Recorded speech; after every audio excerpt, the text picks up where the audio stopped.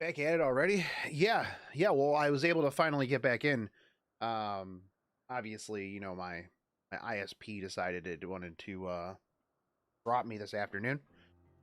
Oh, so I took a nap. Able to finally get back in. So going. Stuff I'll sort it out here. What's up, son?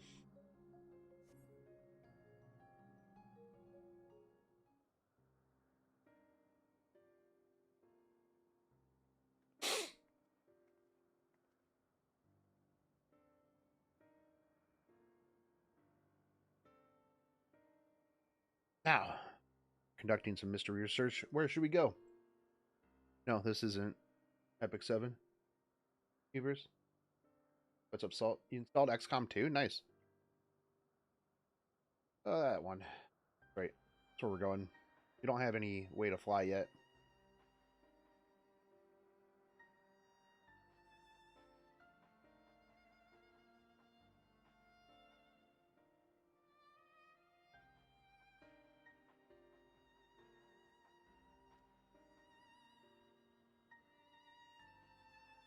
Oh, yeah, that's right. Argos.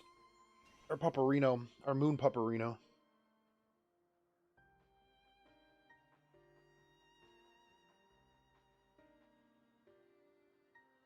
Played 10 minutes and uninstalled it because I remembered how I hate the discovery mechanic in that game compared to the really old one.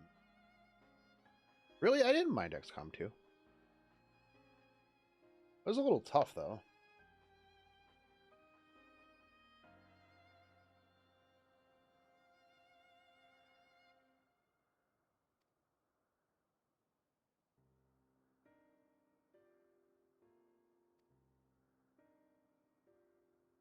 Summer creature.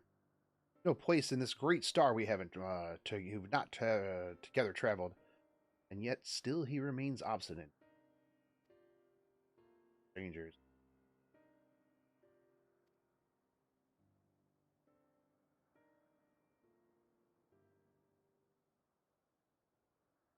I don't like the aliens running for cover.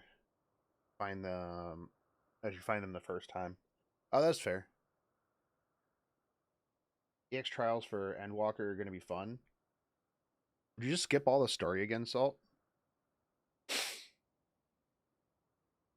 Kind of makes it that you have to play super duper slow. Yeah, I've seen some of like when I was playing it, I watched some videos and stuff like that, and people were going omega slow.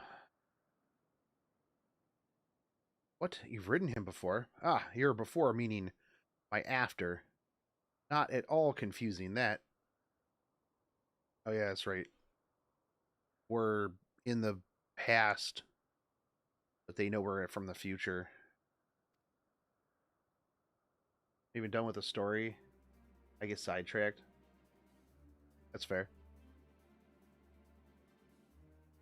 Speaking of here and now, the quick solution is for us to face off in a sparring match. That makes perfect sense. Demonstrate to him that you are capable of holding your own against me in a battle. You should convince Argos you're worthy of his back.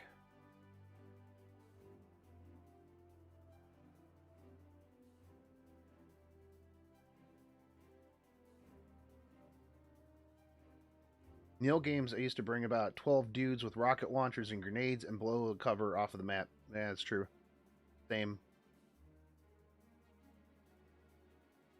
Besides, I even teach you a thing or two into the bargain. Alright, let's go. Go, Vanat.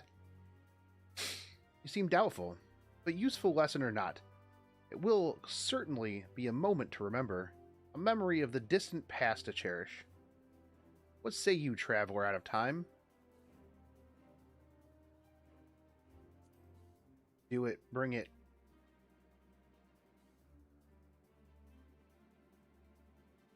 Bring it. I admire your confidence. Clear your mind and prepare your weapon. I will await you at the clearing over yonder.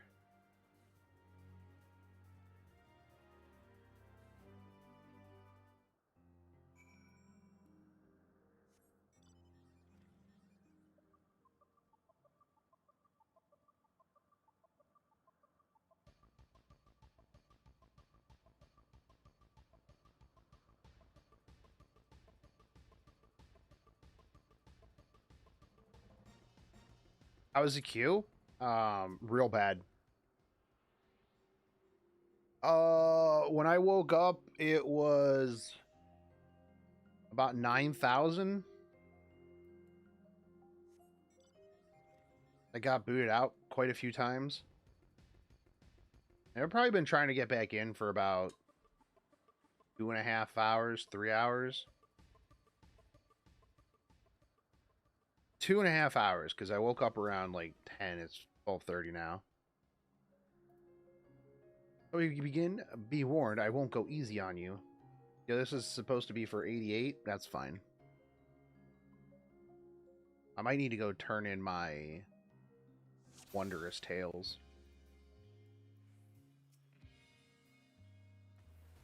Let neither side hold back.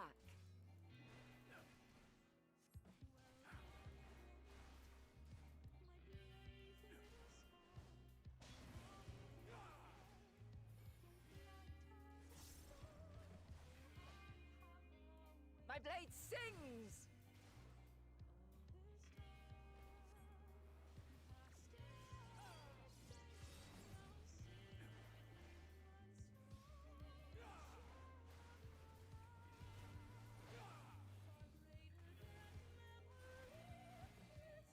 Ooh, blank.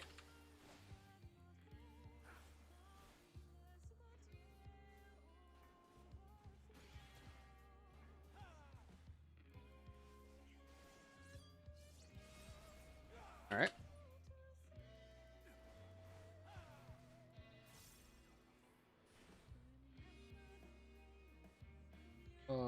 We're gonna go here.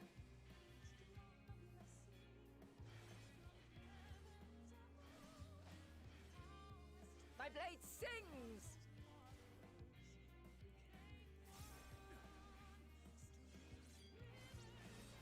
Is this just supposed to like teach you mechanics that you're gonna need for like everything else in the game, like for the rest of the stuff? I shall have to try something different.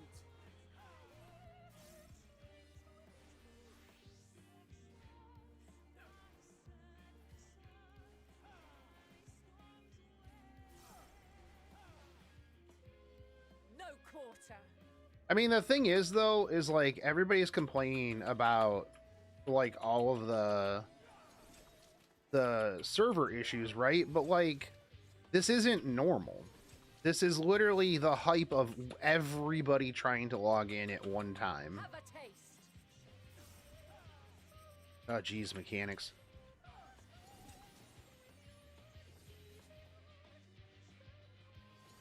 Oh, God, hold on.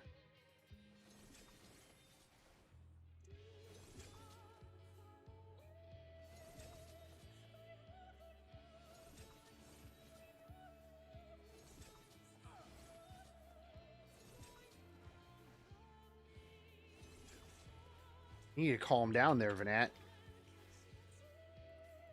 Holy crap. Be easily overcome, but neither will I.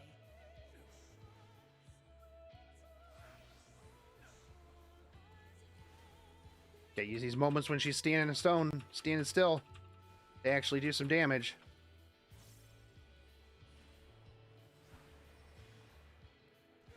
Oh, crap. I need to be... Oh, you're fine.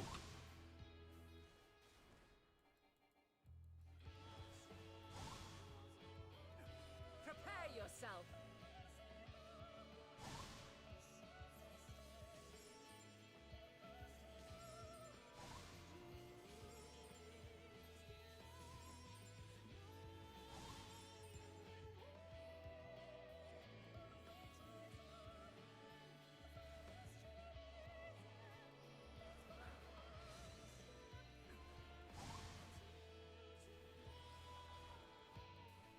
Dude, yeah, she's super spamming, man.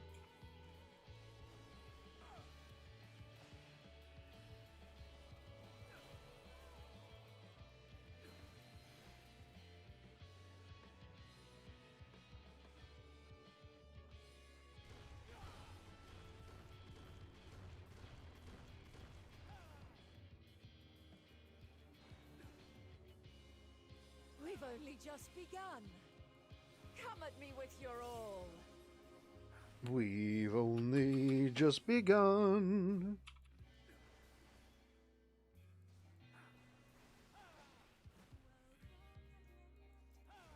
True Blink. Okay, remember this one.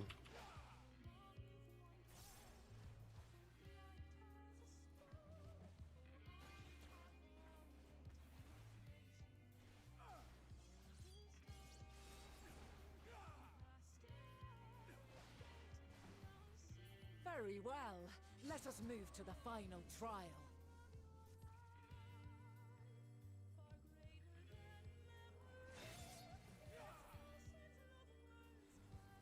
Where'd it go?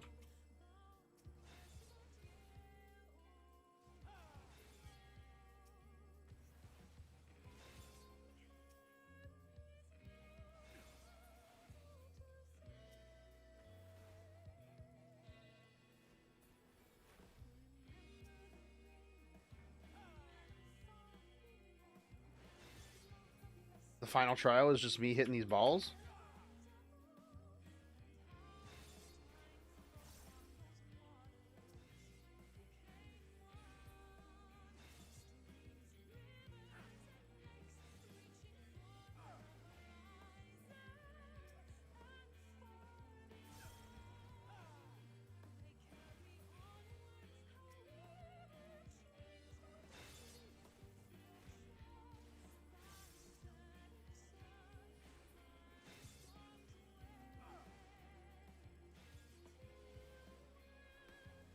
Oh god, oh god, oh god. Dude, come on, bro.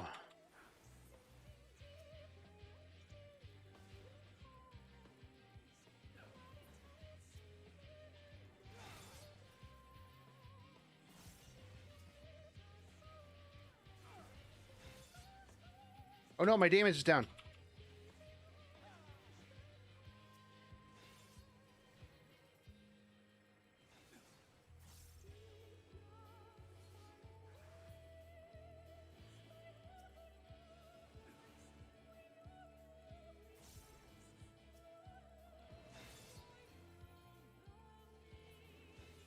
Oh.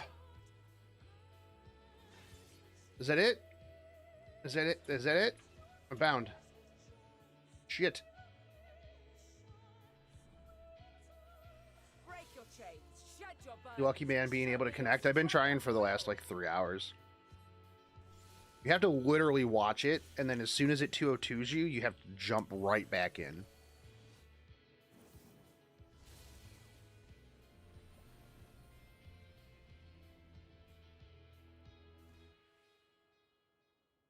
You still stand. The people of your time are more resilient than I had dared hope. I have seen enough.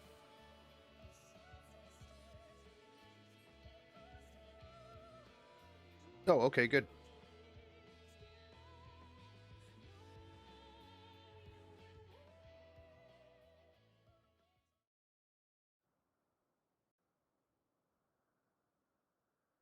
So much ball dodging, man.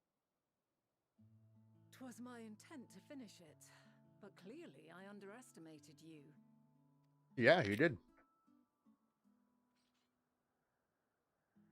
One would think I never learn. I made the same mistake with Azam when we first sparred. Despite being less than half my age, his strength was astounding.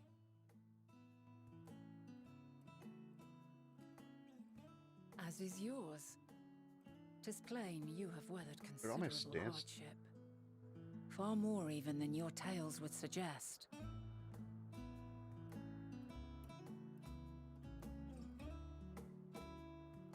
It seems we have both learned much on our journeys. Yep.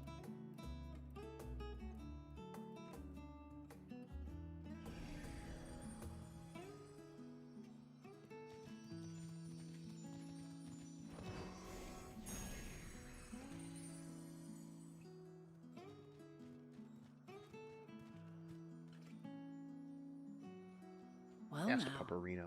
I dare say he has warmed to you. True. That's why in the future, A he's boon like, hey. to be sure. He never forgets his favorites, and is ever eager to come to their aid.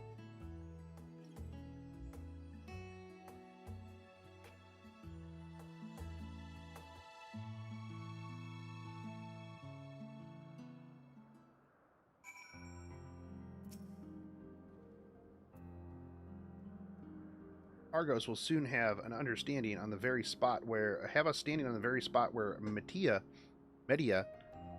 the Media made their departure into the night sky. With luck, we'll learn something of Hermes' intentions. I hope we find no connection, no festering wish for oblivion. Then we might have Hermes and his considerable expertise working for us, rather than against us. Hermes real sus, man.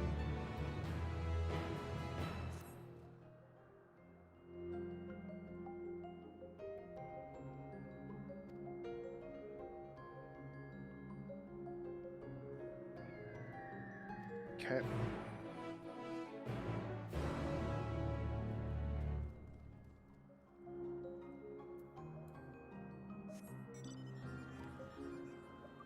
My face when you take fall damage on the moon? Yeah. Not a real moon, though.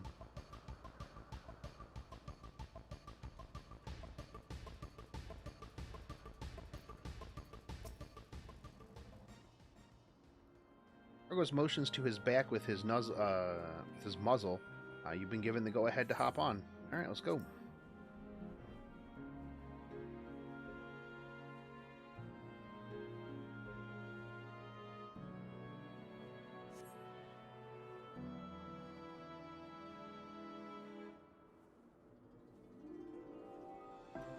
I wonder if you can get this as like an actual mount.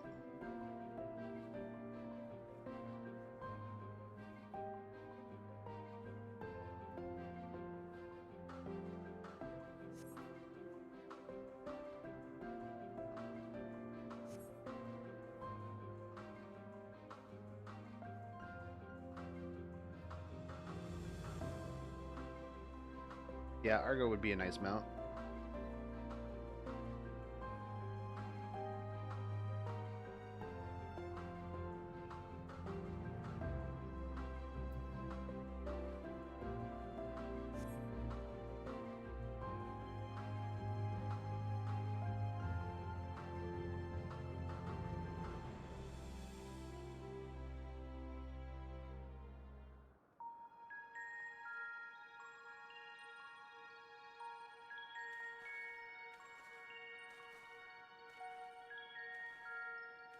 Quite a small place, lacking even the most basic equipment.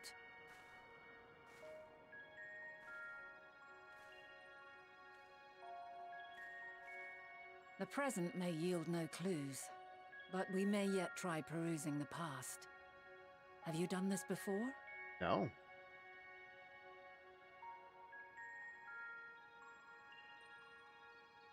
So you cannot control the power freely.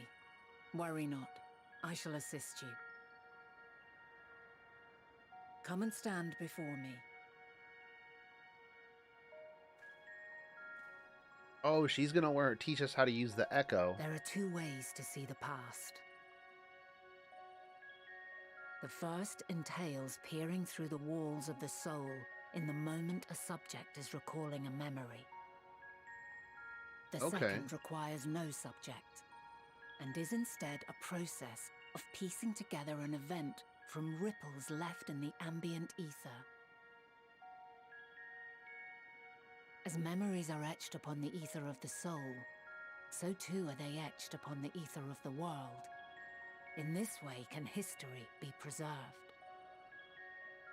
Such memories are given to fading, however, and can prove challenging to visit. But come, let us try. Close your eyes.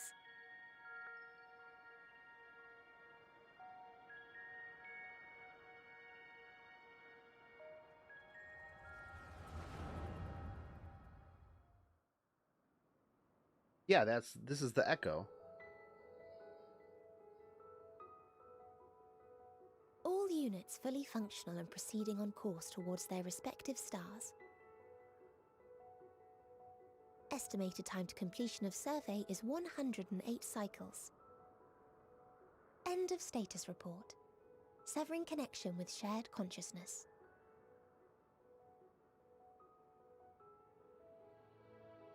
Did you hear that, Hermes? All is well.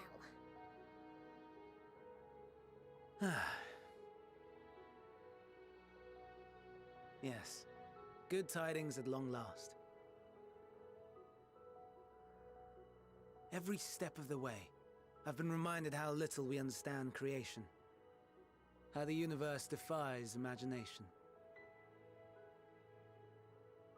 But soon we won't need to speculate. We'll know the answers. What others live for. Indeed. And we'll owe it all to you and your sisters. I wonder what answers we will get.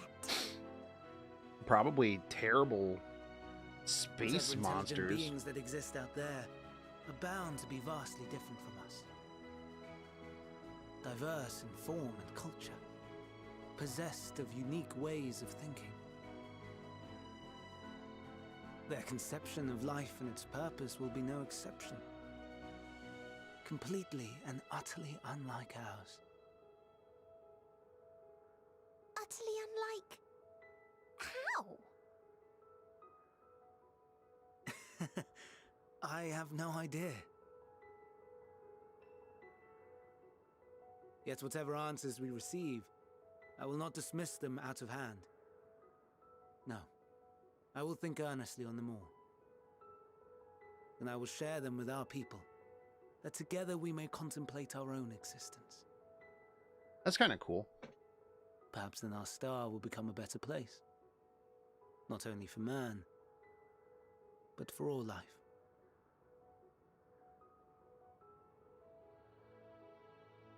Meteon, though I gave you wings to soar the heavens, I did not teach you how to walk the earth. So loath was I to bind another living being. In the course of your long journey, you will learn from those you meet, learn to walk and run and so much more.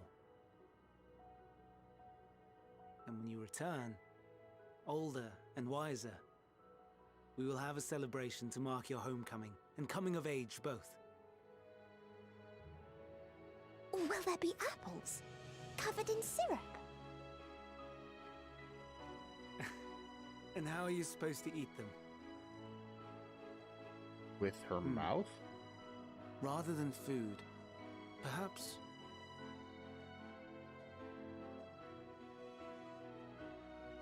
a flower. Yes. Upon your return, I will gift you a beautiful flower.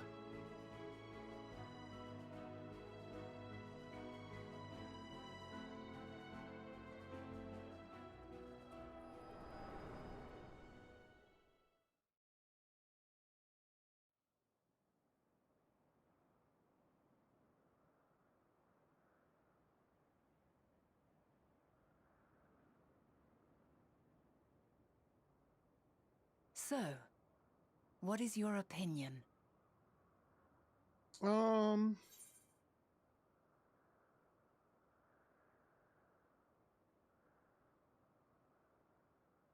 think I could say from just that moment. What'd you miss? Not much if you were still tuned in from earlier. We're just looking at the past right now. We learned how to use the echo. Couldn't say just from this moment alone. Yeah.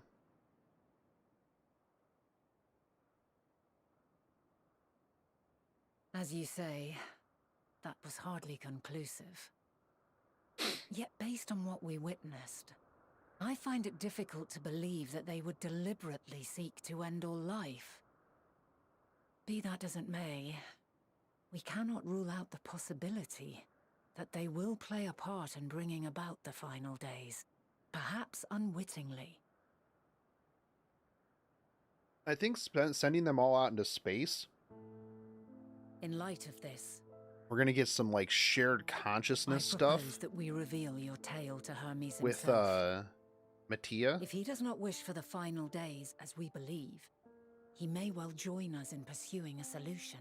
And it's going to pull some, like, crazy shit to the planet, thus forcing Banat to become Heidelin. Then it is settled. Let us seek out our friend with all swiftness. 'Twould not do to let such a pure soul be blackened by tragedy. True. I mean, Hermes seems like a pretty nice dude, but he's sad. He's super sad, dude. Gotta figure out why he's a sad boy.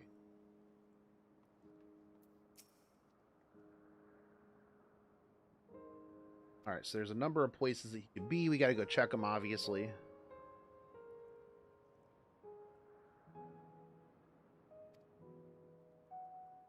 An institution which claims to studiously research every species destined for research into the world. You do not question how they find room for them on so few islands. True. How's the grind been today? Well, I got kicked out in the middle of the day this afternoon because my internet was garbage, and then I slept. So we just started, actually. I touched upon the practice before back at the archives, where a vast area is stitched together out of multiple conceptual spaces. The same holds true for the interior of this facility.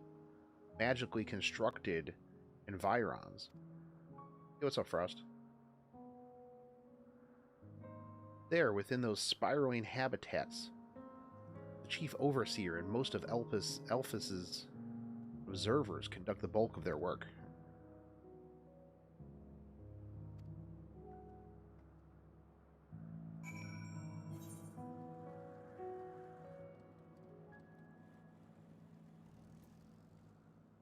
I go back and turn my ventures in first.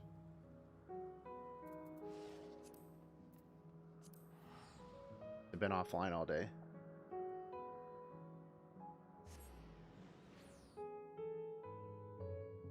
I just managed to get on, had over 10,000 Q to get into Cactar. Yeah, dude, that was where I was at. I woke up around, like, I don't know, 9. Let the dogs out and stuff like that and started trying to log in. Took about 3 hours. Multiple disconnects. If you get back in fast enough, you're good, but yeah. Still rough.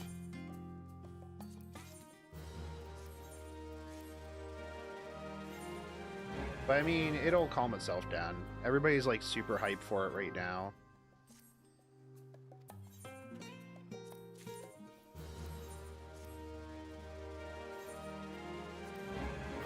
Like, everybody's trying to force their way in, like brute force their way in right now. So it's like, people who are like, ah, this is unacceptable, how dare they, they're gonna have to fix everything.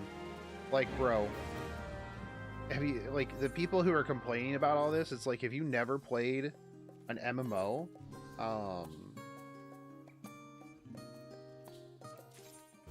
like, ever, on, like, an expansion release, like, it always takes, like, a week or two for everything to, like, settle down. Who plays MMOs? A lot of people. Me.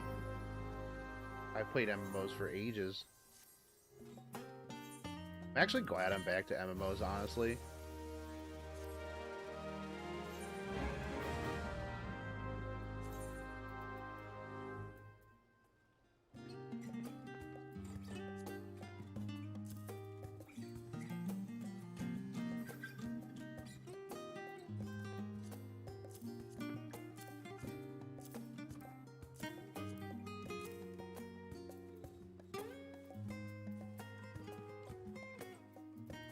No, you.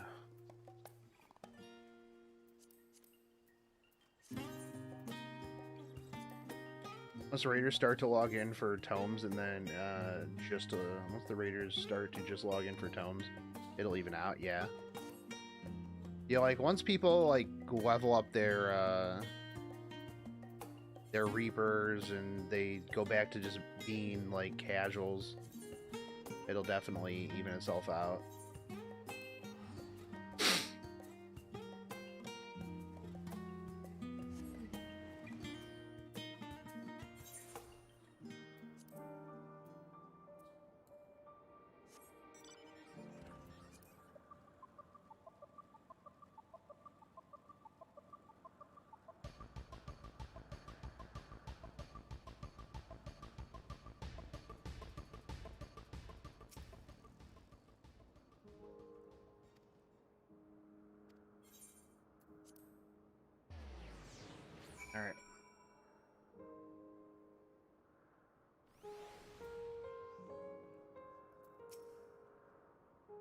Ah, good. The teleporter acknowledged you as my guest.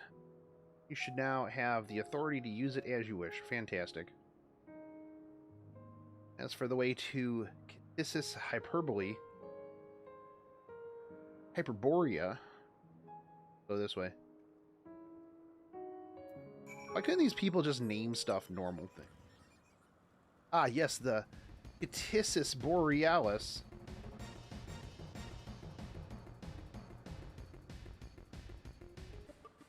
Name it this big ass building.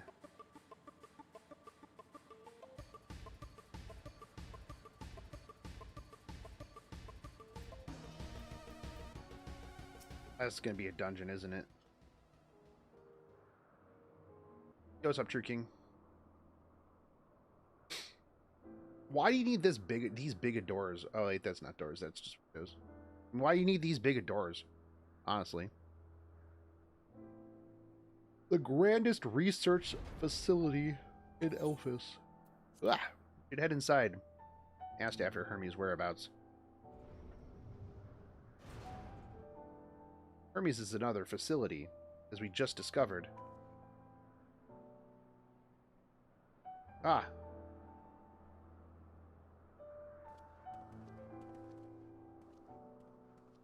I thought you were leaving. Furthermore, we've confirmed that his studies into Dynamis, as well as his creations of Matian, were entirely private pursuits.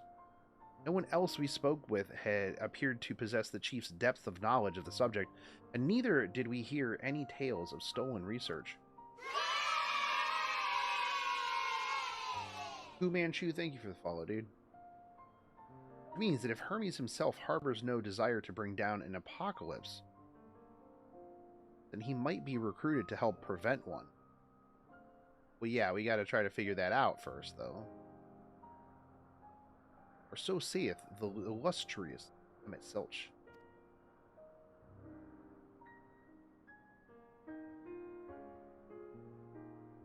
According to your story, 14 divined the connection between the celestial currents and the final days, but were never able to pinpoint the root cause of the calamity. With our people's greatest minds, not to mention,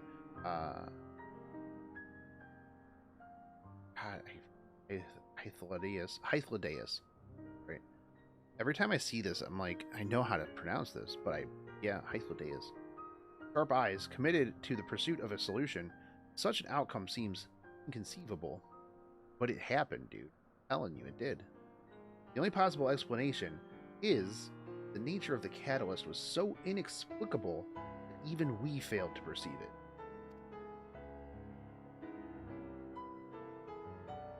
Yeah, someone knows something. And what better fits the description than the invisible, intangible Dynamis? I mean, that's true. Which in turn leads us to our next question. How did Hermes, in his role as Fandaniel, not recognize the subject of his own research? So here's the thing, too, that you have to think about, right? Is that Midgar Summer says that this is the last bastion of hope, right?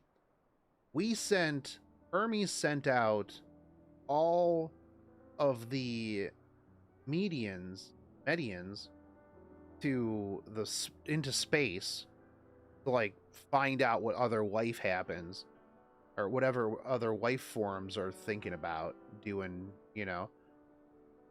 What if, like, we send it out there and they're all just like, yeah, look, everything else out here in the universe, kind of garbage, kind of doo-doo out here, right? You know, which makes him all super depressed, brings forth an ancient evil. They summon Zodiark. Venat finally is like, you know what, Zodiark cray, I have to become Hydaelyn.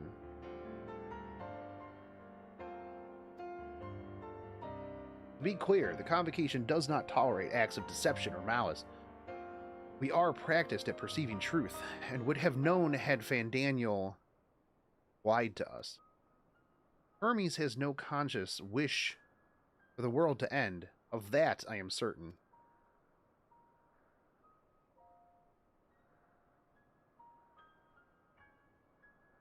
Seems there's more to the tale after all. I mean, I would hope so.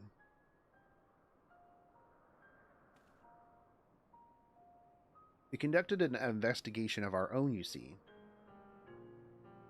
Here's all the things that we learned.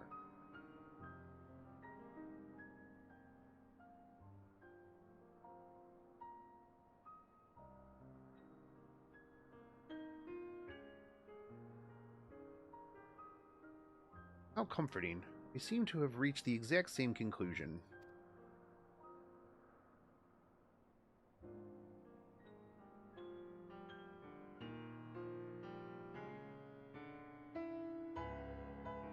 So see no reason to delay further.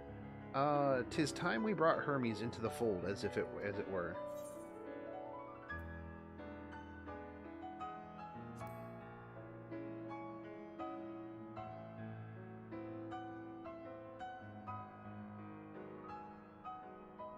Savior thinks. I did not say I believe your ridiculous story. You do. That's why you do all the things that you do. I really like how they're tying a lot of these loose ends together. Like, you're like, why would Emmett, put extra effort into Hythlodaeus in Amarat when we go back, when we're, in Shadowbringers? Like, why just this one dude? There you go.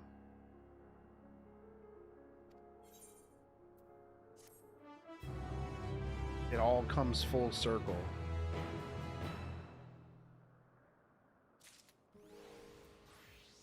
I think that's like one of my favorite things about this story.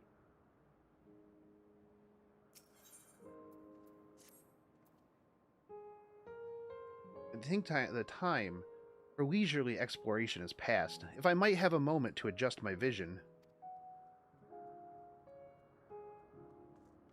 There he is, on the next aisle over. Median is with him. Hermes appears to be in the midst of observational study, but I suggest we hurry over before the ventures elsewhere. Head straight down the path. We can teleport to the Mesophis Euros. Mesophis.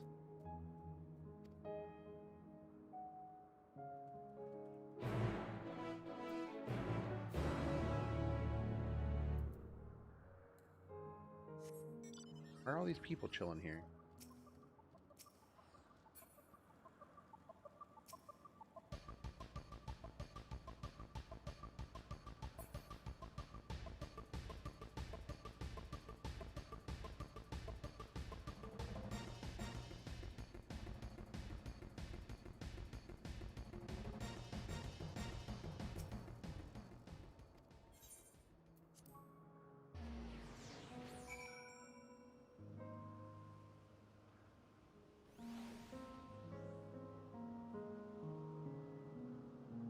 I super dislike the music for the mounts in this game. You can turn them off.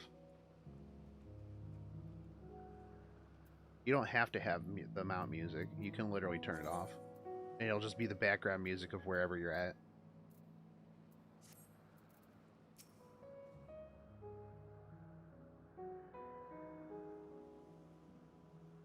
They are close by, within the Hungering Gardens. That would be the circular enclosure that you see just up ahead.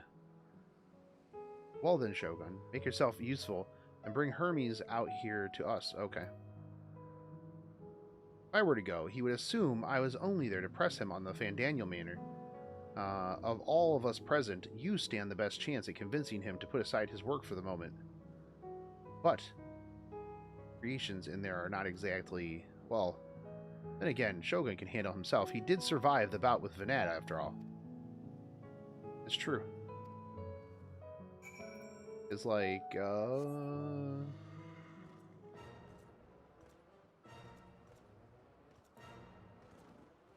it changes, like, with each boss, or with each thing. Of course, I get the same one.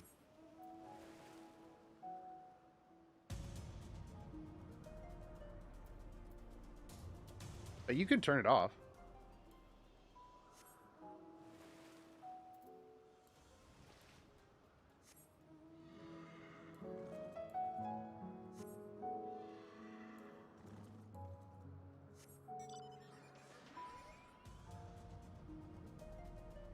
not every mount has its own music.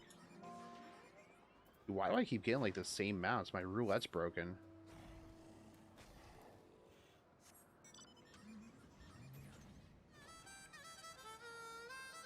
I mean, how can you be mad at this one?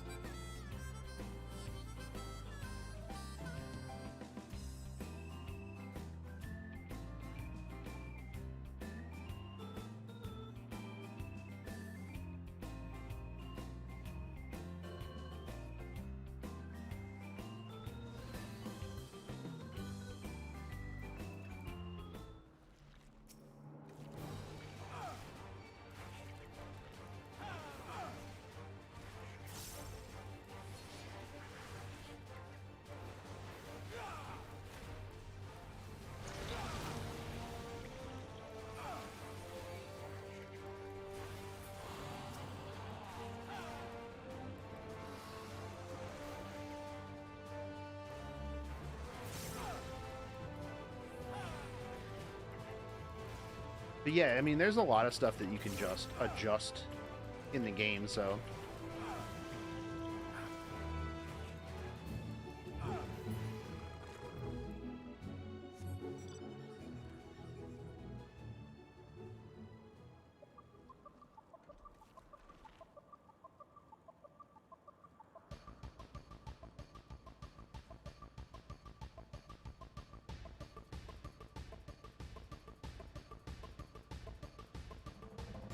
Alright, Hermes, where are you at?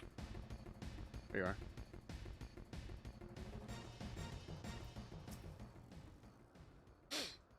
Shogun, what are you doing here? I thought you were keeping Hythlodius and Emmett company. Nope. I was, kinda, but I came over here to talk to you. An important matter. And unrelated to my decision on Fandaniel, you say? Yep. Will not be long, I promise, but you should really wait outside the garden. With the others, this is no place for idle exploration. Don't worry about me.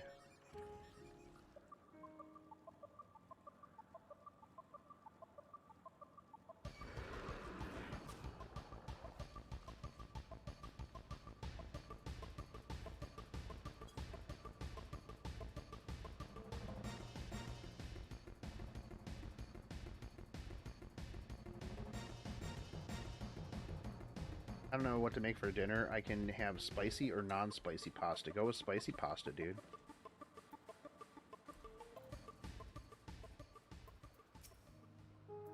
Go with spicy pasta.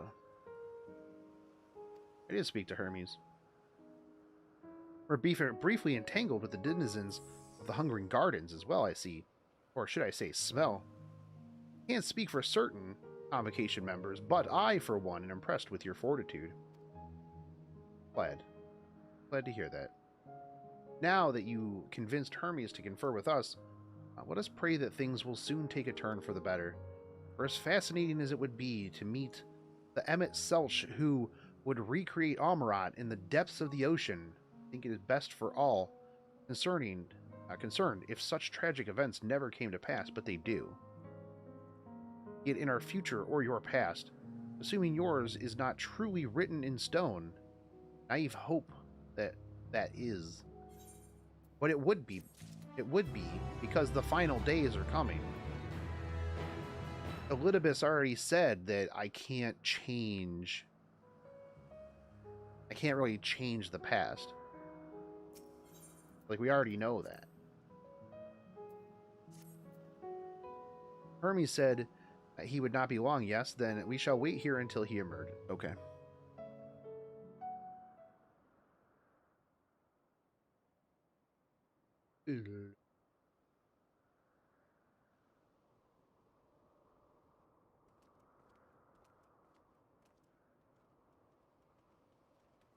My apologies for keeping you waiting.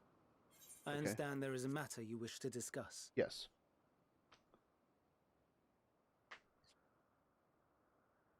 Aye, a matter of the utmost gravity, if one can suspend disbelief. Go on then. Tell him what you told us, who you are, and why you came.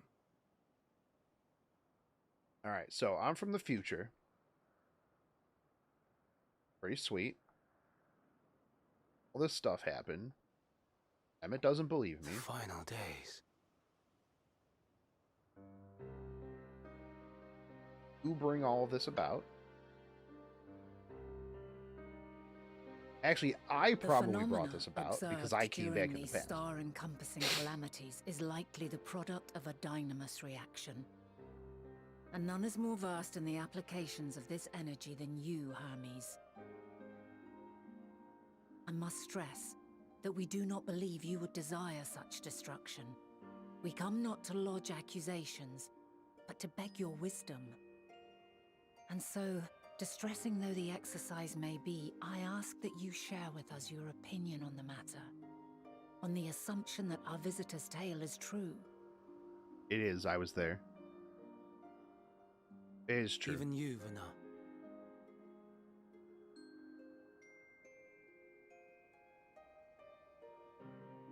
As you say, the phenomena observed in the two calamities may both be attributed to dynamis. Of note is the difference in its effect. In the first final days, it warped creation magics. In the second, it warped the people themselves. The key variable, I suspect, is the etheric density of the men of each age. Yeah. As you know, ether, in essence, negates dynamis. Harboring high concentrations of ether, we ancients cannot readily manipulate dynamis, nor be manipulated by it. Therefore, rather than ourselves, the calamity affected our magics. In contrast, having been sundered, the people of the future are composed of but a fraction of our ether. Thus are they susceptible to the influence of dynamis and its transformative potential. Yeah. But that would explain only the mechanism, not the cause. Though perhaps...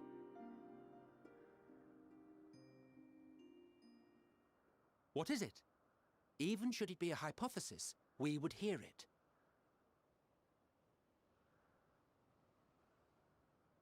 Dynamis is an energy put in motion by feelings. Feelings for which there must first exist a source. Okay. The source to which the victims must be attuned. One that harbors the selfsame negative emotions. Elsewise it could not be the agent of such extreme change. All right. So it wasn't the stagnation of the celestial currents. Someone, or something, is instigating the star's demise. Ooh. Okay. Let's go. So, we've a villain on our hands after all. Any idea who or what it could be? The celestial currents comprise the outermost layer of the star's ether, encasing it like a protective sphere. All right. According to your tale, it was where the currents were weakest that the phenomena first manifested. If the inciting factor came from without a Theris, then its effects would first be seen in those locations.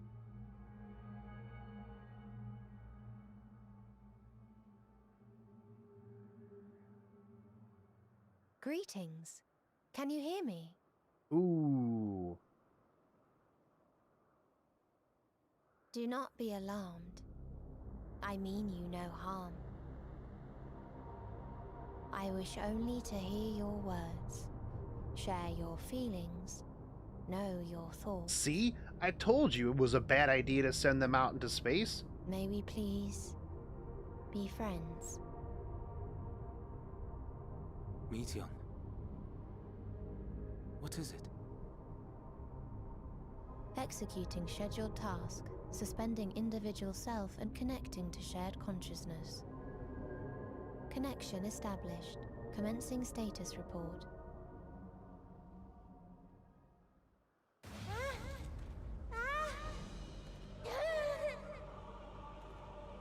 Oh, this is no good. It hurts! So hot, so cold, so sad. I don't understand. Make it stop. Please, make it stop. Steady, Meteon. Steady. So scared, so lonely.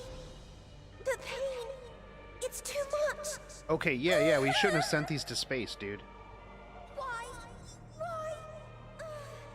Why do we? They hurt. Hate. This is wrong. All wrong. She's gone? But how? She has altered her etheric density in order to blend in with her surroundings, an ability for avoiding confrontation. Interesting. Okay. Most effective. Frustratingly so. I can't see her either. Not even a trace. Stay away. Please. This is wrong. My mistake. So please. She's the one who's causing Are you all the right? star. All the universe's hate. In your mind? No. We only heard her speak the instant before she vanished. Of course. When communicating without words, Meteon also employs Dynamis. Yeah. That would explain why you were able to hear her, when we could not. Then you are our best chance of finding her. Follow her voice and try to track her down. Yeah. This is what brings about the end of Hindered days. though we may be, let us split up and search as well.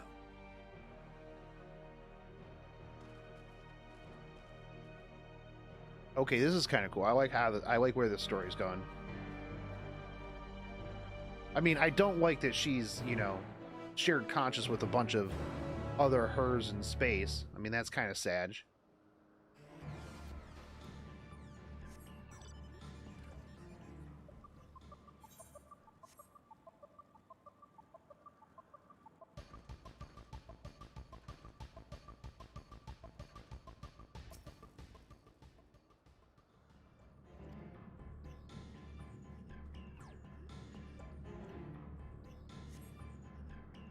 Seeps into my mind our voices reporting, no, Hermes mustn't hear them.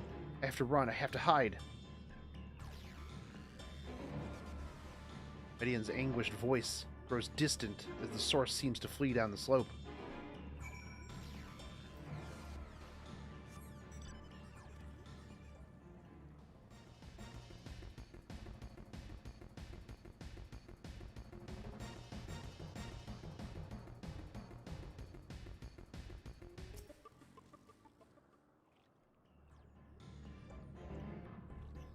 Yo, what's up, Coma? Welcome back.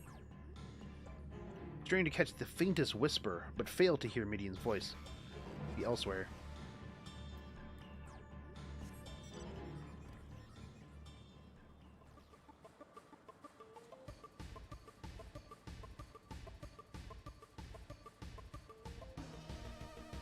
Is it too late to get the Final Fantasy 15 car in Fenrir? It is too late to get the car, but the bike you can get on the Moog station. It's like $20, I think. And it's the fastest mount in the game. It already comes fast.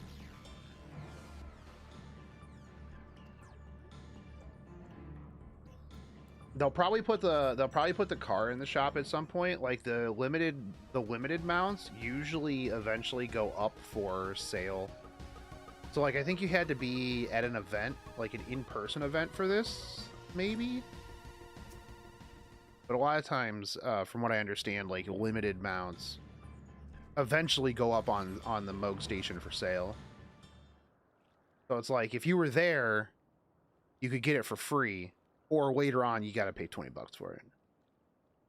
Which I'm fine with paying $20 for it. I play gacha games, so the money that I spend in this, I get something permanent. Commencing report. The car does seat 4 people, yes.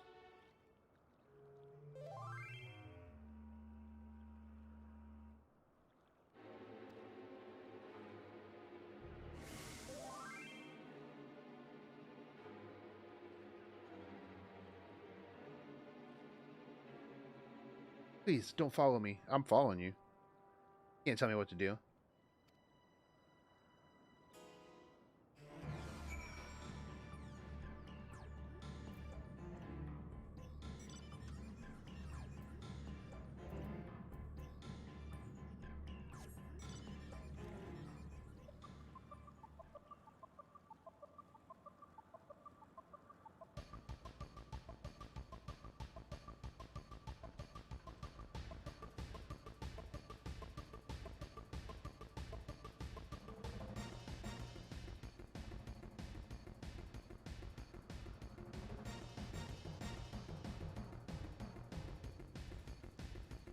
I think one of my favorite purchasable mounts, though, is this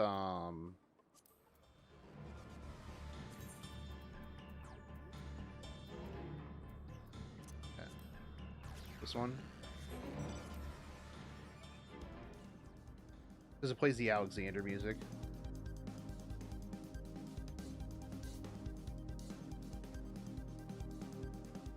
And it looks sick.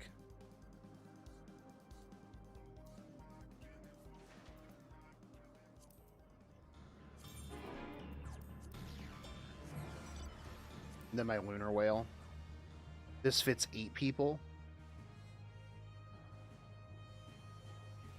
These are shop mounts.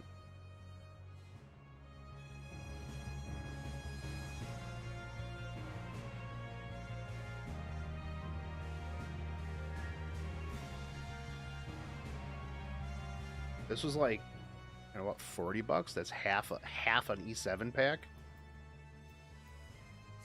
You're like, I'll see people that'll be like, oh my god, this is like, this was, I think, this one was like $25, I think. And people will be like, oh my god, $25 for a mount? And I'm like, bro, I paid $100 for a chance to get a unit.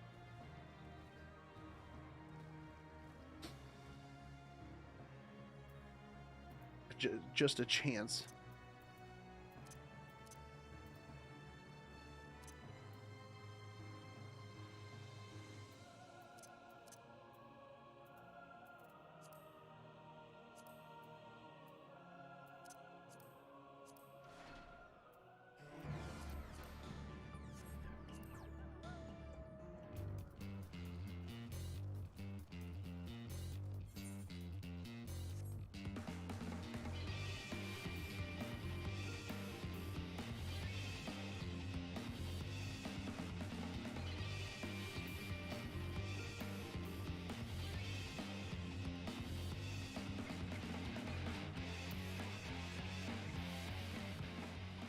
Oh, and then I got these mounts are cool. These mounts were from no, not that one. These are from the tank achievements. Battle Bear, dude. Hell yeah. If this was as fast as my as Fenrir, I'd use this all the time.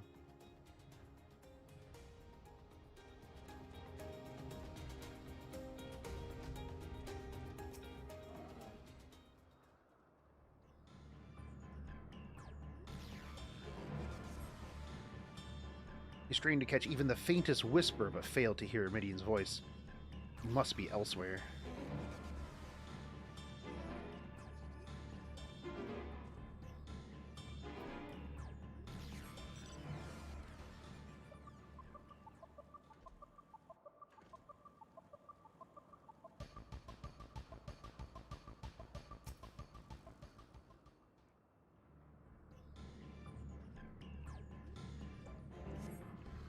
Ow.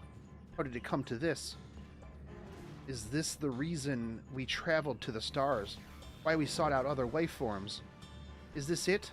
Is this the answer? No, it can't be. It can't be. Alright. I'm interested to see what happened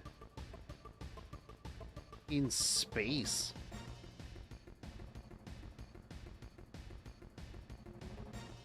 Like, what did she find in space, dude? I lucked out with Celine because I was trying to get close to Pity. Instead, Smiles Gate was like, hey, take her.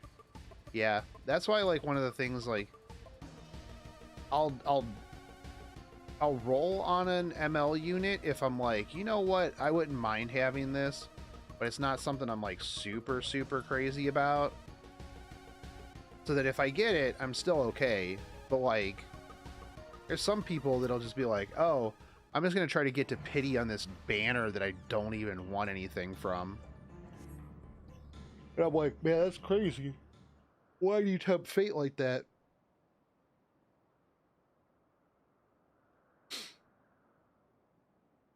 Compiling report for dissemination to Hermes and all peoples of Aetheris.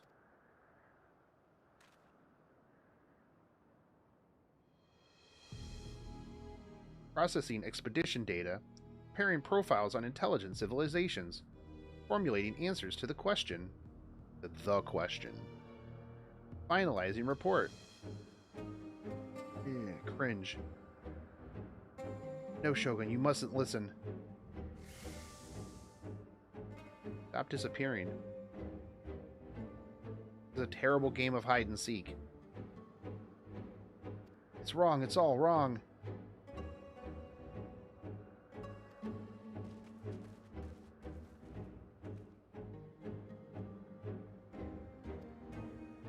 Yes. I found her, and then she disappeared again. Panicked and confused, which will make it all the more difficult to predict her movements. Hermes, what do you make of this situation? Still don't have Arby. I want him so bad. I went with S10. I mean, S10 is much better, honestly. Don't know who this girl is, but bro, careful chasing girls who don't want to be found. She is an empath. That's the best way to put it. She feels feelings and communicates through feelings. And Hermes over here sent a bunch of copies of her into space to feel the feelings of other life forms. Which I'm like, bro, do you know what's in space? You're gonna summon some Cthulhu demons. So now she has a shared consciousness with a whole bunch of other copies of her that are in space right now. And she's freaking out, man. Probably because a bunch of them went to planets and now they're getting, like, chopped up into pieces and, like, experimented on and stuff.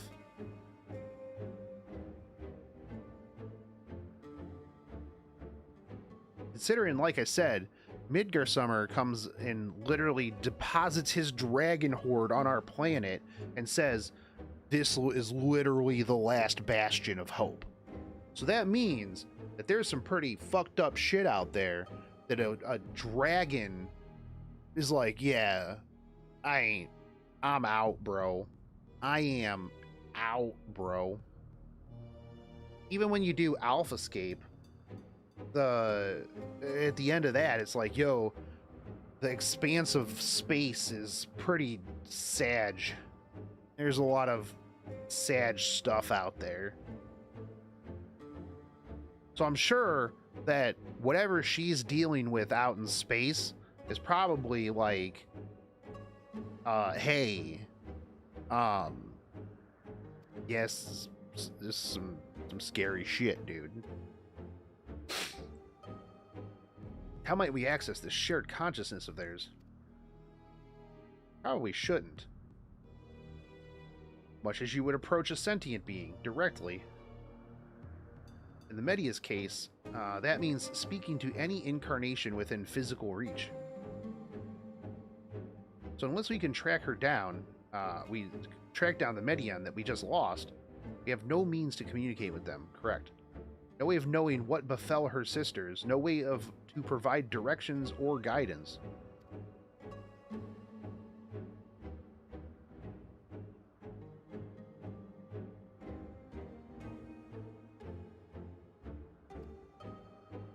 So, like, when you talk to Vanat, who eventually, in our time, is Heidelin, he's like, huh, I'd never do something like that. Like, girl, you don't know what's in space, bro. It's like why whenever I see something that's like, yo, we're gonna send some stuff down into like the Marianas Trench and stuff like that. I'm like, do you know what's down in the bottom of our oceans? Have you seen the videos of shit like goblin sharks and things like that? Like, can we just not go down there? Like, I would sleep better at night not knowing what is in the deepest depths of our ocean that isn't bothering me. Just leave it down there, dude. Just leave it down there. What? It's not bothering us. Don't bother it.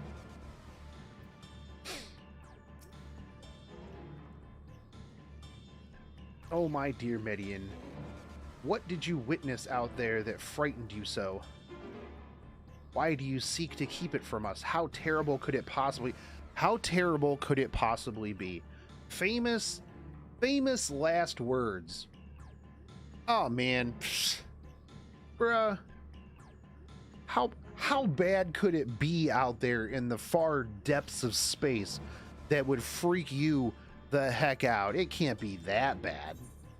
Yeah, no, man, I'm sure it's nothing. She probably just like stubbed her toe on like a coffee table or some shit on some other planet.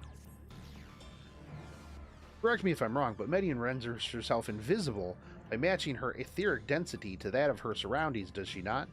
If so, could we not then disrupt her concealment with a surfeit of aether? Much how Emmett solidified your presence when we first... Dude, don't do that.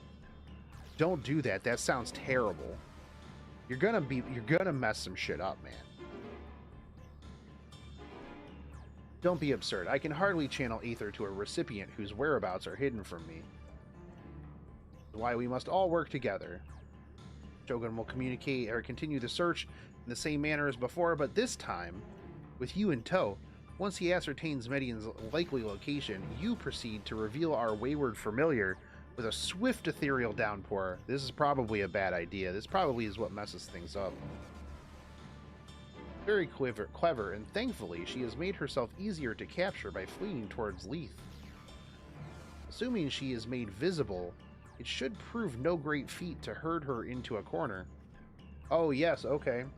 So we're going to zap her with Aether to make her not invisible. And then we're going to corner her. Freak out the already freaking out bird chick. Yeah, this is a great plan. This is a phenomenal plan. Big brain. She's galaxy brain, though. Then we have our plan. All right, let's go find out what's in space, man. So many eyes, so many teeth. I'll keep myself in a state of preparedness, ready to rain down Aether at a moment's notice. Okay.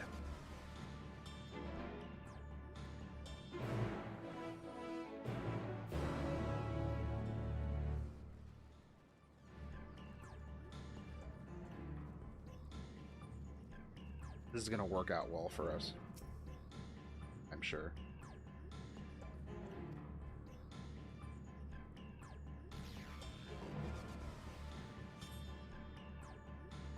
Why can't I fly? Are my functions being restricted?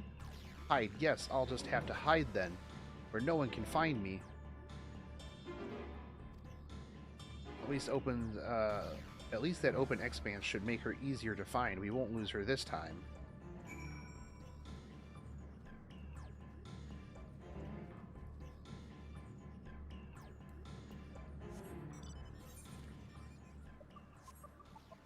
Oh, hold on, I gotta bring you with me. Come on, dude.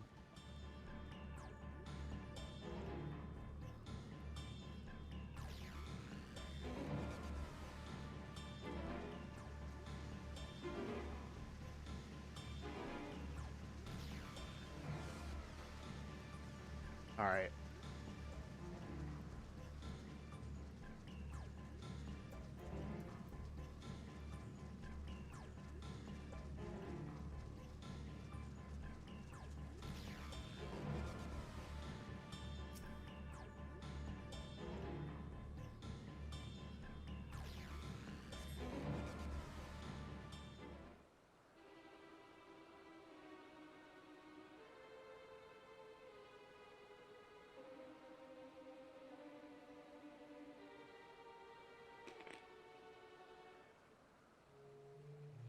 Not here. I'm not here. Oh, okay.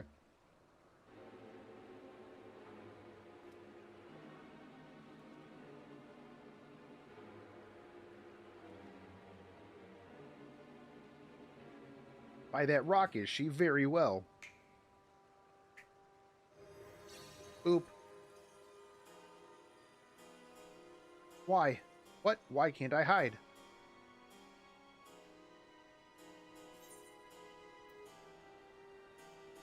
No need to run.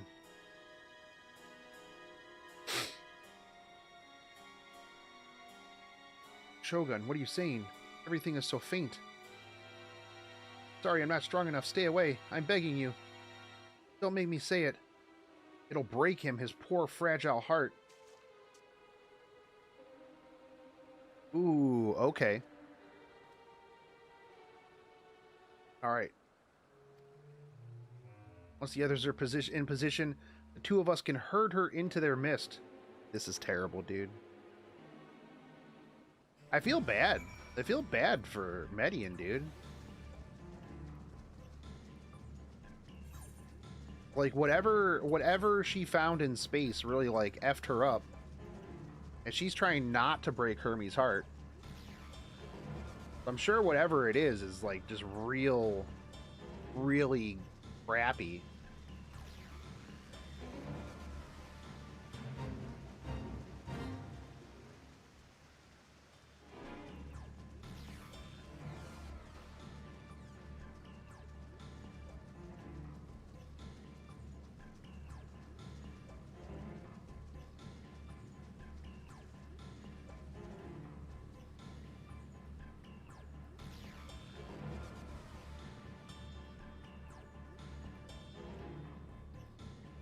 Alright, where's this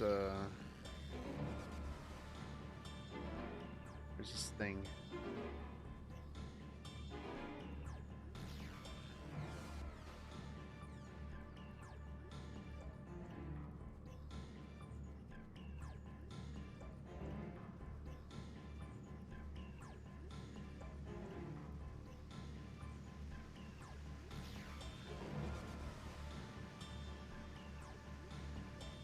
Oh, it's over here.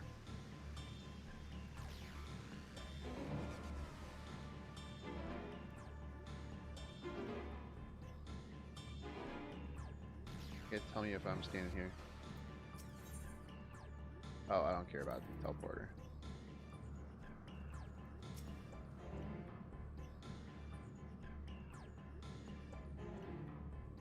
Alright, let's go.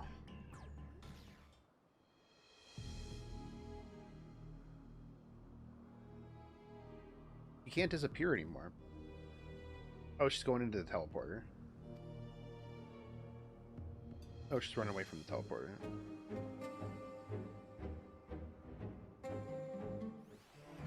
Did they hit me with any more sneak quests? No, not yet.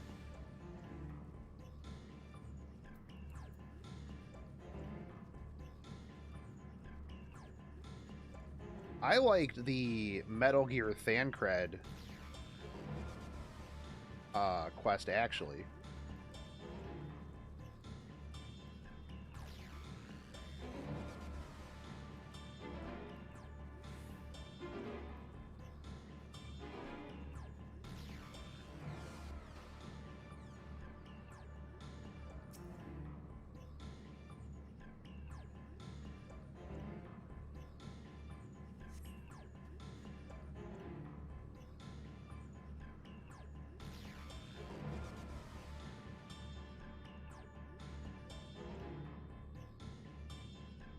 How is she so fast? Maybe if we just stopped standing around in one place.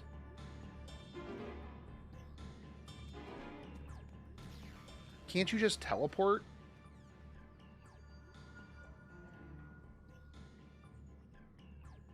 Aha! Aha. Give chase. We shall herd her into the shelter. Okay.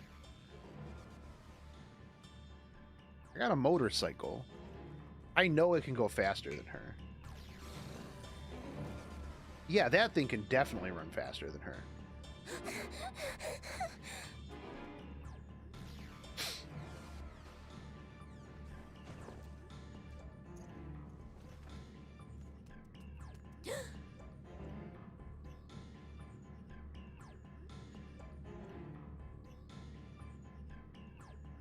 Listen here, little girl.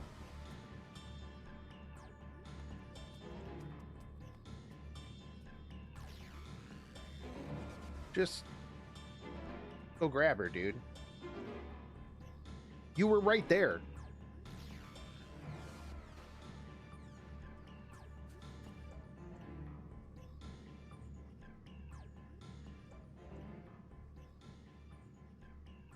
Please, Mission. We must speak.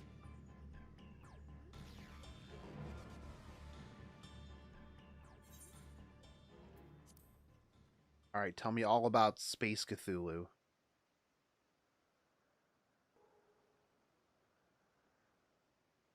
I mean, I'm trying. You gotta tell me what I'm protecting him from.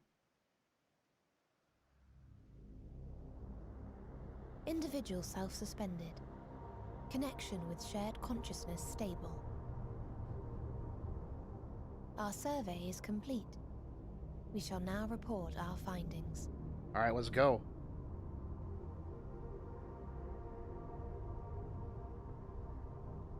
All units safely arrived at their respective destinations. Seeking answers to Hermes' question, we attempted to make contact with the intelligent denizens of each star. Results are as follows, in order of numerical code. Enna. Traces of civilization found. Structures believed to have served as domiciles. No extant life forms detected. Okay. Dio.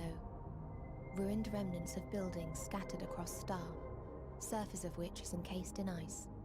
Presence of life could not be verified. Okay. The Dead Star.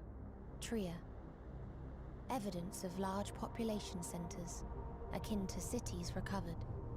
No extant life forms found, only their lingering essence. Okay, that's a Dead Star. Tessera. Edifices surmised to be abandoned residences found. No extant life forms detected. Deadly plague or extreme environmental degradation likely to have led to mass extinction. Oh, okay. Cool. They are all dead. Yes. Octo. Star found in state of violent conflict. Contact successfully made with inhabitants, but deployment of weapons of mass destruction resulted in total annihilation of local population shortly thereafter. Oh, sweet. Inea. Star is a barren desert. No identifiable flora found. Bones of living beings resembling men discovered beneath sands, but determination regarding their intelligence inconclusive. All right, they're dead too. Remind me, Hermes, what exactly was the question you entrusted to Meteion? I tasked her with asking what others live for, what gives their lives meaning. Well, they're all dead. Did you consider what may happen if the premise of the question is flawed? To be able to answer it, one must be living and desire to continue doing so. But if Meteion done finds goofed, no bro. living beings in the course of her journey, or none who desire to live, what then? What answers would she derive from their silence? There is no meaning to life. Bro, you fucked up.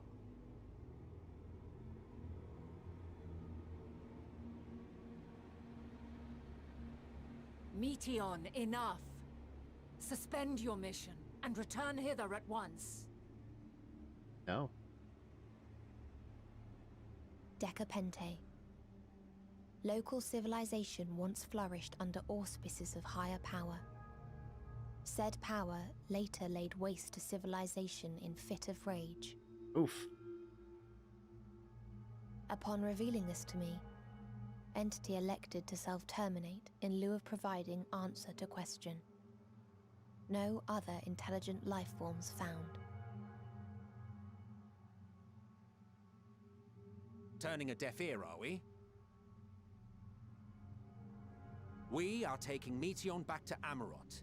As I understand, we will need her if we are to bring back all of her sisters. Yes.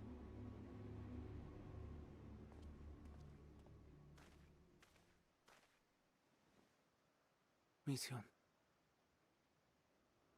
You would up be handed.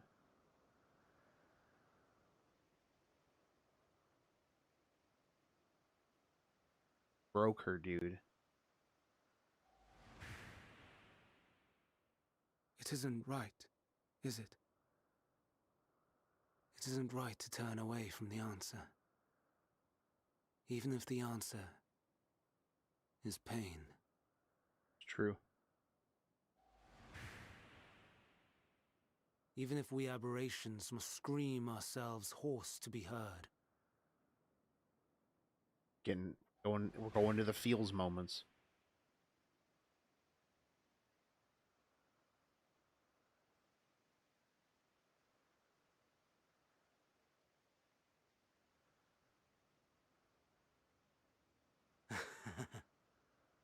Aye.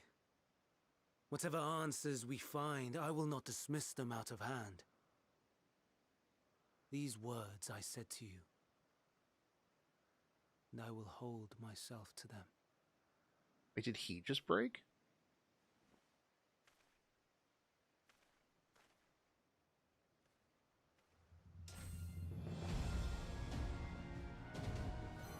Wait, what are you doing, dude?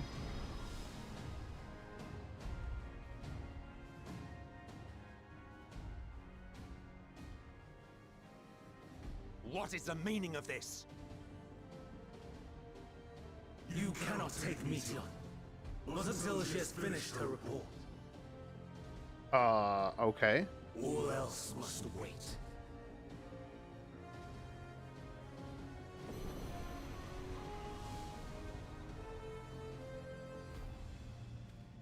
Wait, what?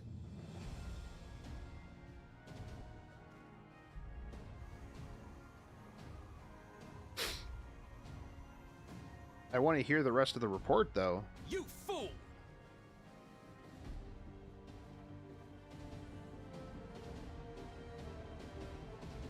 Like, I want to hear the rest of the report. Come on, let's go.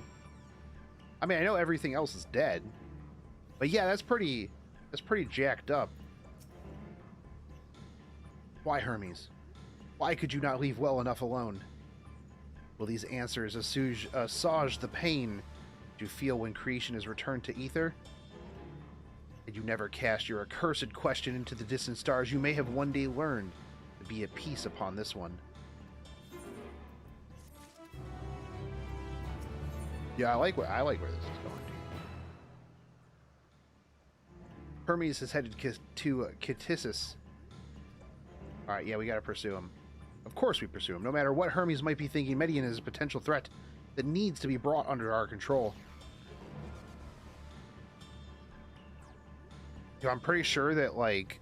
So when we were on the moon and we killed Zodiark, right? Like, there was whatever was unleashed. Like, I think that Eidolon was holding back more than just Zodiark. The Convocation's duty to safeguard the star takes precedence over this personal stake in the matter. Yeah, let's go. This is going to be another dungeon, isn't it? It's clear we stand on a precipice, but we have yet to determine beyond a shadow of a doubt that Median is the hand which tips us over the edge. Dude. Crazy, man. The space broker. Must give chase, and even if neither Hermes or Meridian is ultimately responsible, you can't leave them to suffer this torment alone. Yeah, let's go. Let's do this.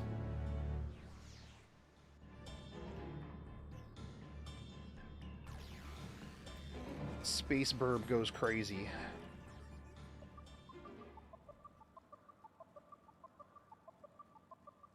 Oh, it's gonna be another dungeon, huh? You knew this was a dungeon.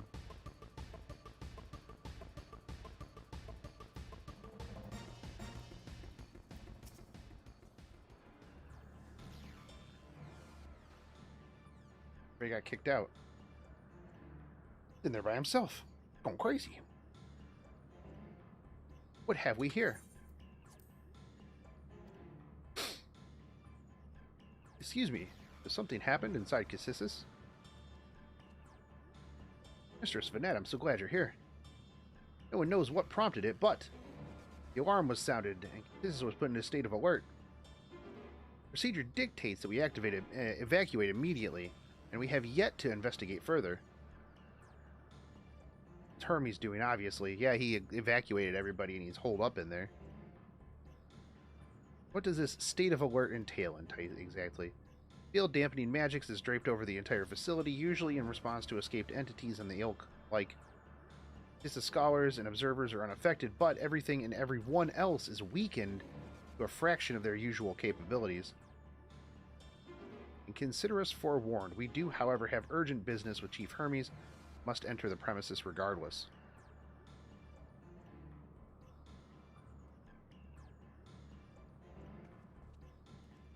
That said, if Hermes is willing to enact such measures, I wonder what other obstacles he has seen fit to drop in our path. Why do I recognize the red mask? It's Emmett's mask. You see him quite a few times. He's the Asian. One of the Asian masks. The red mask is one of the Convocation, one of the 14. So like Elidibus, Emmett, La Habrea, they all have red masks. So the mask signifies like their rank as like the Asian, right? So like the named council, the Convocation ones, will have red masks. Oh, you're only halfway into Shadowbringer? Okay, yeah.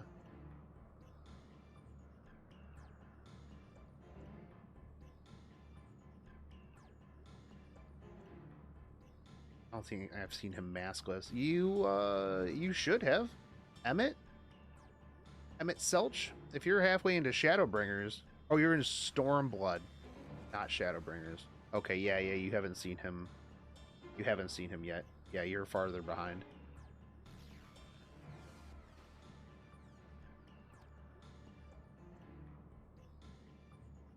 You will put that talent of yours to good use. You were fairly skilled at spotting weaknesses, if I recall. Fairly skilled? Now you've gone and raised everyone else's expectations. You all need only make most of your strengths. I will fill in the gaps as required. I was once a Zim, after all. It was my job to rise to the occasion, be that as defender, aggressor, or healer. Feel better about my lack of prowess already. And you, Emmett, can impress us with your arcane magistry. You lob potential spells as easy as breathing, but can you also channel a power in a protective manner, if you so choose, yes? Well, I guess, if the situation called for it. Excellent. That should cover us on all fronts. So yeah, for Asians, if you see like the red mask, that means that they're one of the named 14 on the Convocations.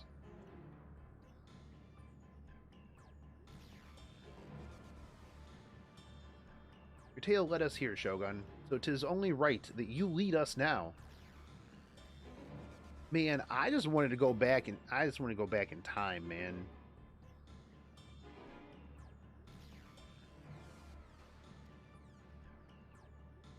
Yeah, Stormblood's all pretty much about Xenos. Xenos and his, like, budding love for you. His battle boner. Etisis Hyperborea. Yeah, Venat is pretty cute. You should have seen Venat by already. Queue for second dungeon is 30 minutes. Are you you're DPS though, right?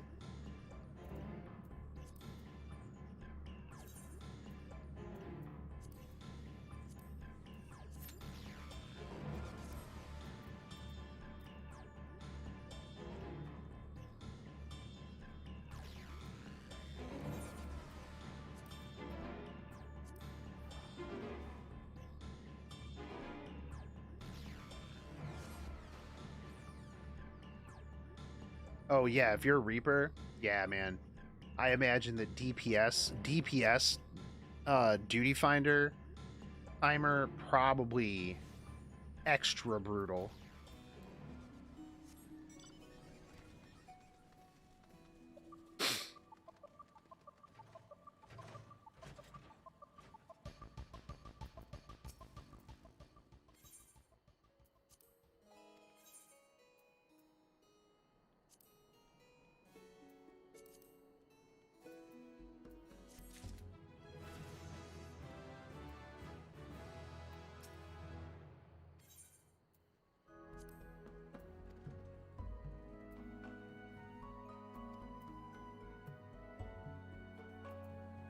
You for first dungeon and it was instant.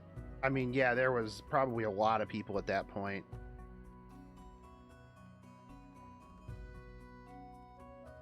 I would wager it's probably just as fast for like sages and stuff too.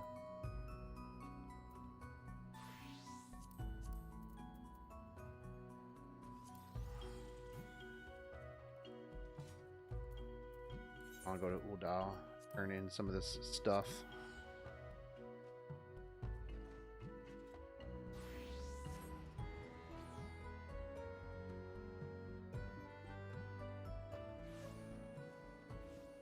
While I wait. Before doing anything, I need to redo my HUD being reset, so nothing I need is where it belongs. Yeah.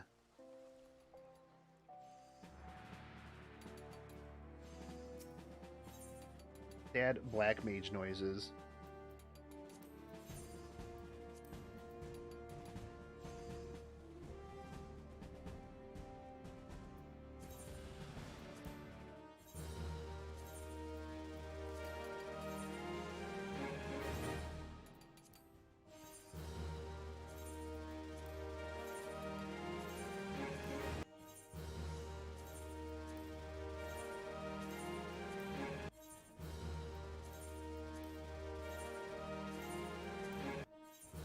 Second dungeon was fun.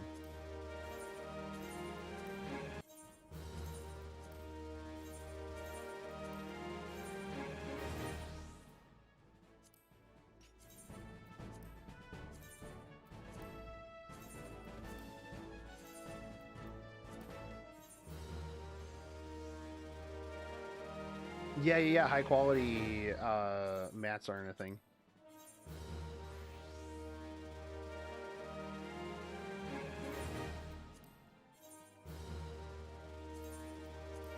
So it's going to streamline gathering a lot.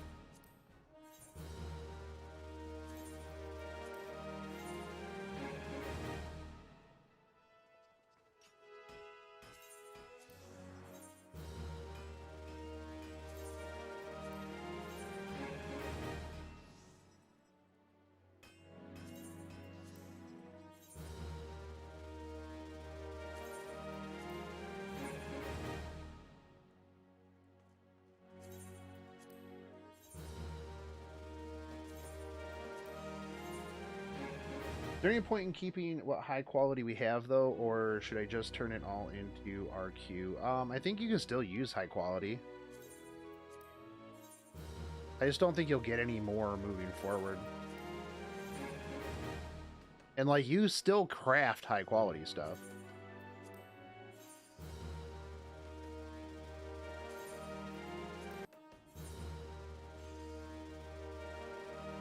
But other than that, I'm not 100% sure.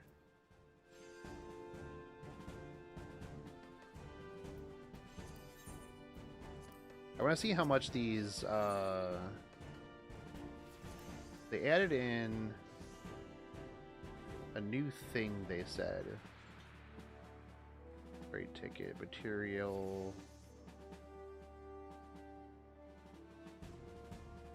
It actually.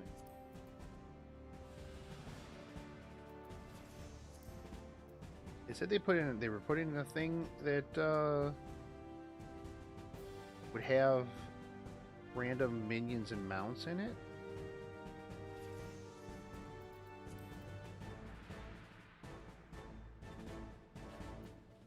I would assume that was probably like the highest one, right? Adventures, do I have 52? Oh man, this is taking a while, surprisingly.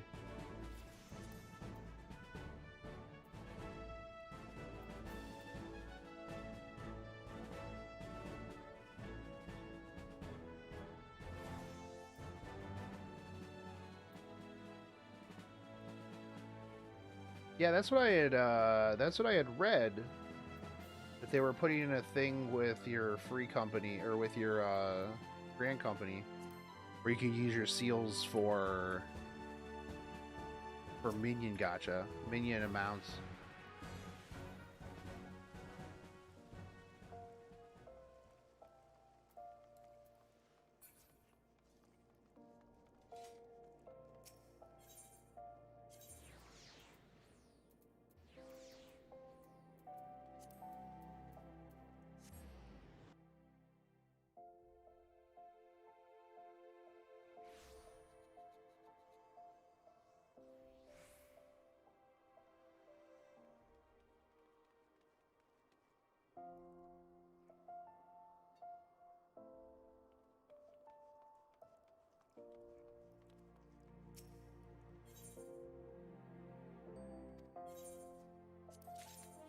I probably should have finished these before I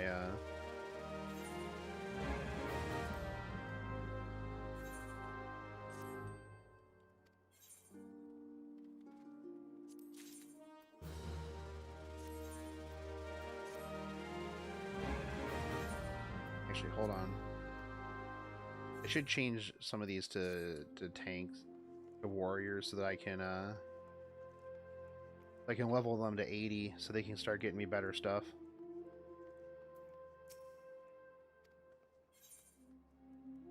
Inquire about retainer jobs, purchase.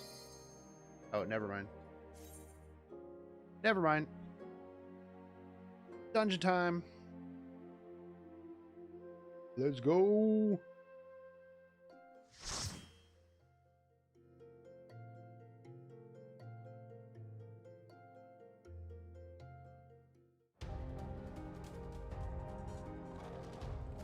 Ooh, this place looks cool.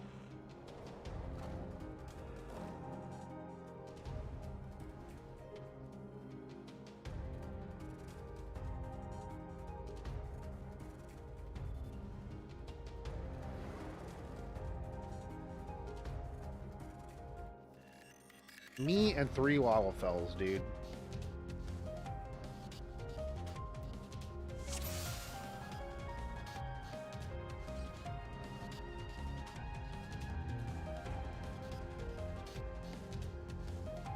Please, turn back, else I might be forced. Maybe forced to what?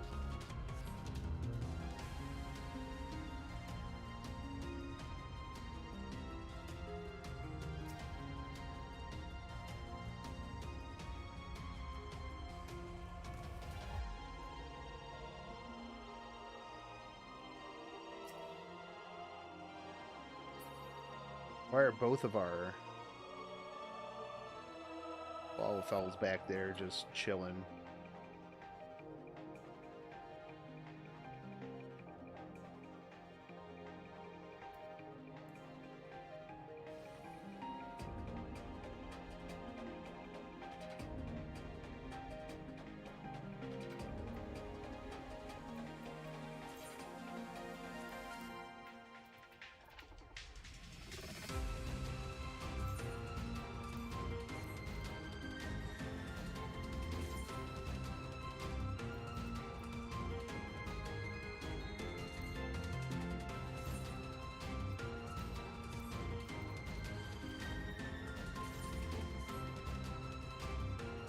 What is this?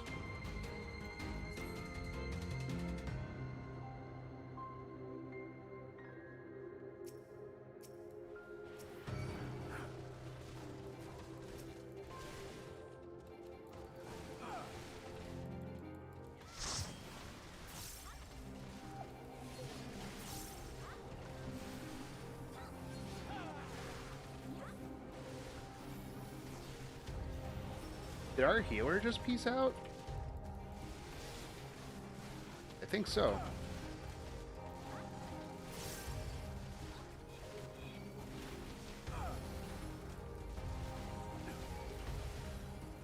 Another Lalafell. Lalafell the Lalafells. Were they ERP? No, they had to go grab something to drink, I guess.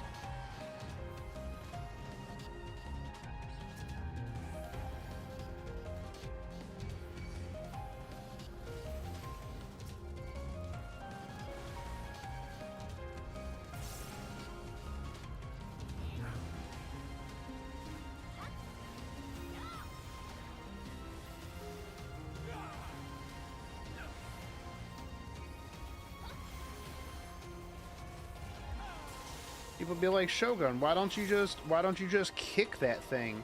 Like, bro, I don't know which one of these things is doing that stuff on the ground. Just move.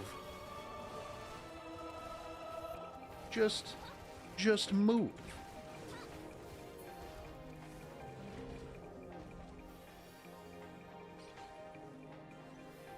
Just step out the way.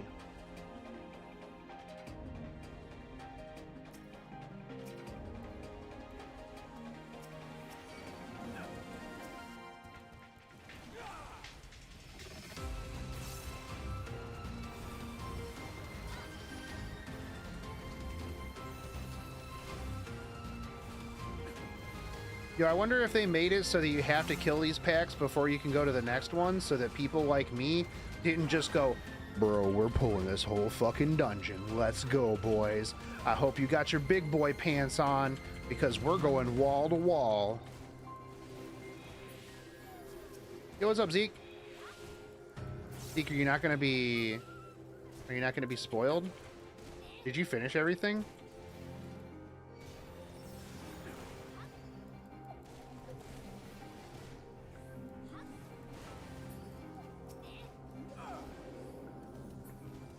Warriors be like, people be like, Warrior, how much stuff are you gonna heal? Warriors be like, yes.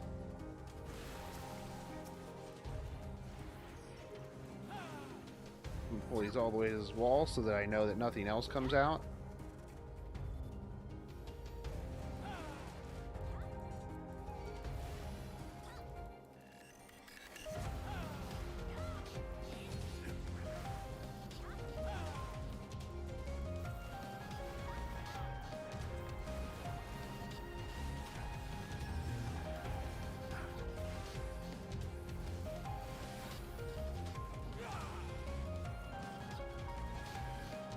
I'm 90 on Dancer and leveling Reaper right now. Oh, nice, dude.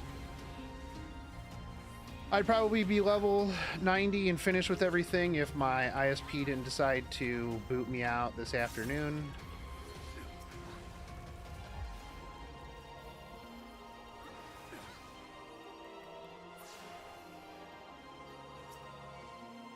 I don't know what this dude does, but let's go. There's things on the ground. Stuff's probably going to pop out of these.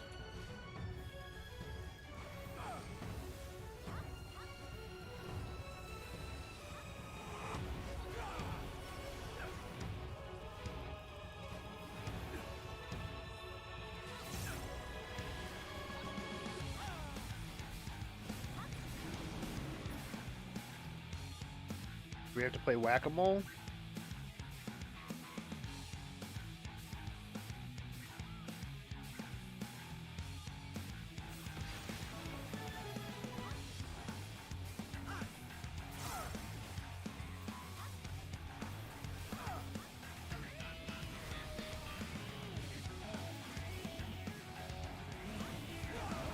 Okay, so you're gonna go back in here. Oh, I see. He's in this one.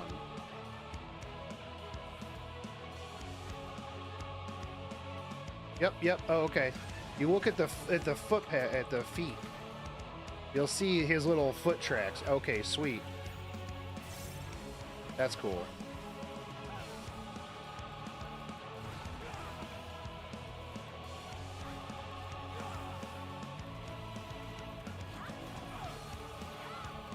Ice call.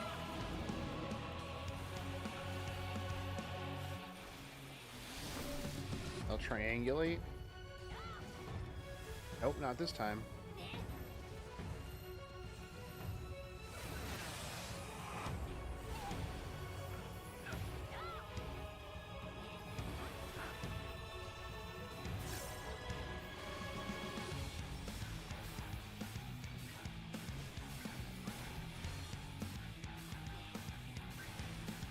Alright.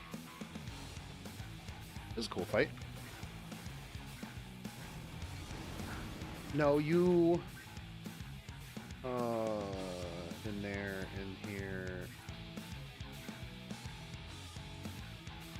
in this.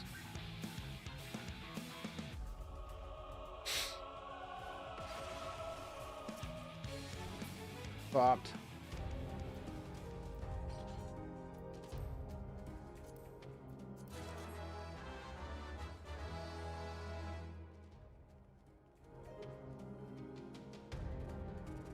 This is a pretty sweet fight.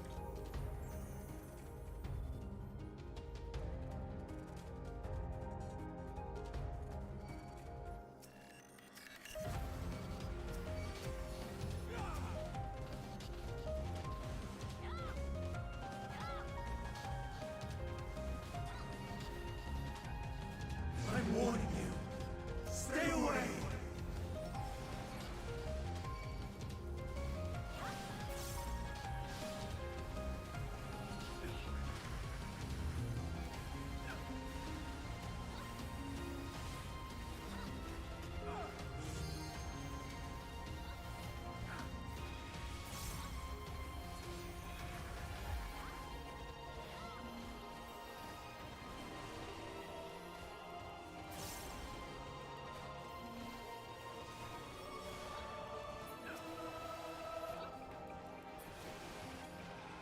These leveling dungeons were great. Yeah, dude, I have a lot of fun with them.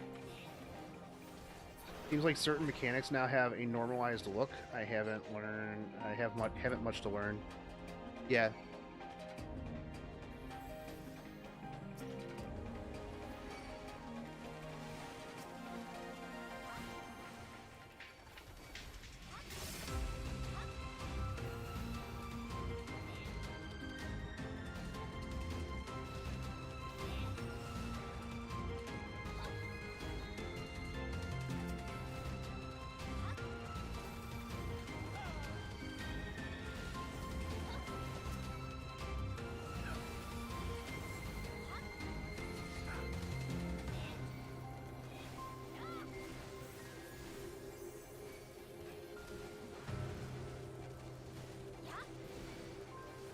Where's this hippogriff?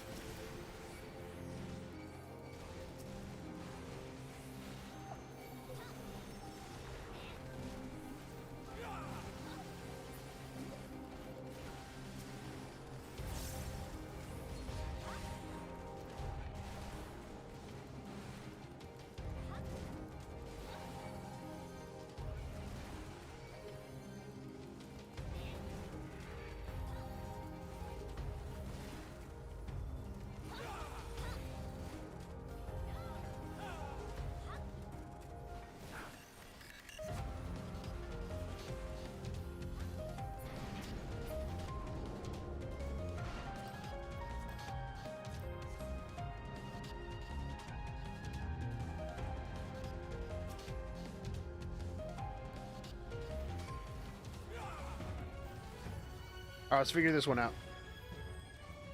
Tank breaker.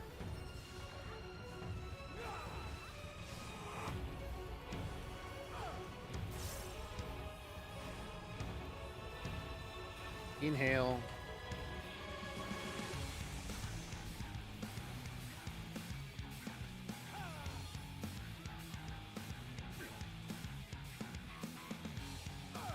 Behind it.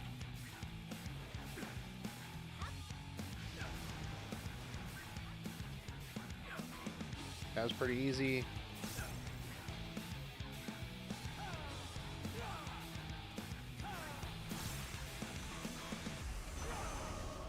Okay, two heads.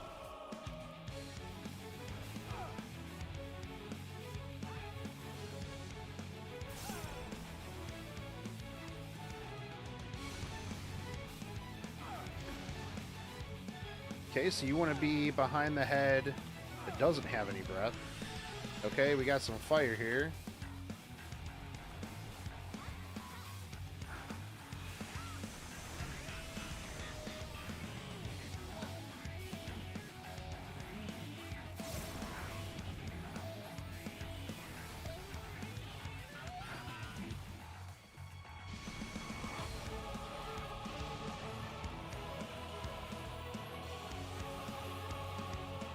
Yeah. The panic thing basically on the tank is tank buster.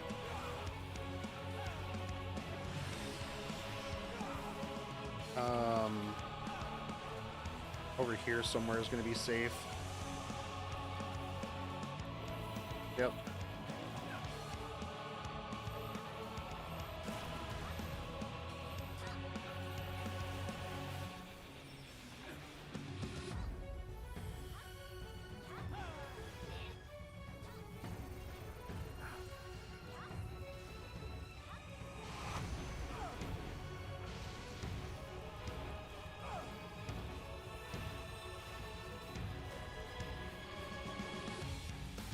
Also a yellow marker for tank. That means the tank buster is a line cleave.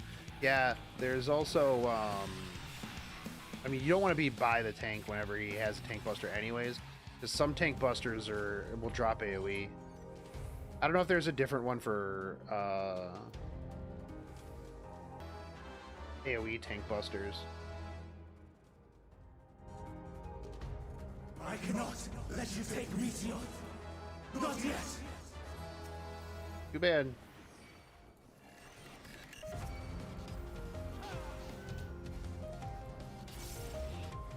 Because we're going to.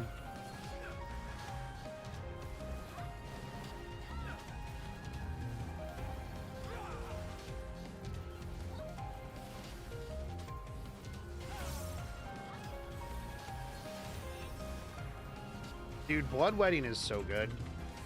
I am very happy with Bloodwetting.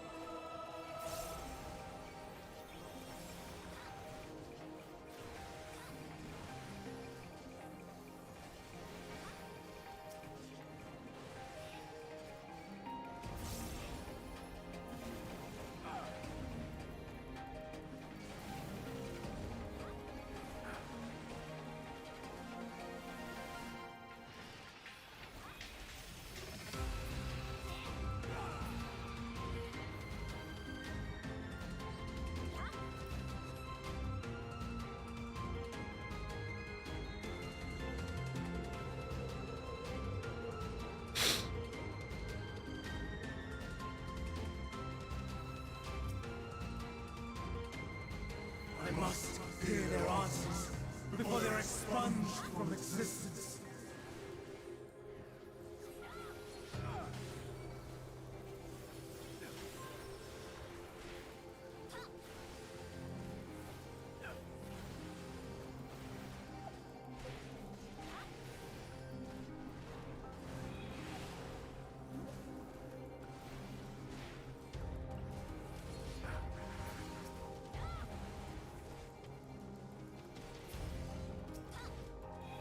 Yo, Zeke, do you know if we can get an Argos as a mount?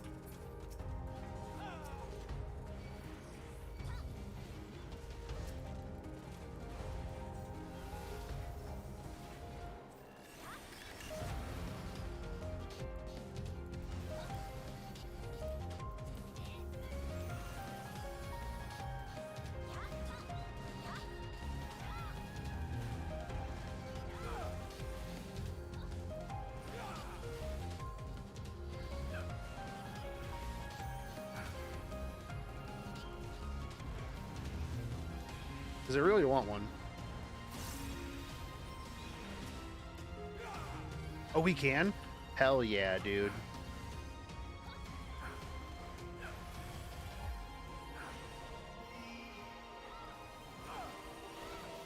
Fast Qs in EU this morning? Nice.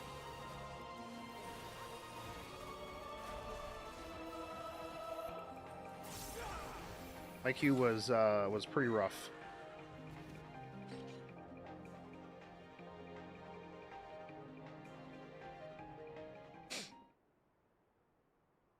All right, let's go. Winged Defiance Hermes. So, it comes to this. I have no wish to fight, but this time, I cannot yield. Though the world may think me a mad, desperate fool, I will hold fast to my conviction. 52 in Q, dude, I wish. Bro, when I tried to log in, I had like almost 10,000.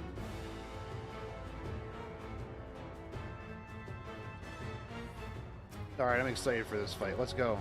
I will have the time and tranquility I require. Gust and gale, gather to me! Let's see, Trismegistos.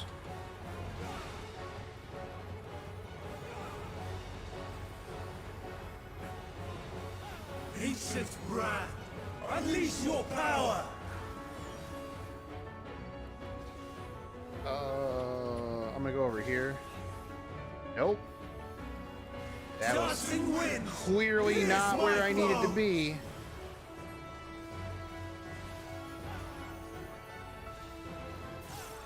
Did I need to be in between them? Fall is rain!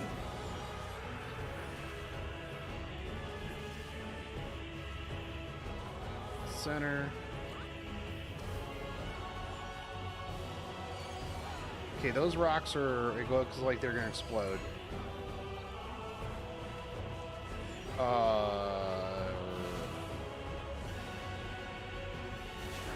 Oh my god, dude. What the fuck?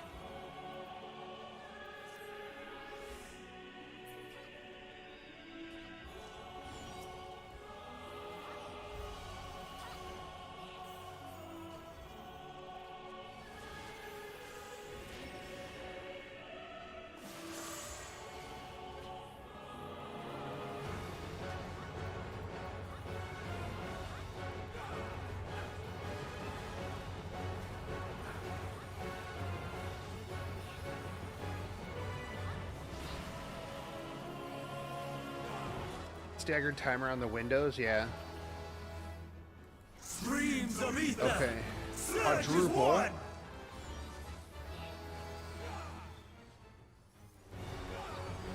Okay, so it's these two windows. Here.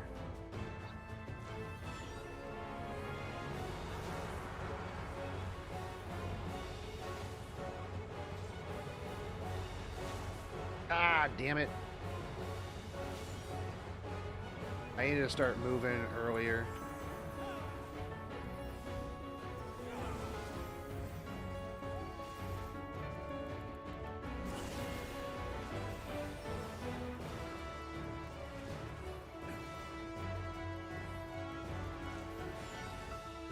Dancing winds, pierce my foes!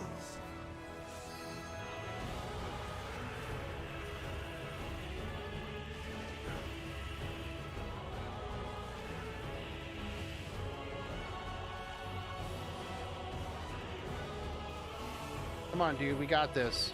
Me and you.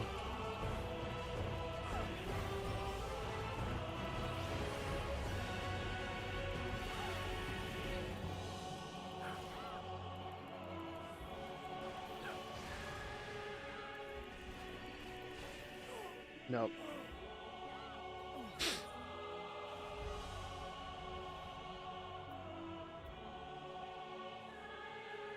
Best to rotate in a circle going into the first ones for those.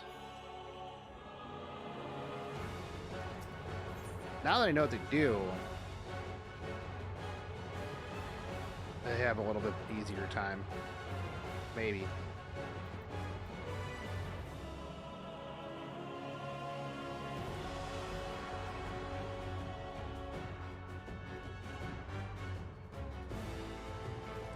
I can probably just stand closer into the middle and just like sidestep each one of them.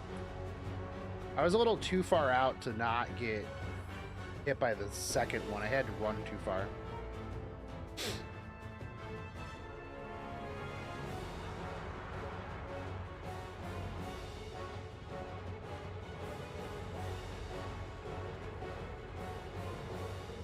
Had to run a little bit too far.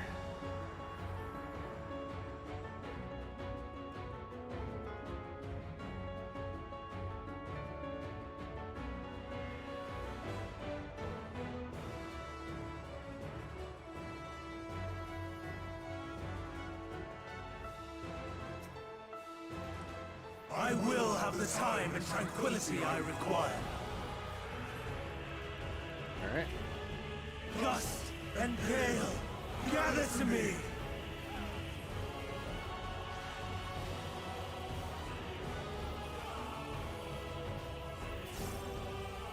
Ancient brand, unleash your power! Okay, so let's see. I need to be... Yeah. Dancing winds, pierce my foes!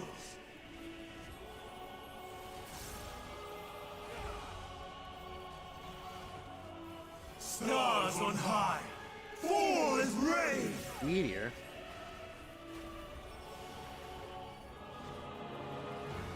Oh, he is doing things way out of order this time.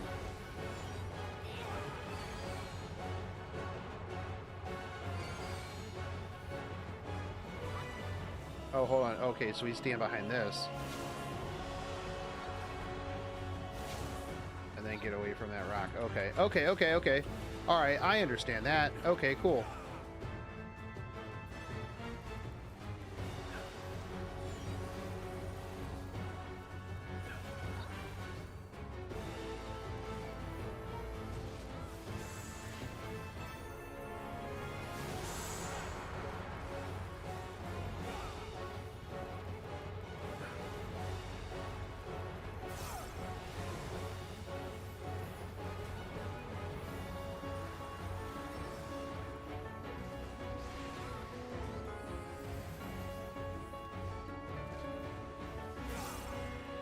Streams of ether, surge as one!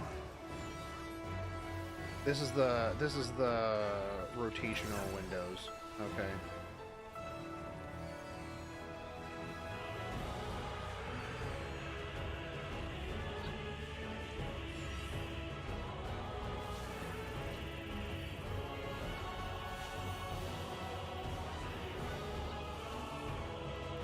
Okay, I got it this time. Easy. Easy.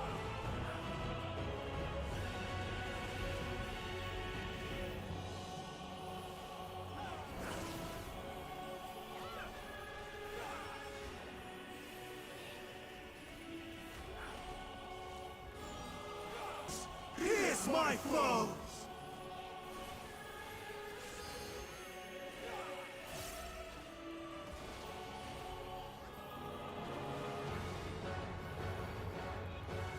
I just needed to not move as far away. I was trying to, like, the first time I did it, I was like, oh, I can just dodge, like, both things if I just stand here.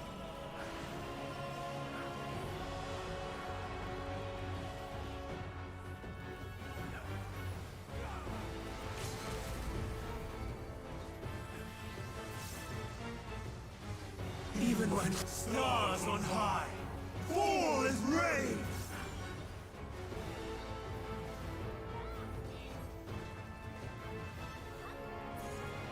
They didn't realize that the one time when he drops meteor, You have to stand, you have to dodge with that rock. My power.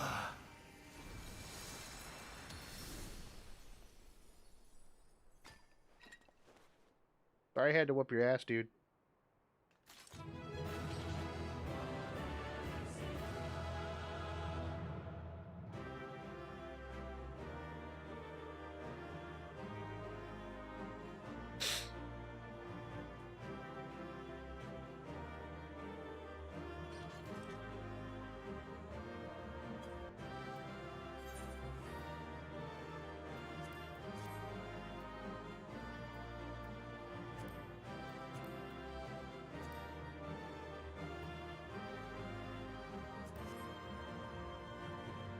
Get a pet out of here. That dude that pieced out before loot. Rip him.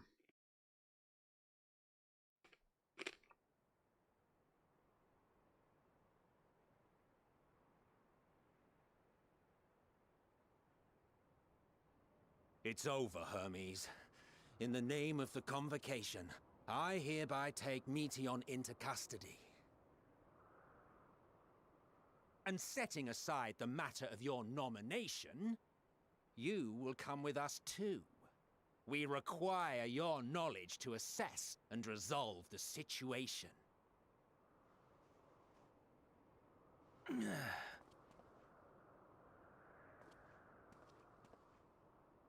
Meteion, I am so sorry. Would that I could have listened to your report in full. Reflected upon its meaning and conveyed it to others, that they might reconsider their chosen course. I mean, we can just literally sit here and listen to her, dude. But I have failed, and that wish will never be realized. However, ere our fates become the province of others, I bid you tell me just one thing. Was there happiness in those distant stars? No. Was there a reason for living?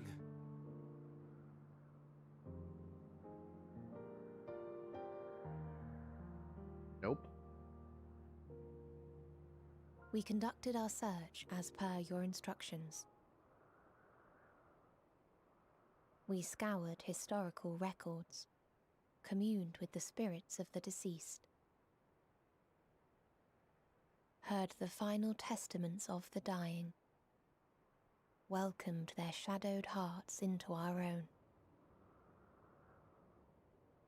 One race had striven to create a world bereft of animosity. They renounced relationships to avoid interpersonal strife, and in so doing brought about societal collapse. One race had renounced war and devoted itself to the enrichment of its people. They were conquered. Though they destroyed the enemy in reprisal, they could not regain their former glory. Uh-oh. One race had concluded that finite time was the root of all woes. Aspiring to shatter its shackles, they went in search of infinity. They discovered nothing is infinite, and that neither time or death can be cheated. Disillusioned, they gave up on the future and themselves. One race had discarded all things that gave rise to sorrow, hoping to have only joy. They found joy lost its savor in the absence of sorrow, and lost their will to live.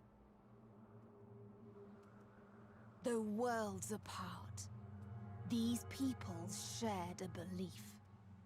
The belief that they had tried their best. That they had tried to fulfill their potential with every step and success. in the course of which they learned the truth. That they would never be free of fear and sorrow, anger and despair, of loneliness, so long as they yet lived.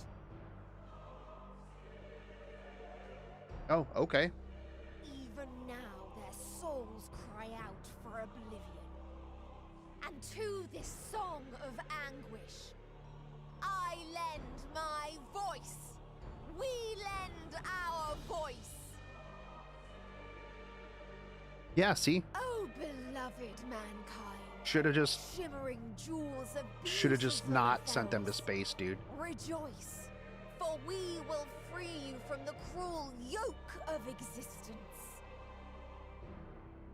There is no need to struggle in vain, for in nihility awaits salvation. You will know peace and serenity, and it will be beautiful. We will make our nest at the edge of the universe, and there in the dark of dead worlds hoard sorrow and suffering.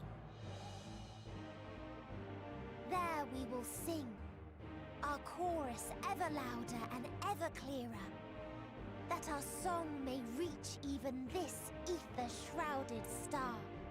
Oh. Yeah. Good job, Such Hermes. is the answer we have found in the stars. Such is the gift we now offer to Atheris.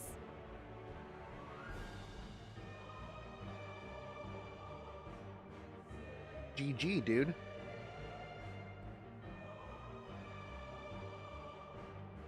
Who are you to decide our fate? To decree we live or die?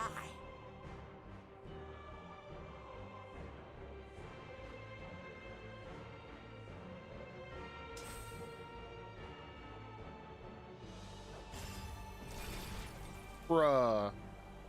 Come on. Have you lost your mind? You heard what she said. She means to destroy us all, yet you'd still take her side? In the name of the star, we have discarded those creations that we deemed flawed.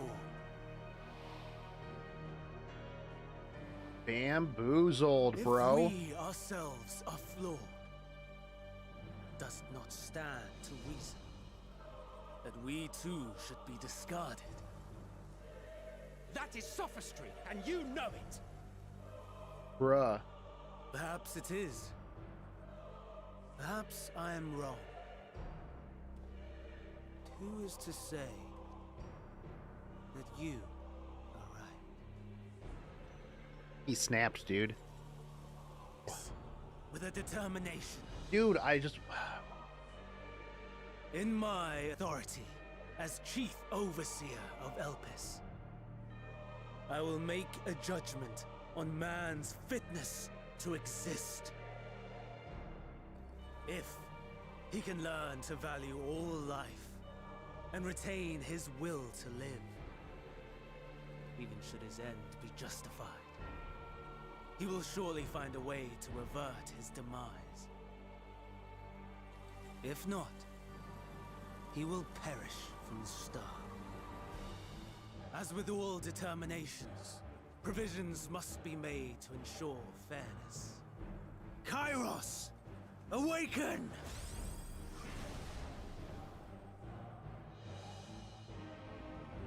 Memory reconfiguration system Kairos activated. Awaiting instruction. Command, universal memory alteration. Target area, Catesis Hyperborea. I would Start. never use this on... Arrival of MSQ of the convocation at Propylion. Endpoint. The present. Erase the memories of all events, and replace with a vague recollection of the following. I was here, preparing to demonstrate the functionality of Kairos to MSQ and Hythlodaeus. Meteion's shared consciousness became unstable. She and her sisters could not sustain their existence, and all dissipated with a burst. The resultant shockwave accidentally triggered Kairos, which erased several days of memories from all present. Execute. Command acknowledged. Initializing. 3 processes remaining to execution. Bravo. I dare say one would be hard-pressed to make it fairer. Everything that you told us, everything that has happened, the fact we've even met, it will all be gone. I mean, that... Yeah. Go, Meteion, to the edge of the universe, where none can reach you. Hermes, won't you come with me? If you were to shed your flesh, I should be able to carry you.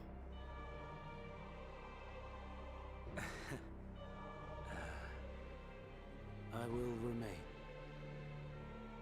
As a man, I will oppose the oblivion you bring. Silly fool. Had you said yes, I would have granted you the gentlest end.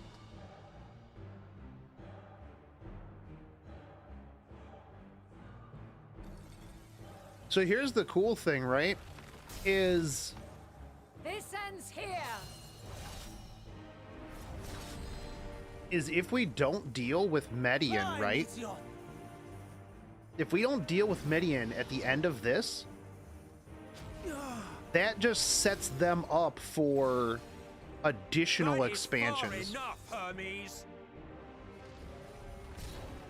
Right? Because Argos, to me.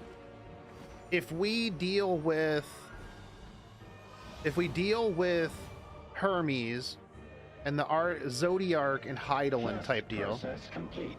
2 remaining to execution of memory reconfiguration. then we have Median at the edge of the universe that's going to continue to bring things down on us. No matter what, you cannot forget what happened today.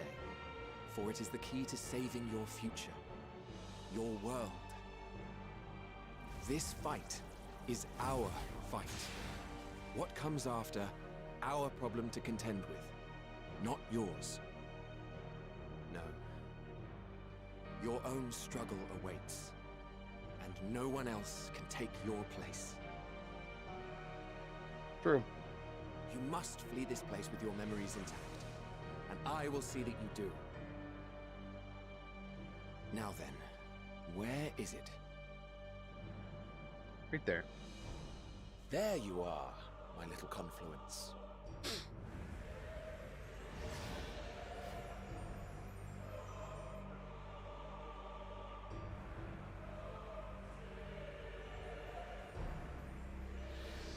Hythlodaeus is super good.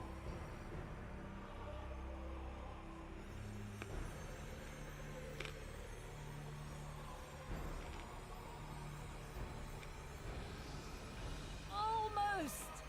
Enacting boosters.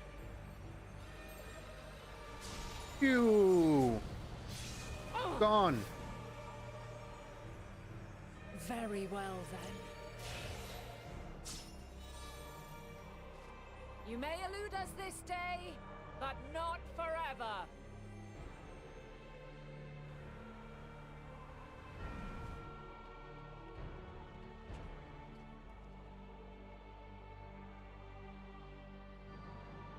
Meteion's gotten away. Second process complete. 1 remaining to execution. Ugh. No time for brooding. Listen well. Beyond lies a spatial confluence that connects the interior sections of this building. I will destroy the jump. confluence and force open a way outside. When I do, you must jump through. Let's go, baby. I cannot tell you how sorry I am. But neither can I let you escape!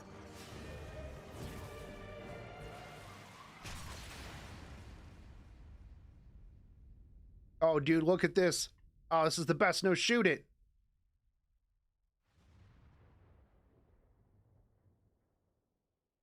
No, my dog. I thought he was going to shoot the confluence, and then I would just, like, oof, fall into it. Too brave by half.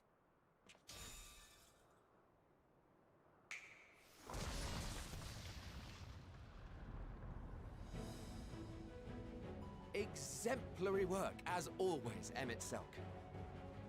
What? But how? I thought the confluence was... over... Over there? Yes. We were rather hoping you would. Ooh, you got bamboozled. It was never anywhere but where it is now. The instant those two began making their way towards nothing, 'twas clear the plan was a diversion. I'm quite incapable of destroying a confluence, I must confess. A gambit brazen beyond words. Though we've grown accustomed to reckless improvision due to the antics of an incorrigible associate. Hell yeah, dude.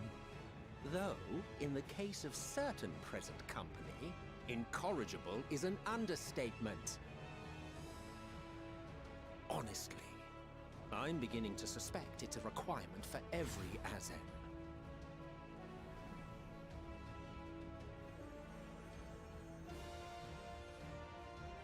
There's no time! Quickly! Even now, I do not believe your tale. I would not suffer us to walk such a wretched path. Still, if it must be said, do not squander it. Get bamboozled, bro.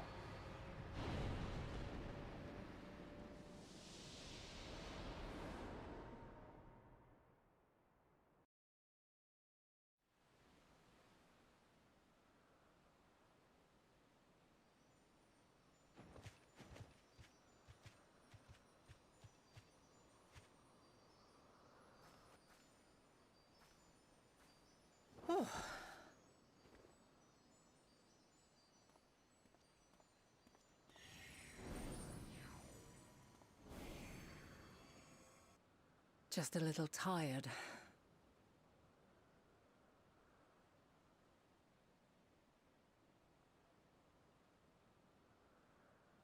Understandable.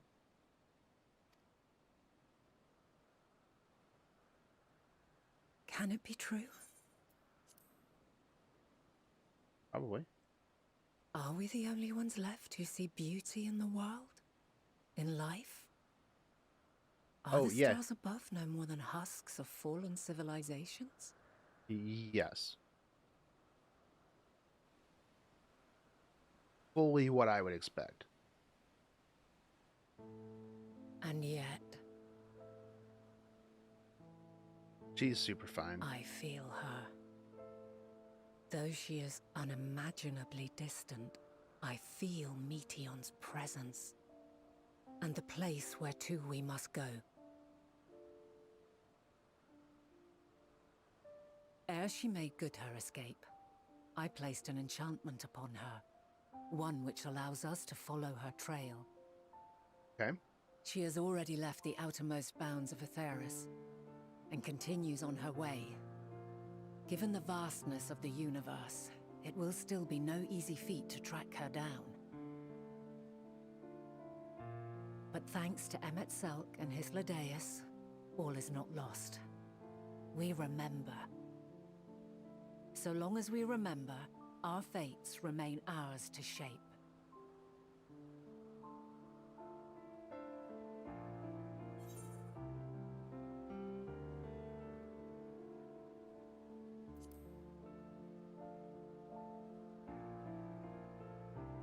thought indeed. Let us begin by ascertaining the situation at Catesis Hyperborea, where the others should still be.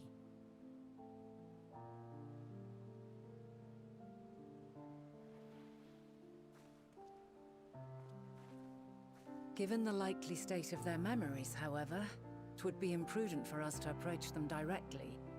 In which case...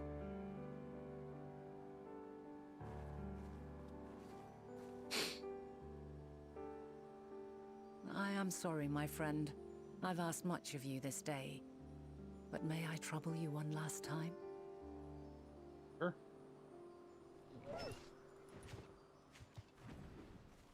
Woof.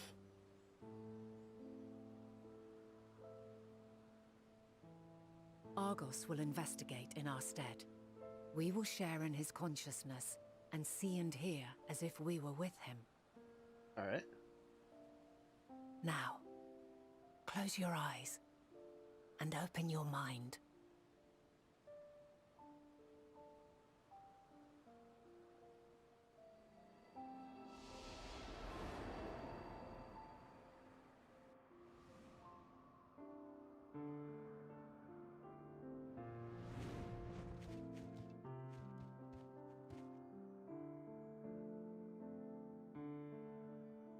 Thank goodness you are unharmed.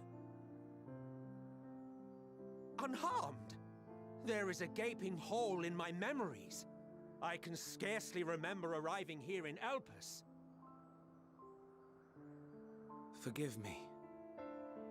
I was preparing to demonstrate the functionality of Kairos to our guests.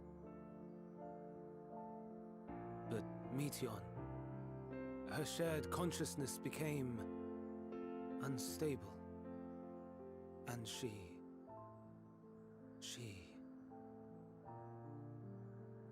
So, that's what prompted the state of alert. And when you went to investigate, you were caught in Kairos's accidental operation. Yes, exactly. So it would seem. It's all a blur to me. Such an unfortunate accident. Oh, and what of Venar and your other companion? You went inside together, as I recall. We did?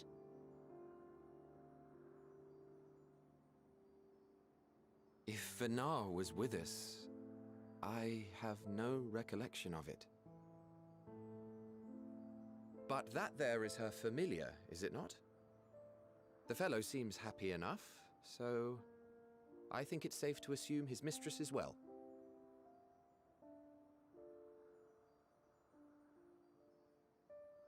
I haven't the slightest notion who this other companion might be, however. Ah, well, that individual struck me as a bit different, for want of a better word. Yeah, it was a little bit different. Perhaps it wasn't actually a person, but some manner of creation. Curious. I must ask Venar about it when next we meet. Yes, you do that. Whoops. Once you are fit to travel, you will return with us to Amarot. We need to make certain there are no other ill effects. Also, I am here on business of the 14.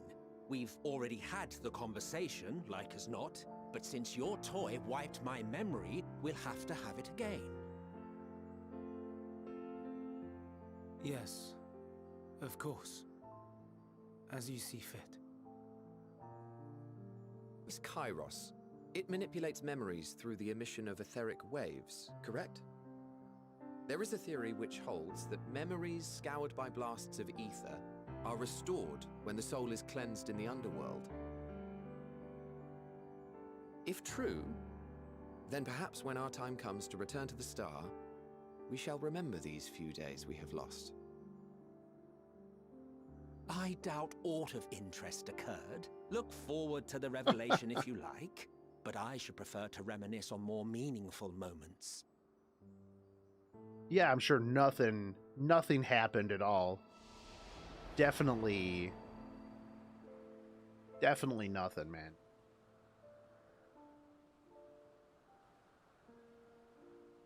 Let us rest, if only for a while.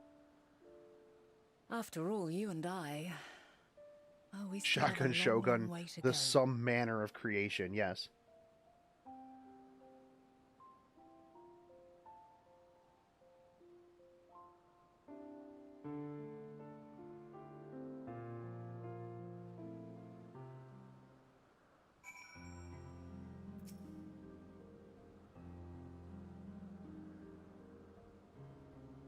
You're feeling all recovered? I understand that your exertions were more than purely physical. Resting one's body, only for a moment, is never without merit. As for Hermes, I think it's unlikely he'll create more, entelechies. He poured much of himself into Median, and now that she and her sisters are gone, dissipated in his mind, the grief must be unbearable. He will blame himself. He believed that had he never acknowledged his dissatisfaction with the world, then the media would have never been born to suffer and die. The offer to join the 14 will be a welcome distraction, and one day hence, the advent of the final days in his role as Fandaniel. Huh, alright. So, as you can see, everything that we attempted to change was gonna happen anyways. Also, I'll be right back. I'm gonna go grab something to drink. Speaking of, get up and stretch.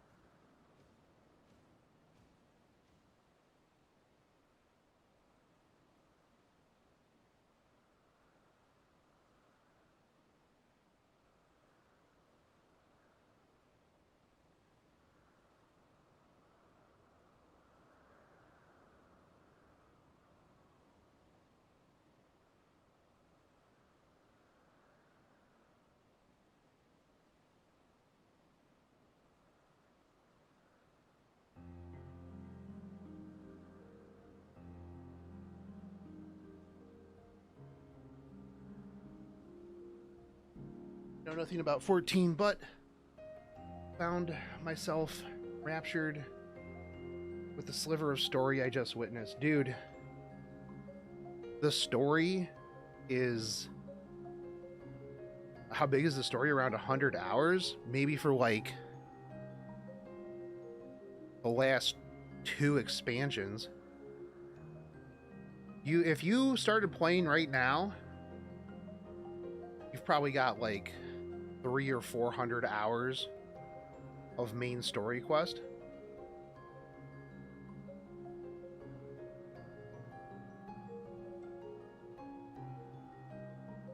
I mean, I played 36 hours straight before today.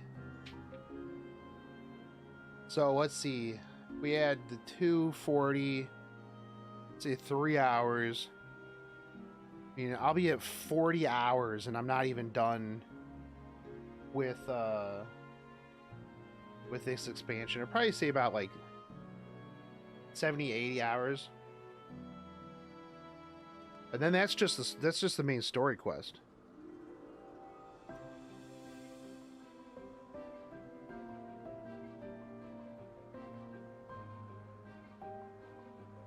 Like, that's not any of the extra stuff. That's not the raids. That's not side quests. That's not class quests. That's literally just main story quest.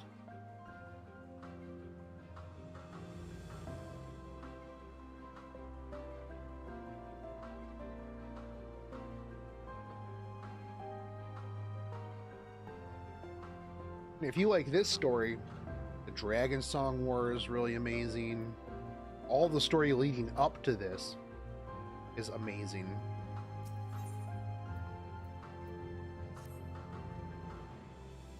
Listen to me, our duty now, not to denounce Hermes for his misguided determination, or convince Emmet, Hythlodaeus, they have been deceived.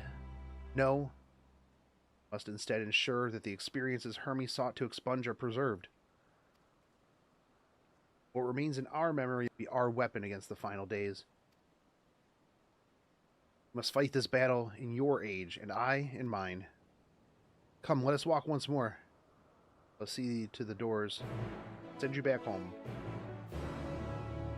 Send your butt back home.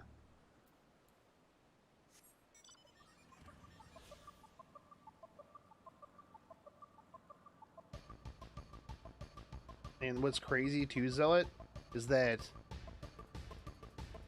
a lot of the game is just looking cool and RPing with people.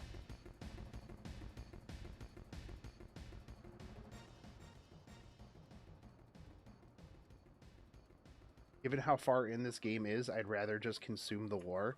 I mean, I don't know. The thing is, right? If you were to play WoW, all of everything previous is worthless. Nobody does any of the content. But in Final Fantasy, all of the content is still viable via sync, duty finder, just farming, mounts, glam, all that stuff. Like, there's always something to do, and you can play it at your own pace because the game is about having fun. And having fun in whatever way you want. Like, you don't have to raid. You don't have to do any of that stuff. Like, that's why I've been enjoying this game so much, is because there's a focus on having fun. No matter what that is. Some people, they don't even do raid content. They host a tea party at their house. They do daily tea parties at their house. That's their fun. And that, in my opinion, is amazing.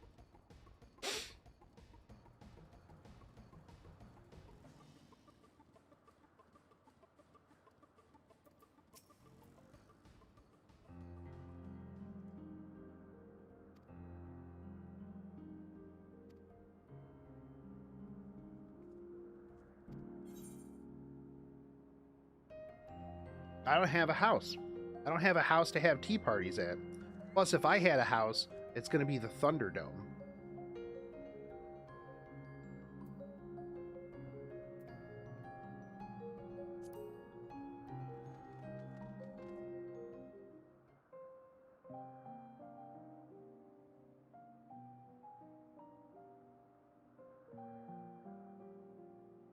So, it is within. The portal that brought you hither, and will take you home. Yep.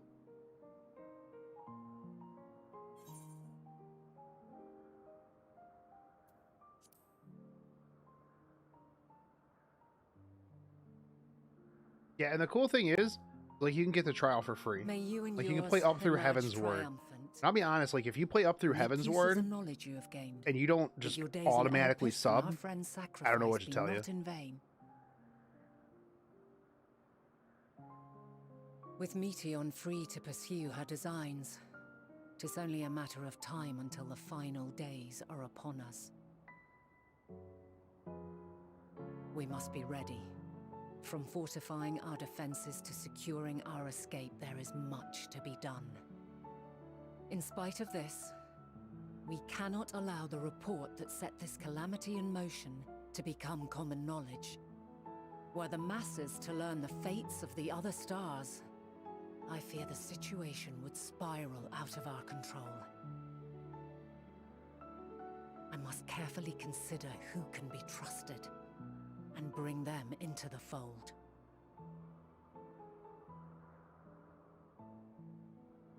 Ordinarily, I wouldn't hesitate to call upon the 14. However, it was the desire for a fair determination that drove Hermes to attempt to erase our memories. Were he made aware of his actions, there is no telling whether he would remain a friend or become a foe. True. Alternately, we might try to alienate him from the convocation. Yet in doing so, we would deprive ourselves of a brilliant mind who would be invaluable in the crises to come. Quite the dilemma. Which is why I must work independently of the convocation. Regardless of how we proceed, if we are to permanently avert the final days, we must be equal to Hermes' challenge. We must prove that mankind is worthy to exist. And this hinges, I think, on how we confront the all-consuming despair that accompanies a senseless and seemingly inevitable end. Bewildered and divided, we would perish like the peoples of those celestial ruins. We could not hope to survive the final days, Meteon at her nest. We must find a way to defeat despair, to unite and prepare as many as possible for the struggle ahead.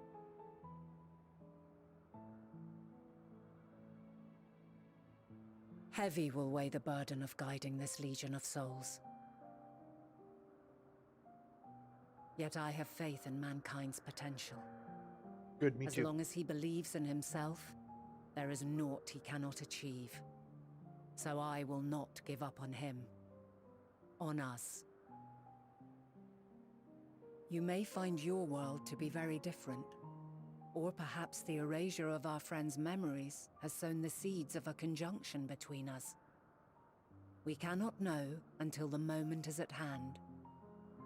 So shall I strive to do my best, taking naught for granted as I walk my path.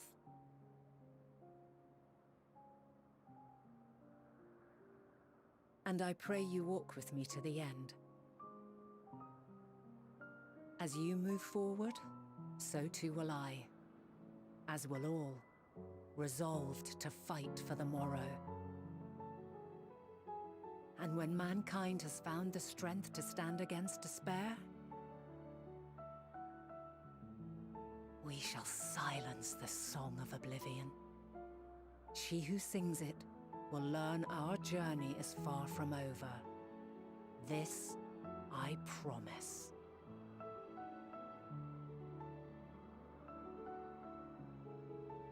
Fare you well, my light of the future, till we meet again.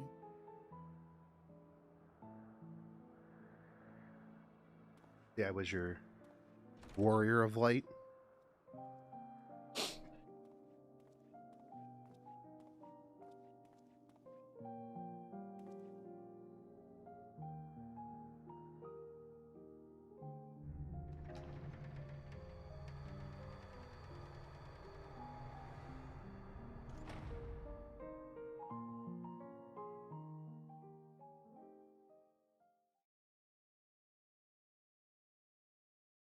All right, that part of the story was fucking badass. Back into space.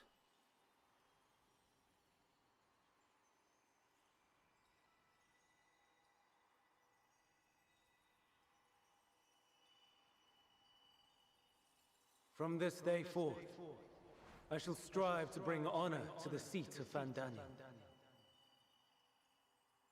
Frickin' Fan Daniel, man. Uh-oh.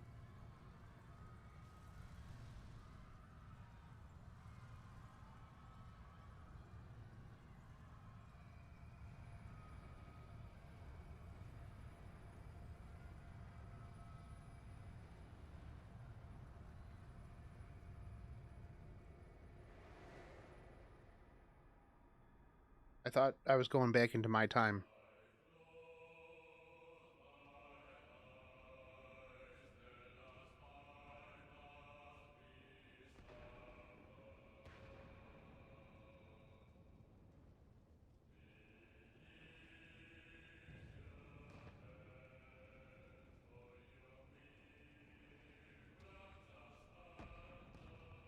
Even now, I remember standing there, locked in a moment where the sky is aflame. Got some dirt on your face, girl. Where stars fall as tears, and screams darken the seas. Where resignation rots the trees. No, that's fire.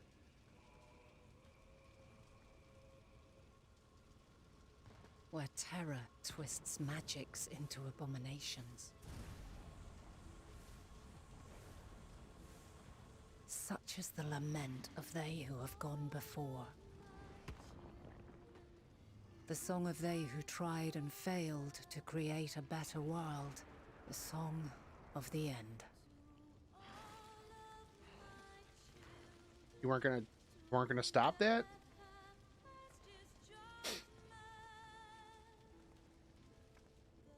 That which hides at the edge of the universe is no longer hope's creation.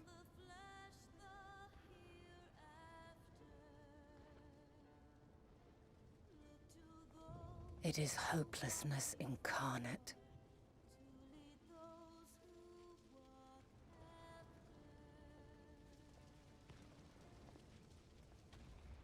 That day, mankind saw half of its number sacrificed to bring forth Zodiac.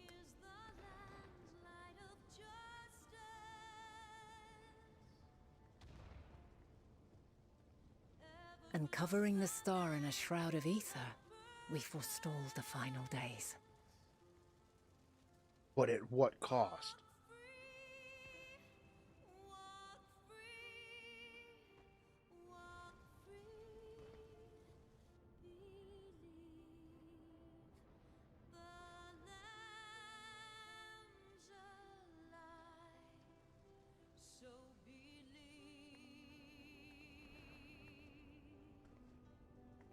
Yet the cries echoed still. We wept for innocence lost, wailed for death inevitable.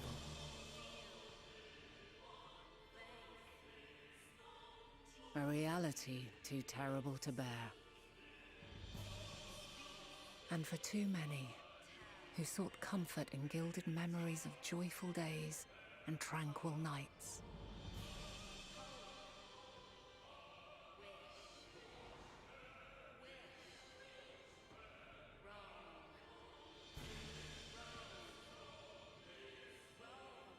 This is all wrong. Why must we suffer so? It needn't be like this. No. There must be a way to restore things to the way they were. To reclaim the perfect paradise we once had. No, my friends. Suffering exists. Yeah. And we cannot pretend otherwise. No civilization, however great, could eliminate it. If we would live, we must accept it as our constant companion. That's right. Let us not seek to forget this tragedy. Let us carry it in our hearts, that we may grow stronger and know true happiness. We can't accept it. We won't accept it. It will be ours again. A world free of sorrow. No, you are doomed. It will not. For Doomed there to has repeat ever been this. Sorrow. Mankind was but spared its biting sting for a time. So please, open your eyes. To try and reclaim those lives we lost by sacrificing yet more isn't wisdom. It is weakness. No paradise is without its shadows. If we cannot accept this truth and learn from our pain, then our plight shall be repeated.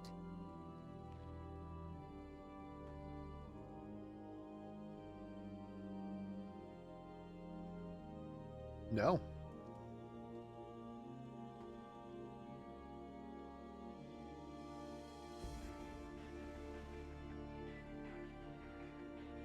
O mighty Zodiac, God born of our boundless faith, we bid you, hear our prayer. Accept this offering of lives, and deliver unto us the lives we once had. Deliver unto us the days of old, the days when the star was a font of love, and we knew naught but bliss.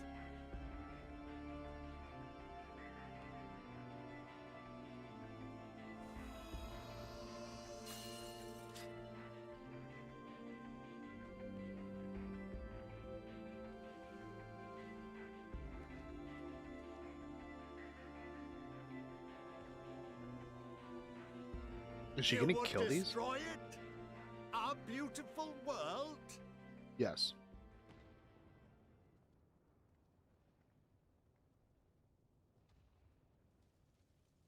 Lands that stretched on forever. Skies one could drown in. The heartbeat of nature, silent yet strong. And amidst it all, a people.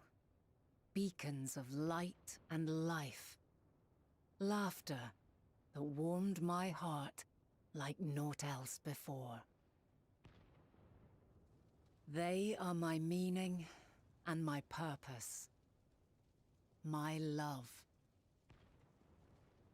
In spite of, or perhaps because of this, I choose to believe in mankind's potential, in his ability to find a way forward. So let there be no way back. From that temptation, I sunder us. No more shall man have wings to bear him to paradise. Henceforth, he shall walk.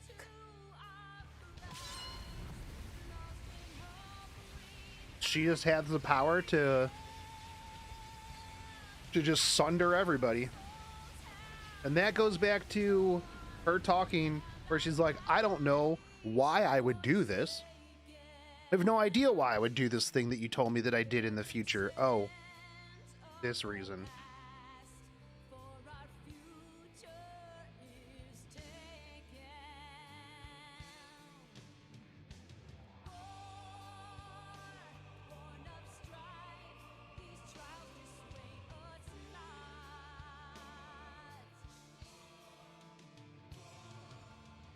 All is excruciating pain. I breathe fire and torment.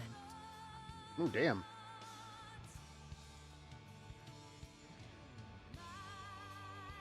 I birth a world of suffering to mire and plague.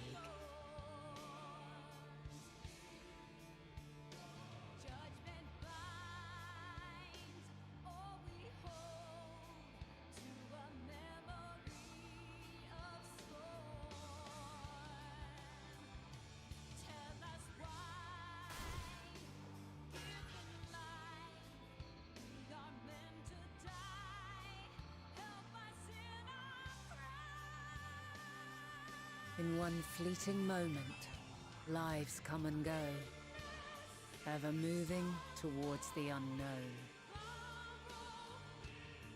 And in that fleeting moment, they cry for the answer to the question. Why, given life, are they meant to suffer, to die? It just is. As fragmented, imperfect beings, yours is a never-ending quest.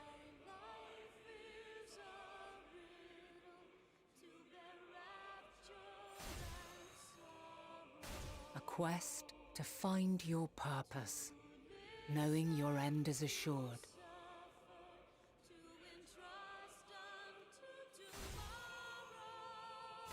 To find the strength to continue when all strength has left you. To find joy even as darkness descends. And amidst deepest despair, light everlasting.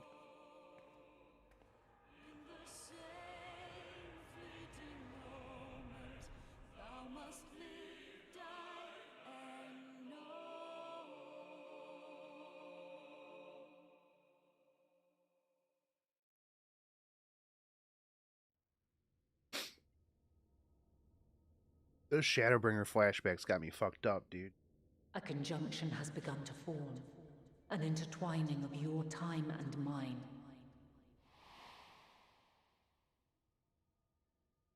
When you truly understand what is at stake, and your journey has prepared you to surmount the insurmountable,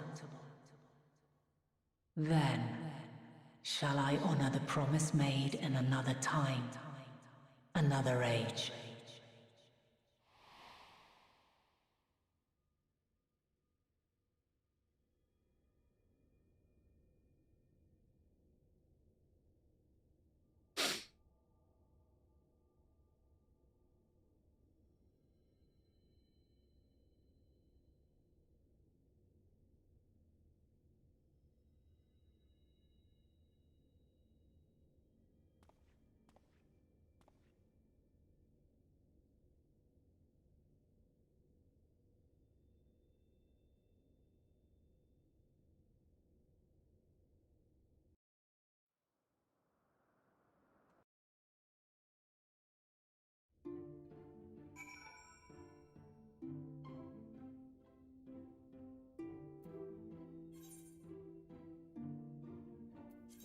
All right.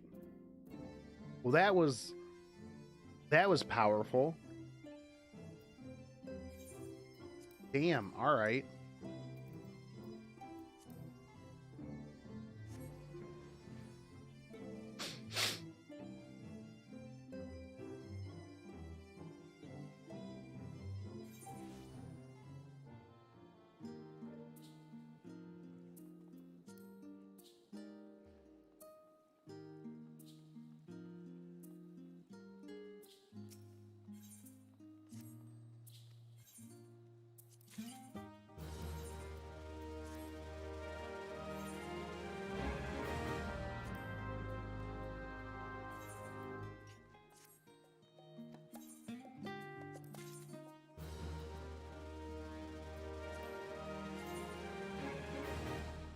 What was that helmet?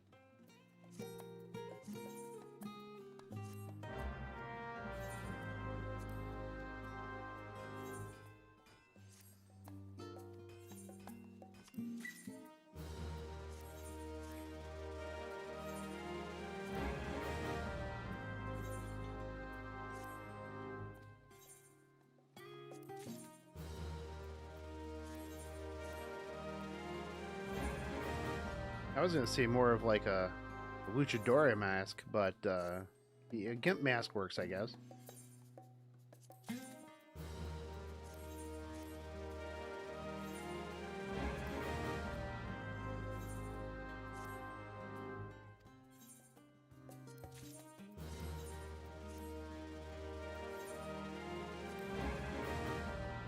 All right. Time to go tell everybody that I went back to the past and that our world is being destroyed because we let some harpy go to space, some space harpy. You see, went back to the past using Elidibus's power and space harpy.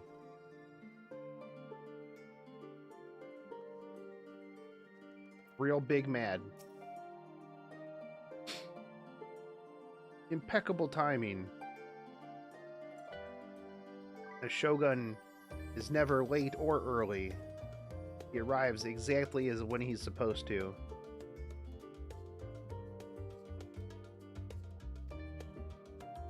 Well, as so often seems to be the case, while you were away, we've had some few developments, which we can discuss in just a moment. For now, however, I'll not tell you how wonderful it is to have you back. Good to be back.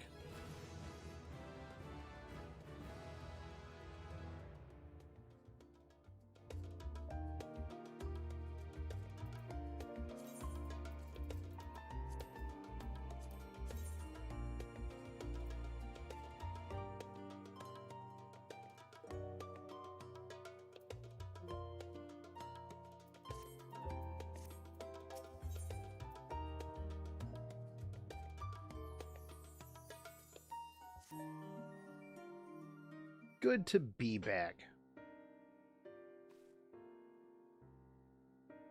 Have I learned about the final days? Let me tell you what I've learned about the final days. The journey was well worth the risk. No doubt your newfound knowledge will be a great boon to all of us. Unfortunately, during your time on the First, events here have taken their turn for the worse. Scions are running themselves ragged trying to contain the spread of the blasphemes. But it's a losing battle. Try and ascertain. Oh, okay, yeah, so when we got rid of Zodiark, we got rid of the ether that was covering the planet. Protect us from the space harpy. Okay, that makes sense. Of all the regions they visit, Locus Ammonius is the worst one affected. Dan Cretistinian Graha took a detachment of allied soldiers there to offer aid and succor to those in need. But the province is vast. I only managed to visit a handful of coastal villages. It was an accomplishment worth celebrating still. But a drop in the bucket at best. In the meantime, Y'shtola and Master Matoya have been making a concentrated effort to establish contact with Hydaelyn, the Ethereal Sea, but to no avail. As for Tataru and I, we've been keeping a close eye on the Forum. From what we gather, they've been constructing a vessel to ferry people to the moon. But wait, if Aether and Dynamic displace each other, shouldn't Emmett have killed the Harpy when he used ether to make it visible on the lake? No. Because the Harpy's not made... Dynamis, yeah. Median's not made of Dynamis. He's just more susceptible to it. Just like if that were the case, then my character, when Emmett put Aether into me to make me visible, would have killed me, because we were basically just constructs.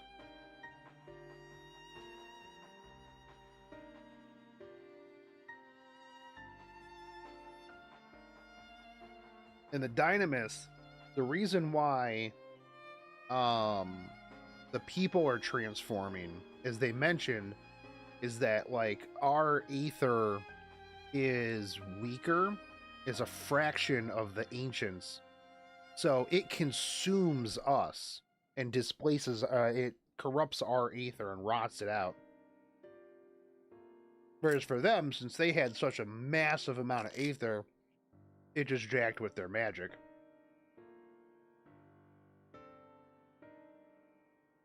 From what we gather, they've been constructing a vessel to ferry people to the moon, an ambitious project that has likely been years, if not decades, in the making. However, since we've seen no sign of it thus far, I suspect it's still incomplete. But so here's the question. Why would Hydaelyn worry about a vessel for fleeing on the moon if they know that everywhere else in the universe is also pretty much garbage? And Space Harpy can get us literally anywhere because she's Space Harpy. You also recall the proposal issued by Master Fortunaut to the people of Razathan. Following their discussion, Vertra declared his support for the plan and urged those who wish to evacuate to accept the forum's invitation. So far, so good. Ugh. But that's where things get a little strange.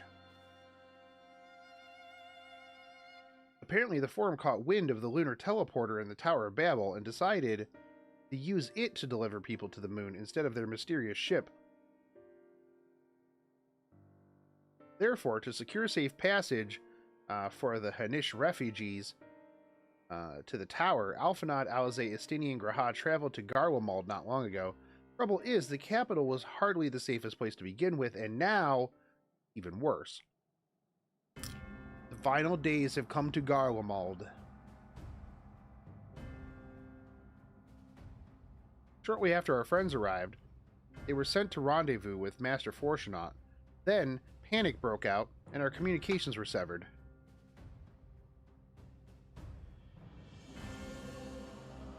From what fragments we were able to make out before the link shell went completely silent, we can only assume the phenomenon has spread to the capital. So, chances are, where the skies are red and on fire is where the celestial aether is weakest. That's why some places don't have it, other places do have it.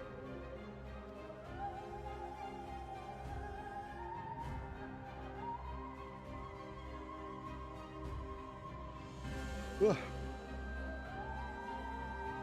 Having you there will make all the difference, I'm sure.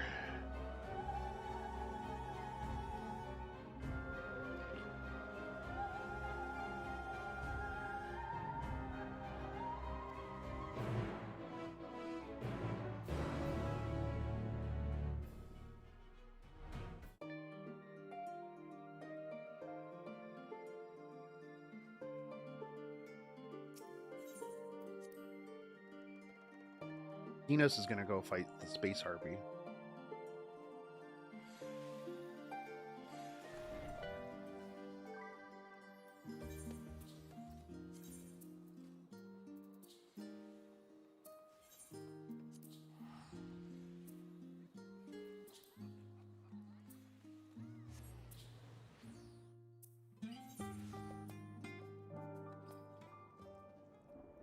Maybe certain planets are more protected from the Harpies because their natural celestial aether is stronger.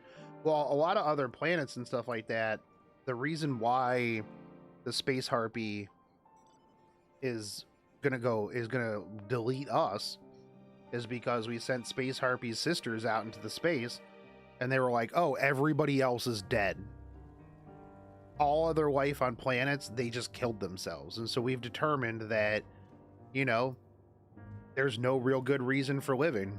Well, because also he sent him out with a bunk question to be answered. You know, like, what is the meaning of life? Is there happiness? And it's like, no, there isn't. Everybody just kills themselves. Every time we've tried this, every time life has tried this, it just ends up snuffing itself out. So we're just gonna end you.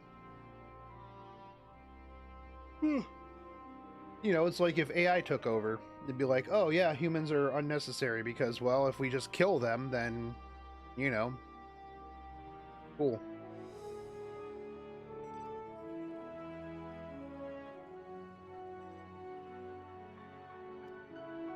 As you've heard, your fellow Scions arrived ahead of you. We cut the customary greeting short after we received word from our troops that the Magna Glacius, that the Forum's airship had landed. It was then that the heavens began to burn.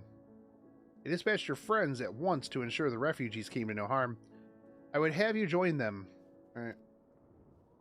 Upon complete... okay. In addition, you will be required to participate in battle. Alright. Let's go.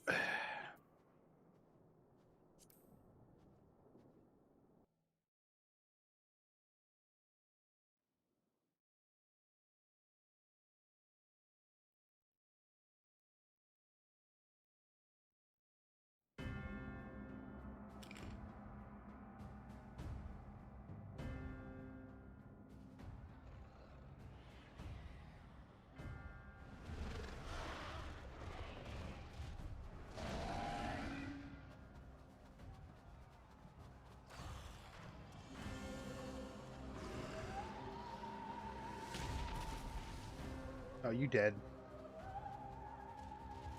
No. No. No. We were promised an escape. Not the same doom we fled.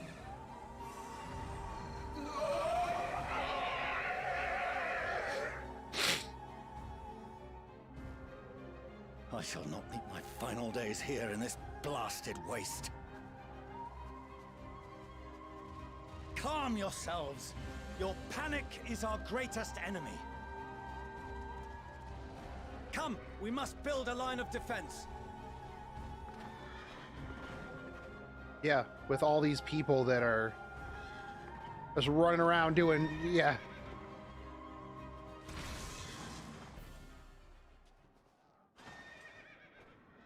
Don't worry, Dad. I got this. Leave the fighting to us, Father. You must lead the people to safety. Yeah. We got an Estinian. That's how.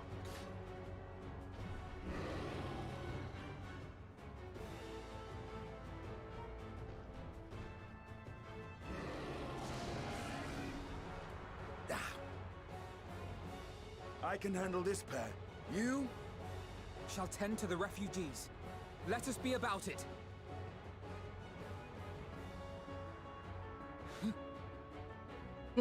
As you wish, my little lord.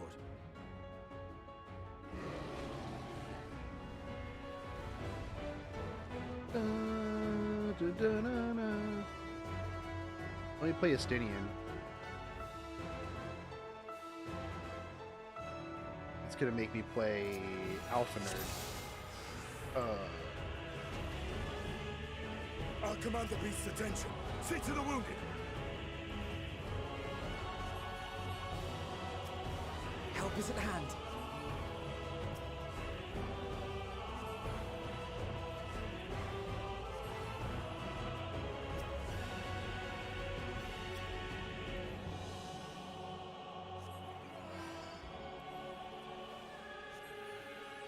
Lasers.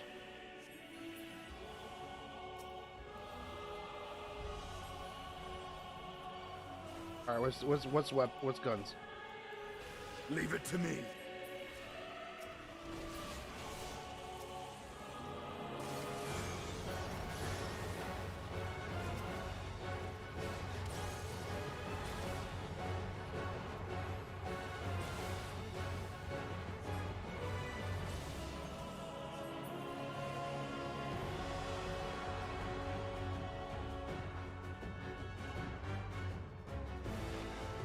Yo, I just got done healing you dudes.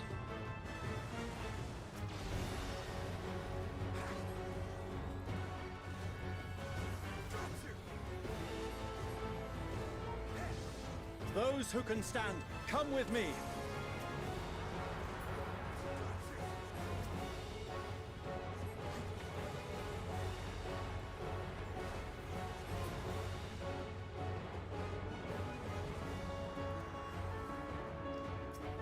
All right, calm down. Easy now. Deep breaths. That's right.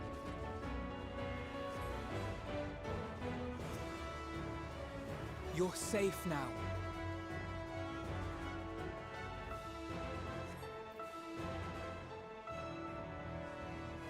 You do. Worry not for the refugees, but for yourself.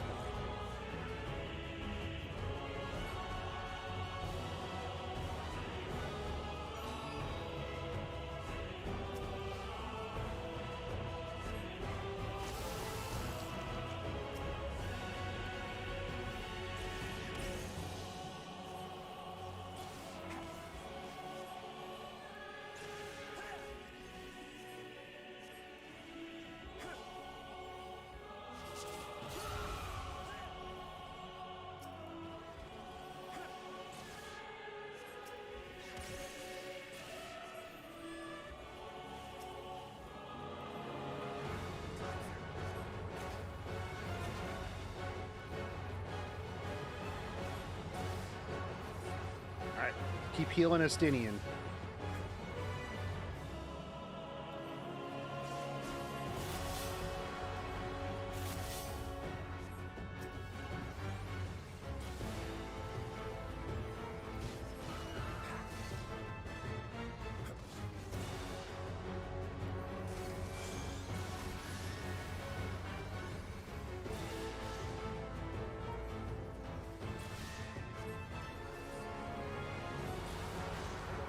Dude, I'm pro healer. Let's go.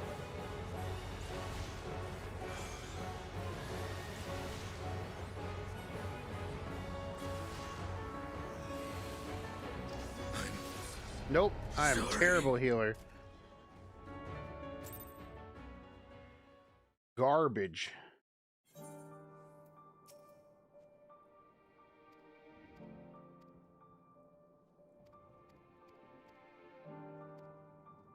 Just literally let me play something besides a healer.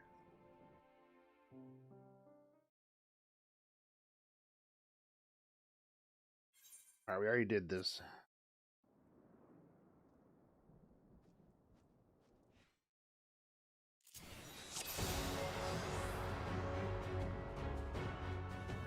Our commander beats attention. See to the wounded.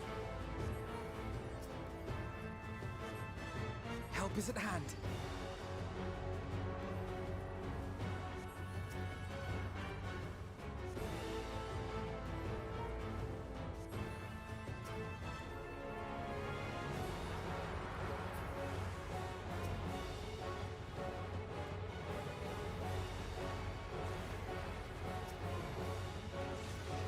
Leave it to me. Alright, I will.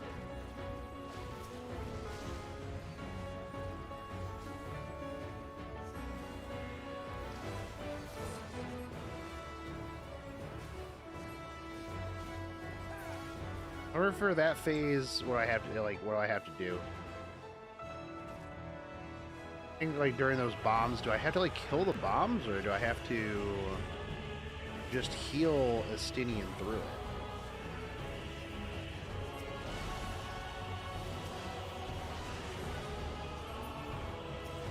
Those who can stand, come with me.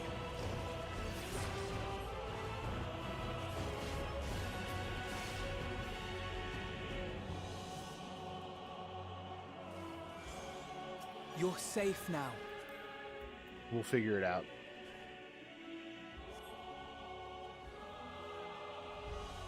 Easy now. Deep breaths.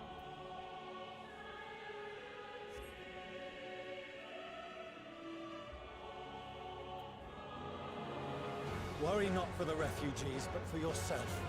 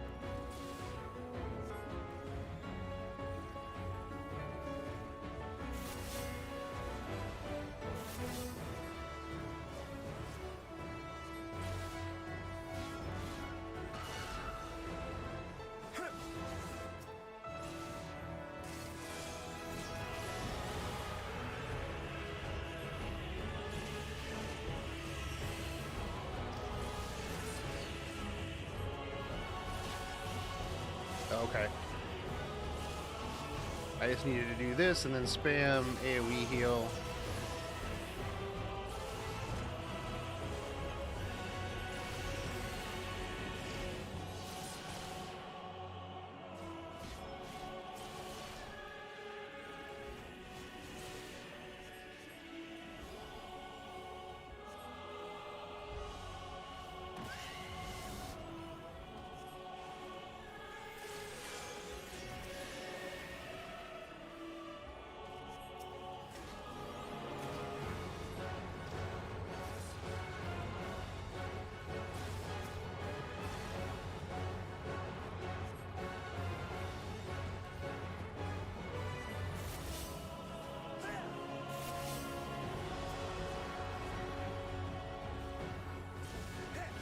Yo, what's up, G? How's it going, dude?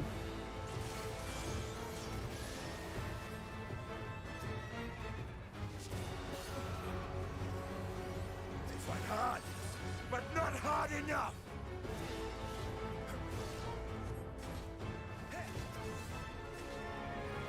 Not hard enough, baby.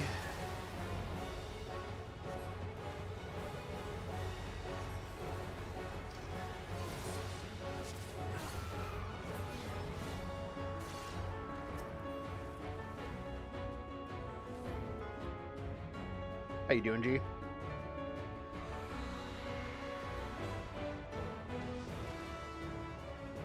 That's good.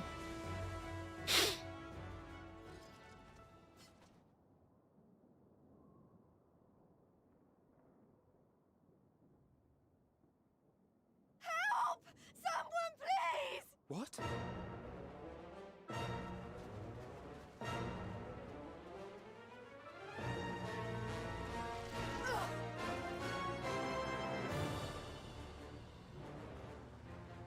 G is breathtaking. No.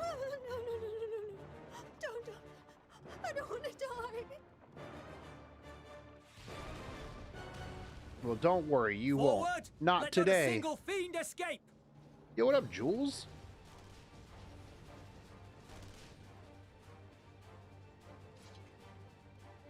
Wait, that's... Euless and the army. So, you've recovered then? In time enough to be of aid, for once.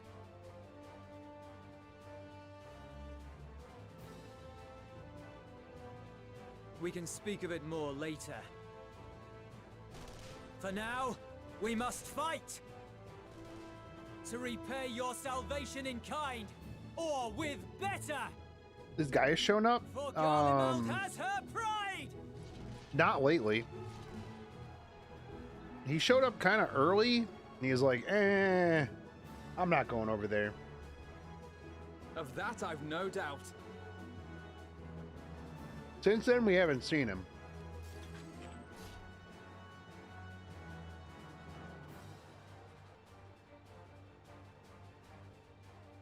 Yeah, look, Gods, of all possible saviors, the Imperial Army. your kid is helping everything out. Oh,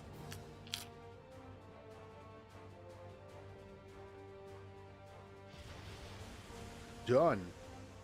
I had hoped to take all of them down at once.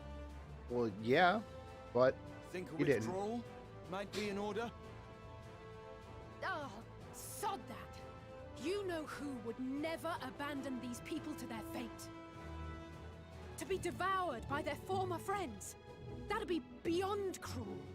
These beasts must fall here and now.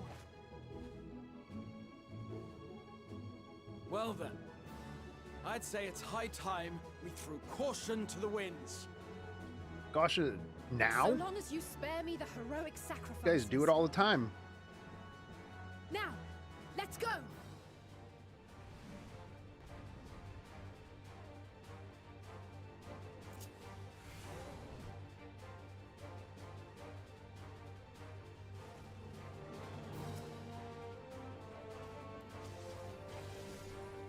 All right.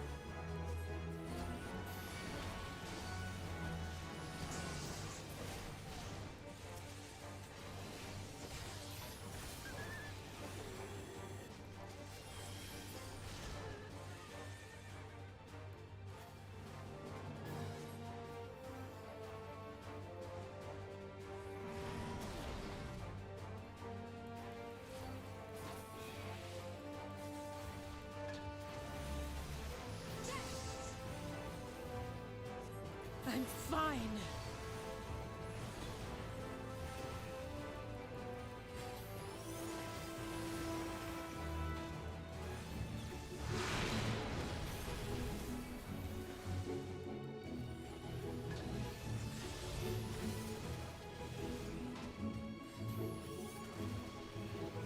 Go.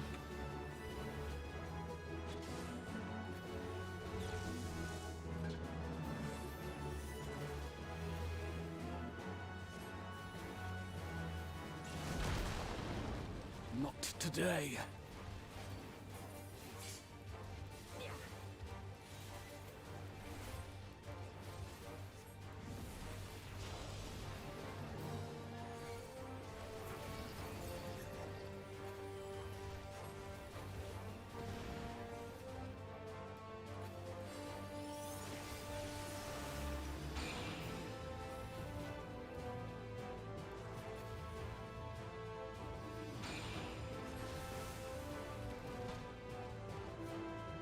Oh, you go this one. Okay. Well, maybe you should have communicated with me, Rahatia.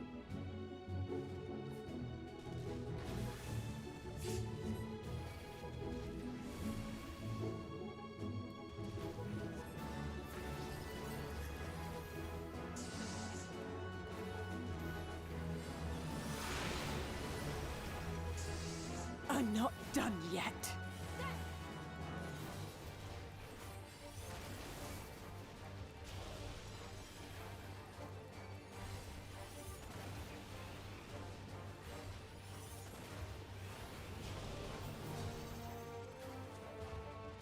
None to worry about.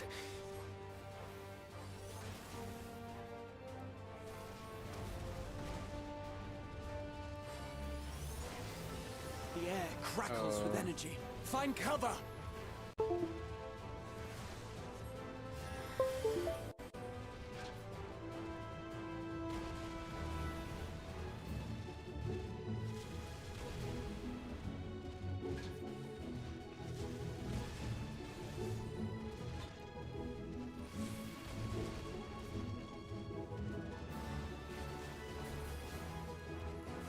As they say, turnabout's fair play.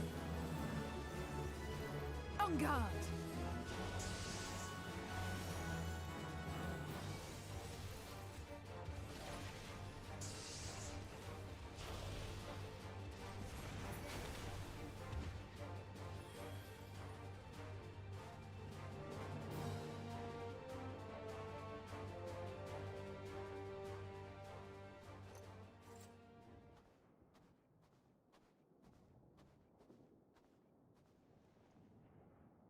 There's not the barest trace of ether.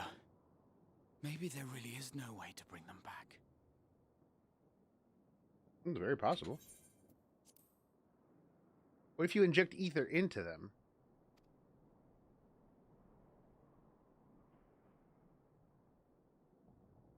Thank you for saving our lives once again. Yeah, no problem. I remember you from Purusha. You helped us there too, didn't you? Yep. Ah, you're from Palaka's stand.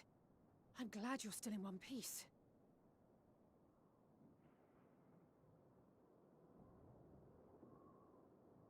Or you will be, once I see to that injury of yours.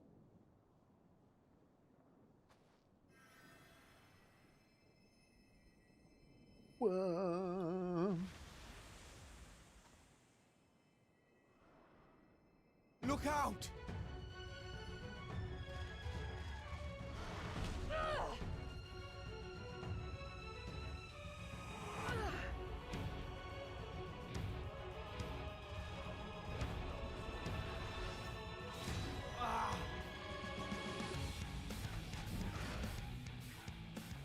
Get out of here! Quickly! He is switching classes in the middle of a combat, dude. You can't do that. Well, I guess they were out of combat for a minute. Them. Not a one. This will be a brighter future. I won't let a madman's apocalypse ruin everything we've fought to achieve.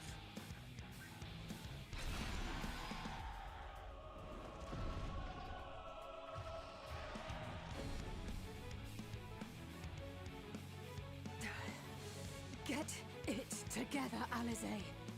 You're embarrassing yourself. And in front of Father, no less. You might never measure up to our champion.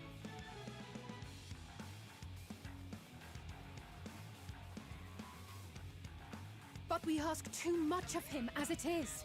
You mustn't let Eorzea's hero fight alone. You good?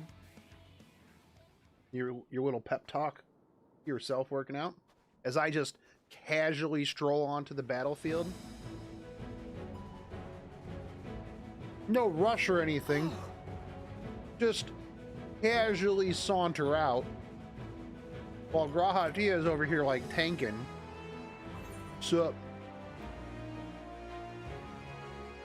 As precisely why you should never skip your squat regimen.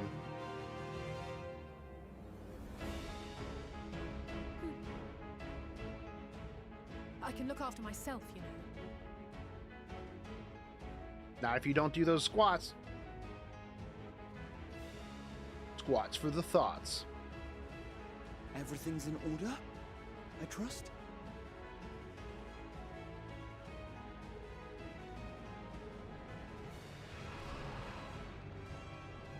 Let's go, boys. I've had enough of this rabble. Come on!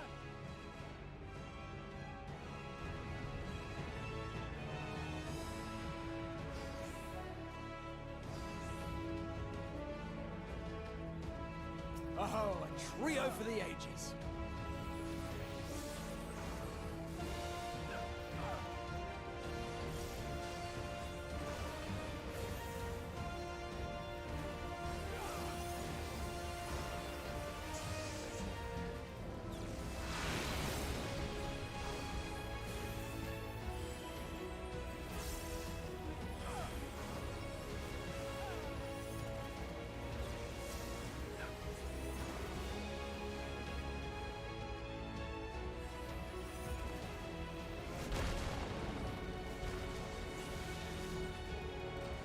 Just the beginning.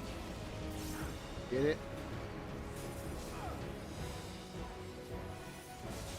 Come on, Alizé, you gotta up that DPS. What are you doing standing in AoE? Terrible. No commendation.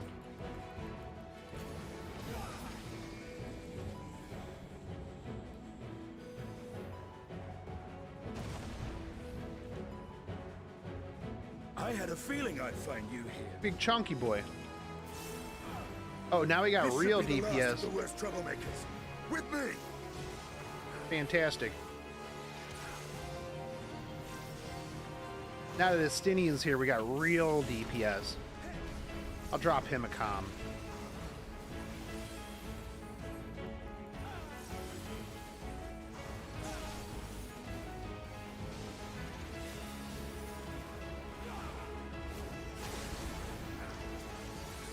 Although, we'll see.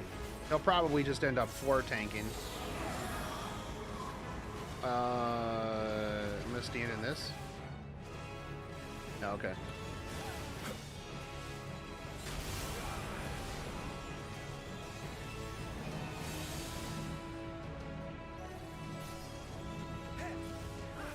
On your feet.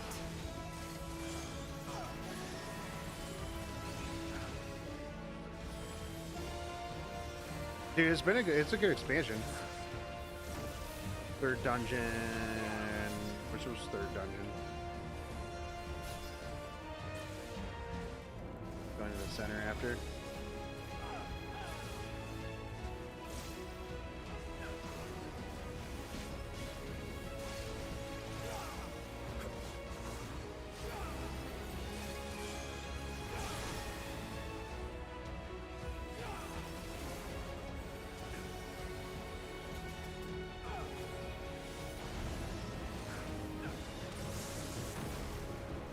Oh, yeah, okay, that one, yeah, that one's good. Leave the healing to me. Yeah, all the dungeons are good.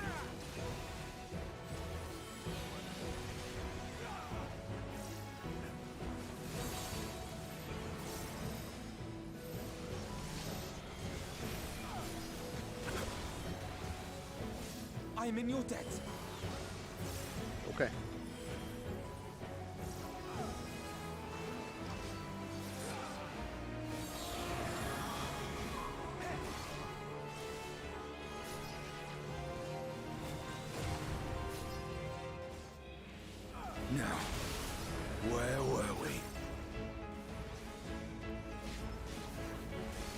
The trial was good too.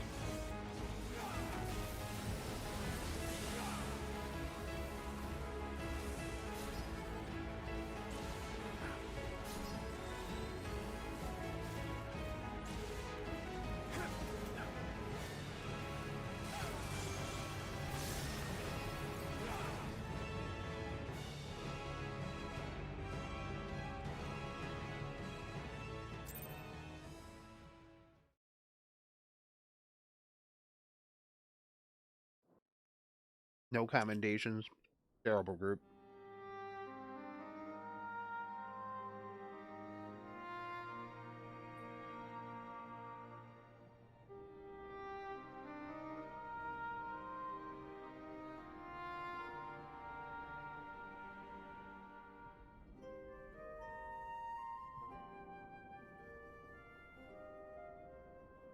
You must board without delay. The ship will depart ere long.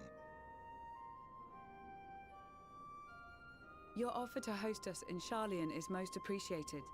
But will the final days not soon fall upon it as well?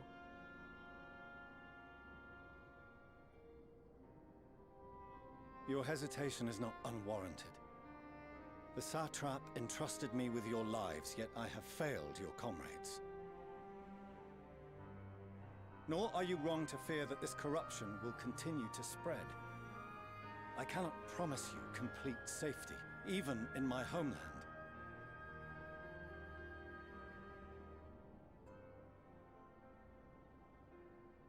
What I can promise is that I will do all in my power to protect you. By standing around, letting your kids do all the work. That's really what happened.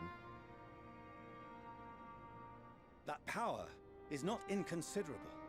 Even now, my countrymen are preparing the vessel that will deliver us to a sanctuary on the moon. On the moon! Join us on our journey there, and beyond, to new horizons. Come to old Sharlayan. Please.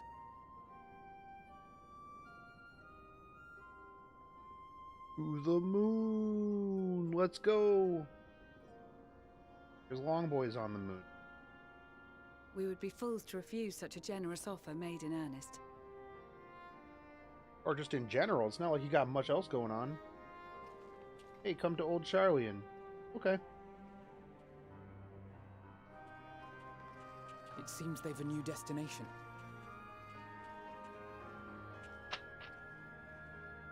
The people of Radzat-Han have known too much suffering. The march to Garlemald will only bring them more, short though it may be. I quite agree. Fortunately, they have you to look after them. Yeah, you who stood around and did nothing while your kid Yes. took care of everything. Well,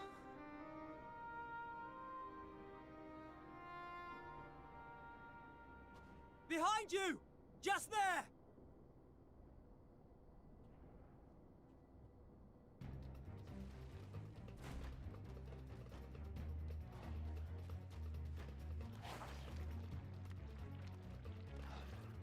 More of them.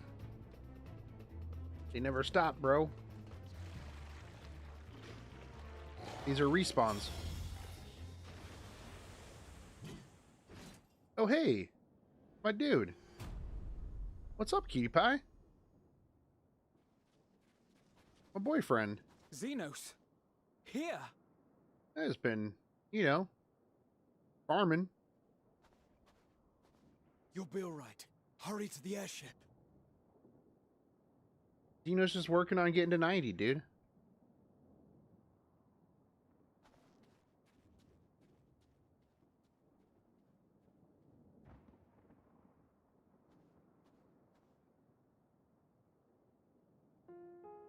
Why have you come?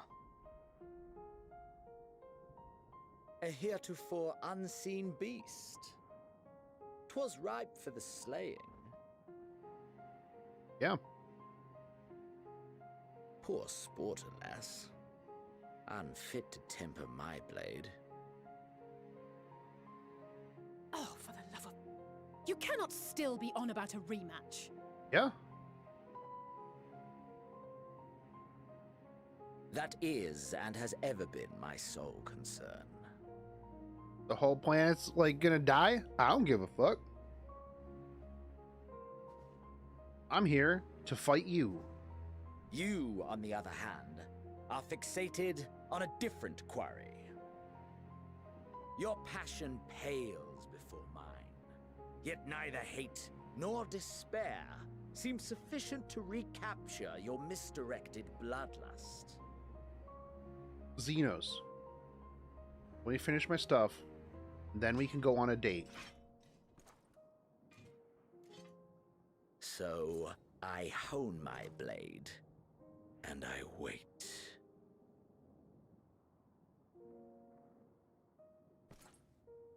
That's it. That's all you care about. Xenos actually a threat here, now a clown like in E7. Dude, Xenos, though, in E7 lore, Garlemald is in is ruins. ridiculously Our homeland, strong. The nation you rule is as good as gone. Lore-wise, he's super strong. Along with so many of its people. Not just soldiers like us.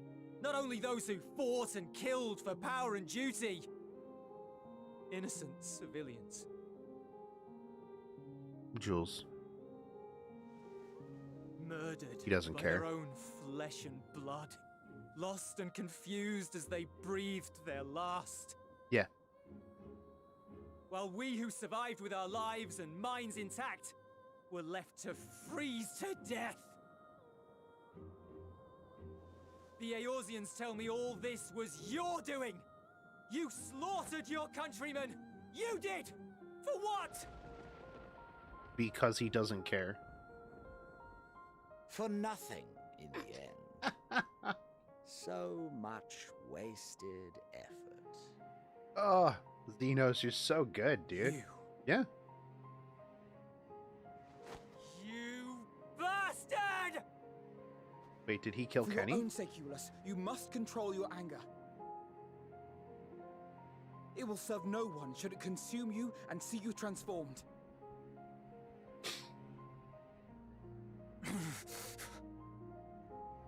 No love has just like had just like straight up Xenos is like, yeah, I don't care. Yeah, I killed him. Wasting my time, dude. Would you be happier had I a good reason? True. No, not really. What? Yeah. If my motives met with your approval, would you no longer resent the outcome? If so, then Spitting facts, dude. perhaps a beast's skin would suit you better. Duty, honor, morality. All constructs of convenience when put to proof. Surely the war taught you how easily power becomes the tool of the self-righteous.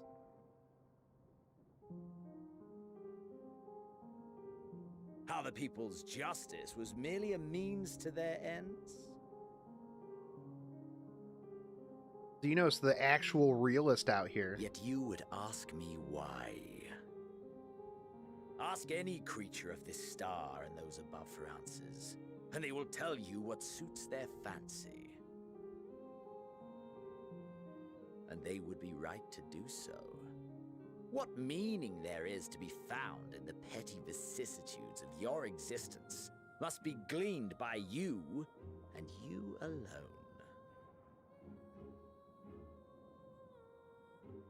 Yeah.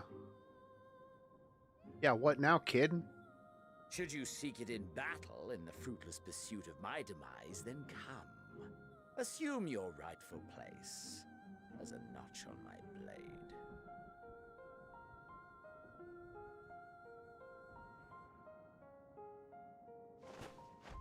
Do it, dude. Feeling froggy? Just jump, bro. Yeah, exactly. You are a blight on the Garlean race, and there would be no more satisfying way to expunge it than by beating you to death. Then do it. Yeah, exactly. But You I ain't will even not be 90, bro. party to another tragedy. I refuse to lose anyone else because of you. So go. Go! And may we never suffer your madness again!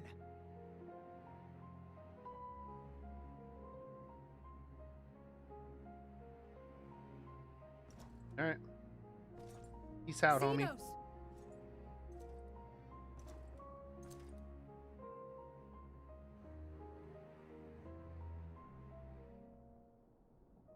Perhaps you found meaning in living this way. I cannot deny you found strength. Yet if you only pursue your hedonistic pleasures and pay no heed to the plight of others, then no one will give you the time of day. That's what I gotta watch for, Alice. You will never get what you want. Not even the battle you pine for so dearly. You'll be alone for an eternity, and you'll deserve every agonizing second of it. Okay.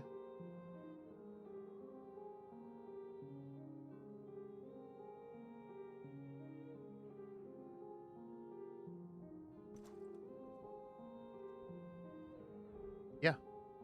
He doesn't care.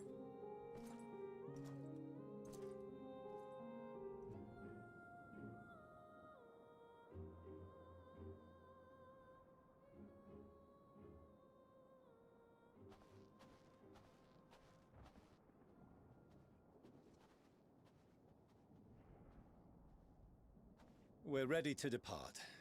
The refugee ships will be leaving shortly, but I've asked mine to remain for the time being. There's room enough for you to join me on it, if you wish.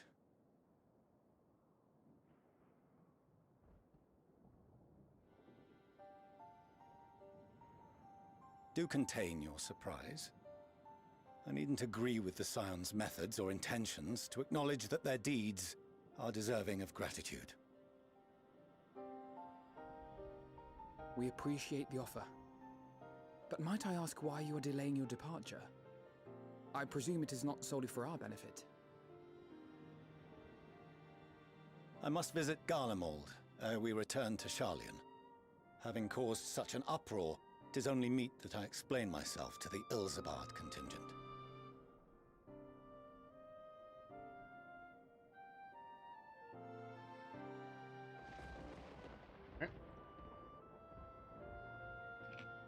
Allow us to accompany you then.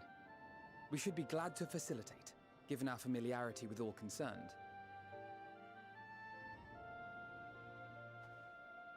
If you would like to join as well, Eulus, we can speak of recent events on the way.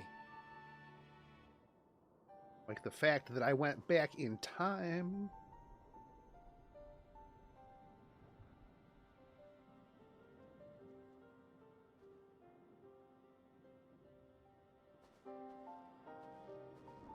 He'll be after your seat on the forum next.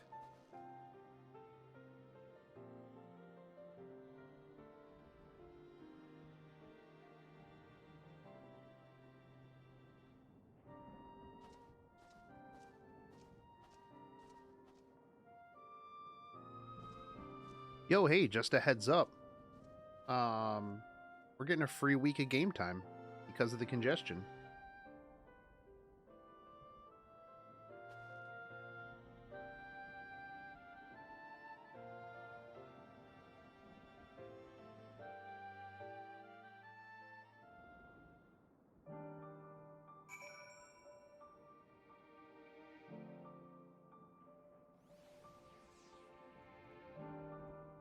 What's up, Digital?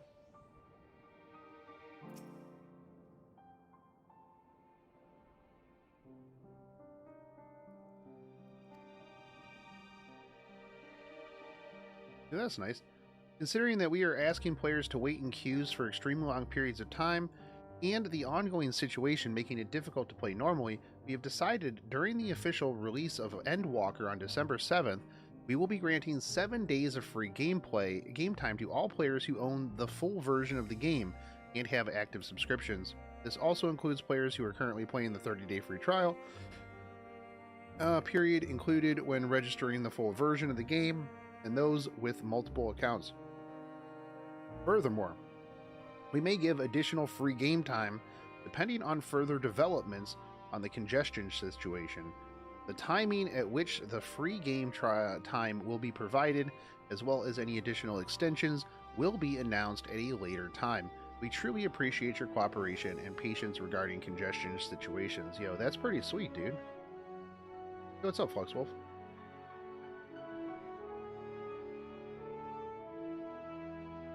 I mean, anybody who's ever played like an MMO expansion launch knows how just absolutely garbage it is to get onto servers. So, I mean, good on them. However, you know what this is going to lead to, right? You know what this is going to lead to, right? We need more stuff. We need an ML 5-star selector. We need an ML 5-star selector, Smilegate. I swear to God, I could not log on to this fucking server. Bullshit 1-star game review. I can't believe you only give us 7 days. I need a year of free gameplay. Holy crap. I couldn't log on and on Friday, and it ruined my whole weekend and my life. And if I don't get 1,000 Sky Stones and an ML selector, I'm gonna review bomb this game. I swear to God. I swear to God. No cap.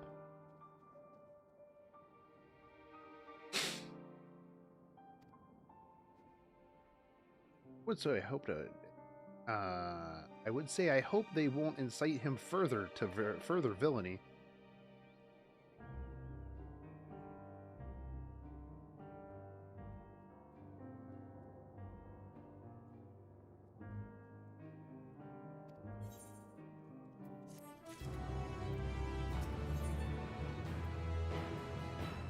We're only on 88 quests now. I still have so much more to do. No major injuries then. Good. Yep. I briefed the recovered soldiers and sent them on their way as quickly as I could, but nevertheless feared they would not make it in time.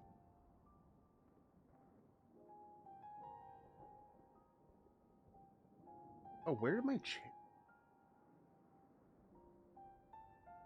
The additional support was invaluable. Your men saved more than a few lives. It's true.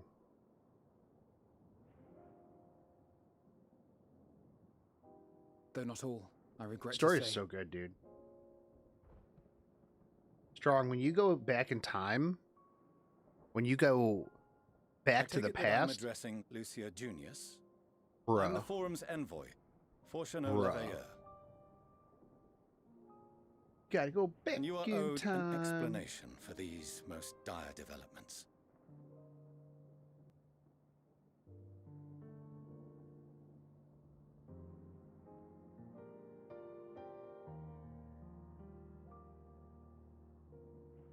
Another trial wrought by the final days.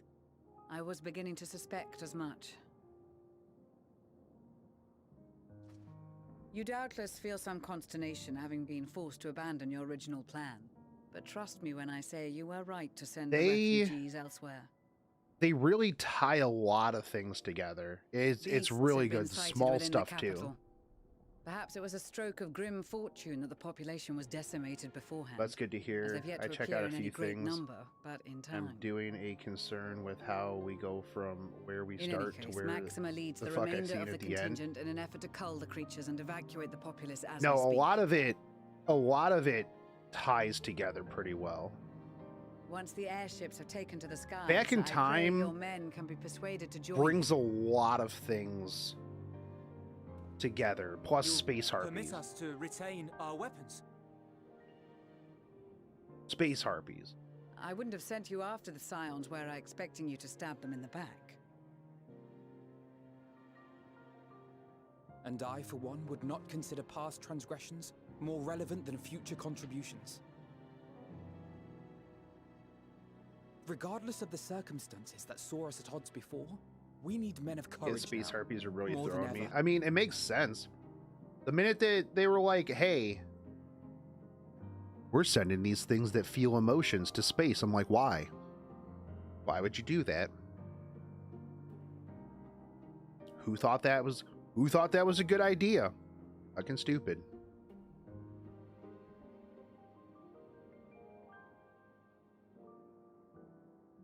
How about you leave space alone? Don't go into the oceans either. Defend Garlemald, and so we shall.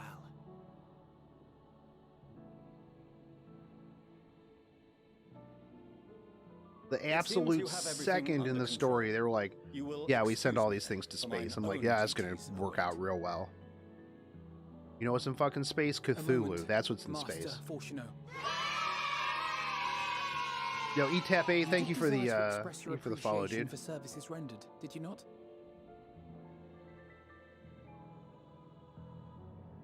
I did. Though if you intend to again ask that Charlian alter its course, you will find my gratitude insufficient.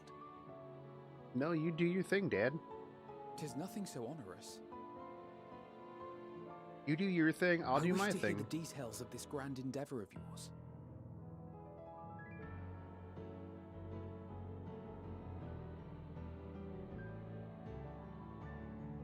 Do you swear to listen and to learn, and not to embark upon some scheme to impede us? I mean, I'll listen. I swear.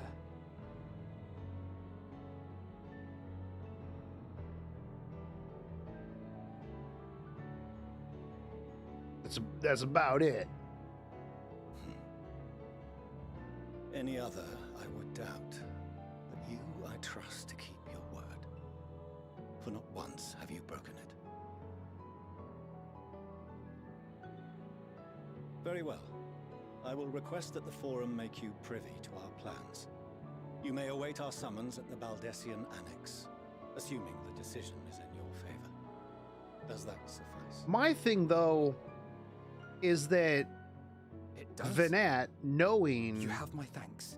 that there's space harpies, why would her plan Regale us with be tales of your most recent sojourn to the first while we wait?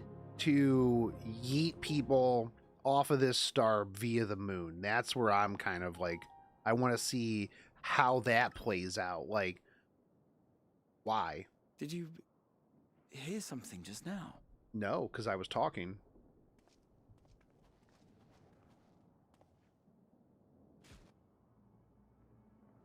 Attic? Zombie rabbit, dude. Uh-oh. Okay, maybe the moon... Pudding.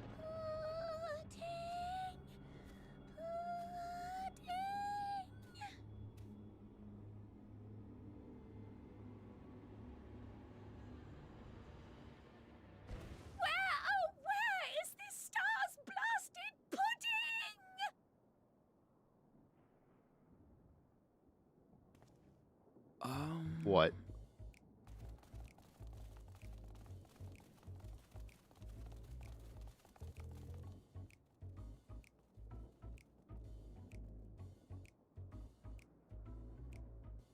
Dawn may banish even the darkest night. Fucking pudding way, dude. And to this bitter clime bring warmth and comfort. Yo, what's up, Urianger? Master of Space Rabbits?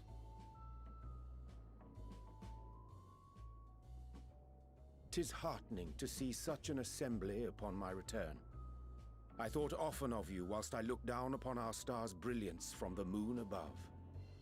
Urianger just looking down on us from the moon like, yes, but what are you look at doing all those here? And dressed like Thebians that? down there. Aren't you cold? Verily, I fear for my health should I proceed to expound upon our purpose ere I procure more suitable garments. Then allow me to summarize. We're here because none of you lot are up there. Nor has anyone deigned to send word about any changes in the plans. Fantastic. Look, if you ain't coming up here to the moon, we're coming down here to get you, all right? At least that's what I thought at first, but then folks got to wondering if you weren't in a spot of bother, so we decided to take matters into our own hands. Come down here and help, if our help be needed. So she says, but it's also something of a convenient excuse to visit Etheris. Urianger made it sound absolutely marvelous. More so before the impending doom, but still. All right. I like. It's not like there will ever be a better time. I like that the space rabbits are used as like the comedic relief, because it's like, hey, here's some real heavy story. Pudding to be found. I must suffer Urianger's inferior works no more. Hey, maybe consider the plight of present company before you go blathering on about pudding and doom. All right. As I was saying, should you require any assistance with whatever, we are at your disposal. We were born from Heidelin's love for the lives of this star, so naturally we would much prefer to see them continue. Twiddling our thumbs up on the moon is hardly conducive to that, though, is it? True. Not when you've all got such precious thoughts and feelings and hopes for the future deserving of more active preservation. Speaking to Urianger made us realize that while we've carried out our duties to the letter, we've failed to fulfill them in spirit. From there, it was just a hop, skip, and a jump towards resolving to do better. So please, show us how. Yo, you know, Urianger was like, bro, I need to get some warm clothes on. I'm freezing out here. Forgive me, but are they? And they're like, oh, to make a long story short, we're gonna talk for a while. Hail, fellow, well met. You'd be a member of the Forum, would you? It's an honor and a pleasure to meet you at last. Oh, so we've just been working with space rabbits the whole time. Yes. I'm Livingway, Heidelin's right paw. That last bit is very important, as am I, if I may humbly say so myself. I bid you welcome to our star, Livingway. On behalf of the Forum, I thank you for traveling such a distance to meet us. We didn't tell As them you have surmised, preparations for the Exodus have not proceeded about as the space smoothly rabbits as we had hoped. I should be happy to personally escort you to our headquarters in Charlian, where you may advise us as you deem fit.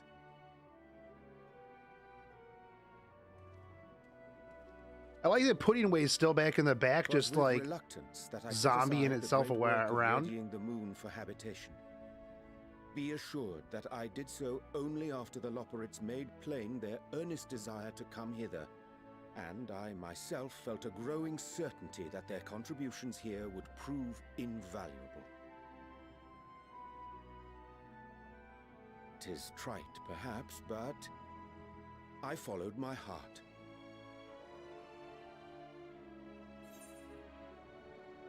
Good to haveth you back.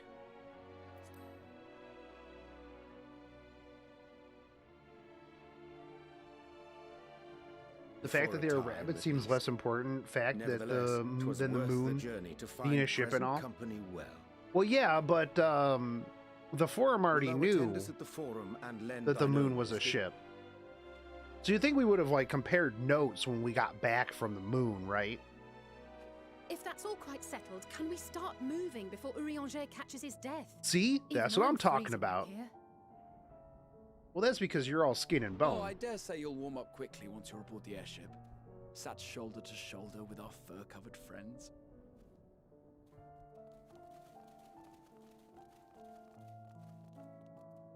Somebody get that rabbit some pudding.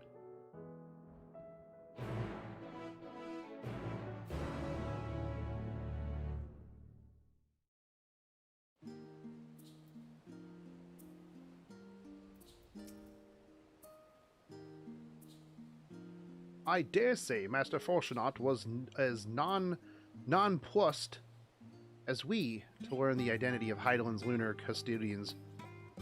He will soon discover they have much and more to offer the Forum. Might I suggest we return to the Annex forthwith? We may yet have time to discuss the recent adventures ere we are summoned to the Rostra. I gotta go turn on my ventures first.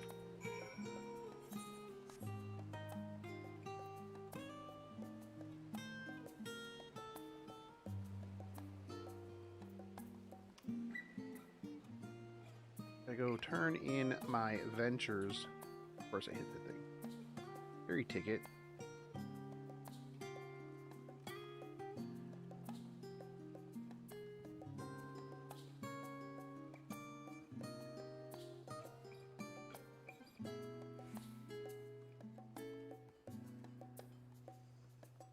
People grinding out those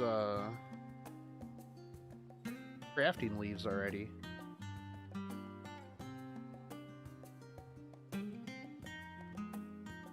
Can we cook these rabbits? No, unfortunately.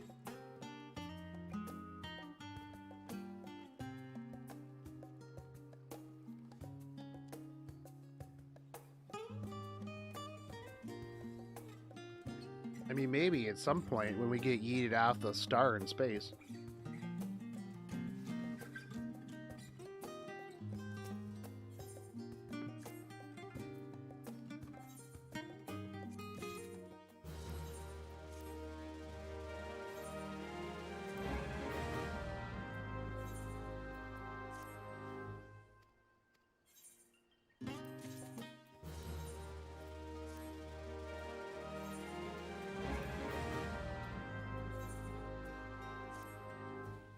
Oh, after main story quest, I'm gonna have to get my gatherers all up to 90.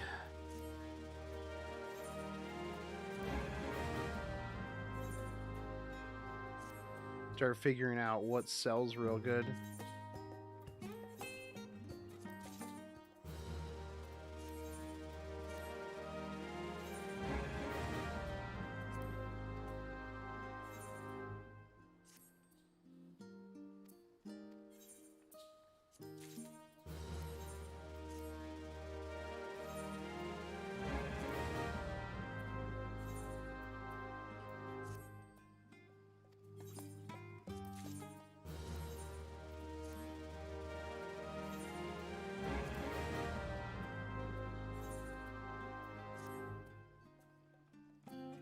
Alright, back to the annex.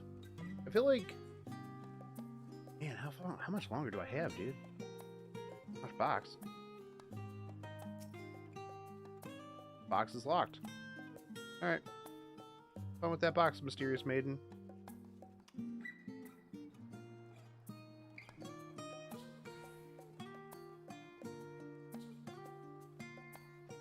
I ain't got time. I ain't got time to get sidetracked.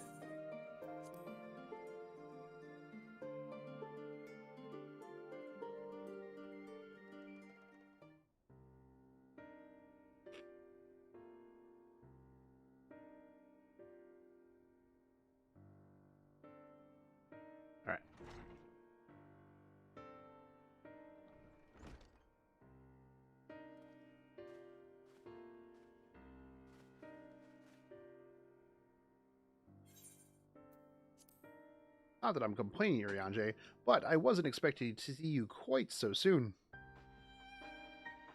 Nor I thee.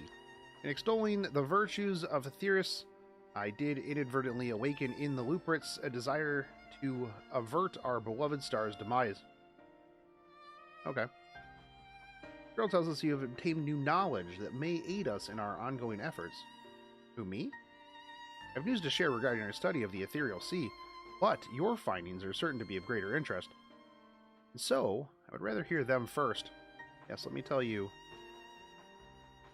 What revelations did Heidelin's Elphis flower lead? Bruh. Sit down.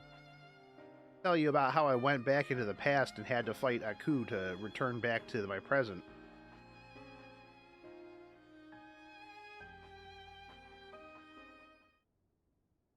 Oh wait, no, that sends me to the future. My bad.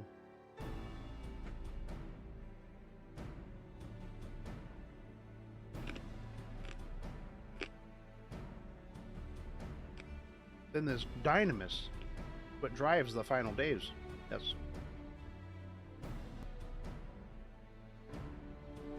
If it and Akasa are one and the same, this all but proves Nidhana's theory.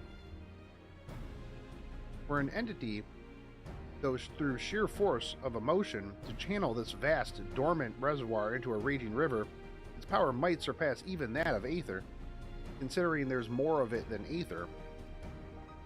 You just got a space harpy sitting out in space being real butthurt. What if our star is so replete with aether, said entity would need to be outside its influence to effectively manipulate the dynamis of the great expanse? Median, or rather, the sorrow and suffering of fallen civilizations that she has been hoarding for millennia. She is so mad. Untold anguish and fear and hatred drawn from every corner of the universe, all for a single purpose: the destruction of Aetheris. Then our foe is no longer some unknowable calamity, but a space harpy. We have but one aim: to defeat Median. Oh, you make it sound so simple. But, well, you're not wrong. Just kill it. How do we fix all of our problems? Just bring the bad guy down to 0 HP. Seems simple enough. Just poke it till it dies. Vanquish Median and we deliver the world from the final days. But, even attempt it, there are two conditions. First, well, we must determine her locations. Okay, we put a tracking device on her. For immediate escape, enchantment was placed upon her by Vanette, the woman who would then become Heidelin. Yes. The implications of temporal magics are not entirely understood, and so you can't assume that our Heidelin and the Vanette you met in Elphis are one and the same. Nevertheless, due to her intrinsic qualities as an all-powerful being, I'd wager that Heidelin possessed the knowledge that we seek.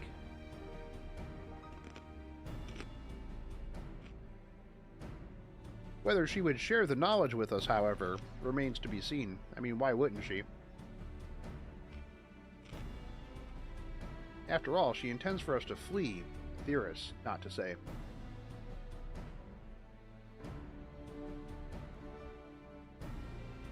Do you suppose that she abandoned her pursuits of Median?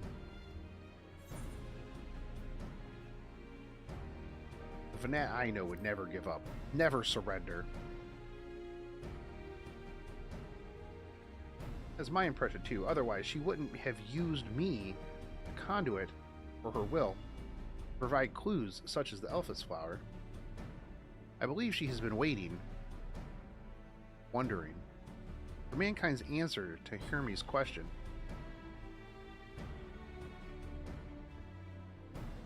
We're going to use the moon to go fight space harpies. There's probably a laser on it too. What's the second condition? We must find a means to reach Median. The moon. Naturally, our chosen method will depend entirely upon wheresoever she has actually made her nest. Well, she made her nest on the edge of the universe.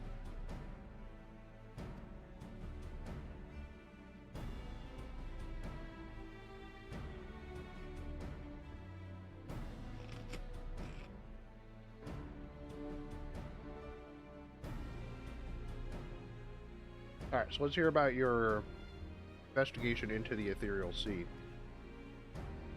Sadly not. Though we enlisted the help of Arenvald and other Echo-based allies, we couldn't detect so much as a whisper from Heidelin, even from within the Antitower. Master Matoya is of the opinion that in the years since abandoning it, the Forum has found some other method of receiving instructions from Heidelin. If so, it would most likely be some form of apparatus for observing the Ethereal Sea, built closer to home. Well, good thing we're going to get all the info. Sorry to interrupt, but we've received word from the Forum. Your presence is required. You're going to talk about the Great Exodus. Exodus. Dick in your mouth. Ooh!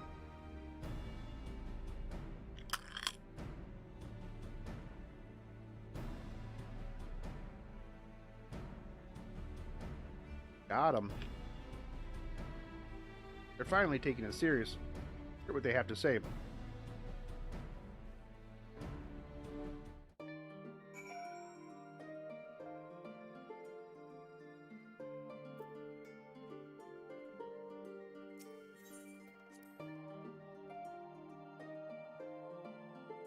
I need to make a Photoshop of like the George Tuskula, whatever his name is from Ancient Aliens. Just have like Warrior of Light's face and just be like Space Rabbit.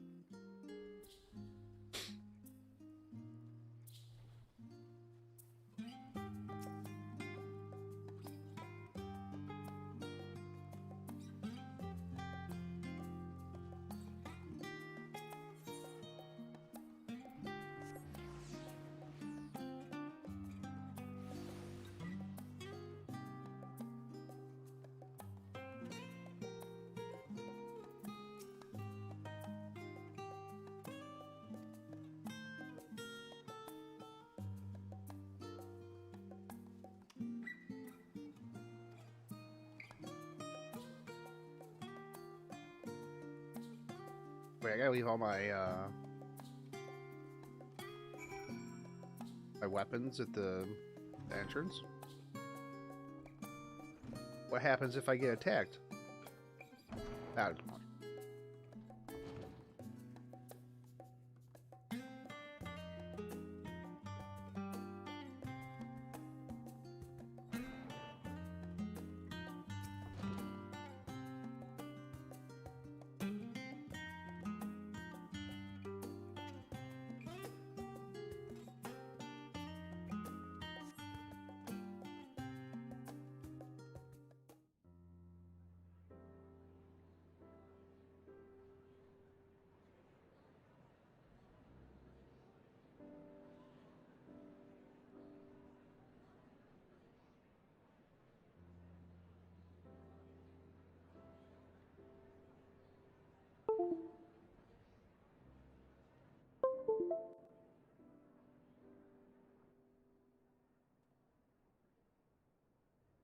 There is a matter I wish to raise with you before we enter. Huh? We are here to listen and to learn. But if the Forum's plans are more or less what I expect, then I should like to make a proposal that will serve our ends. By your leave, of course.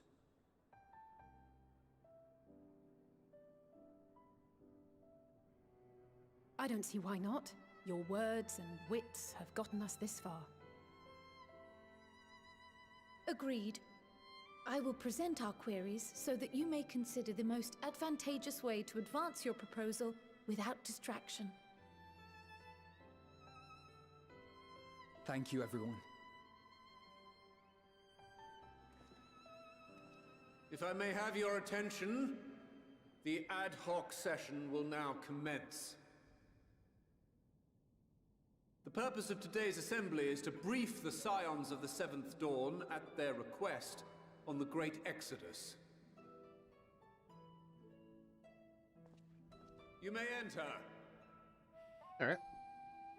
Do it.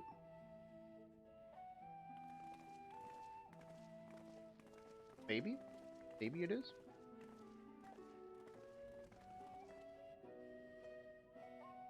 I think so.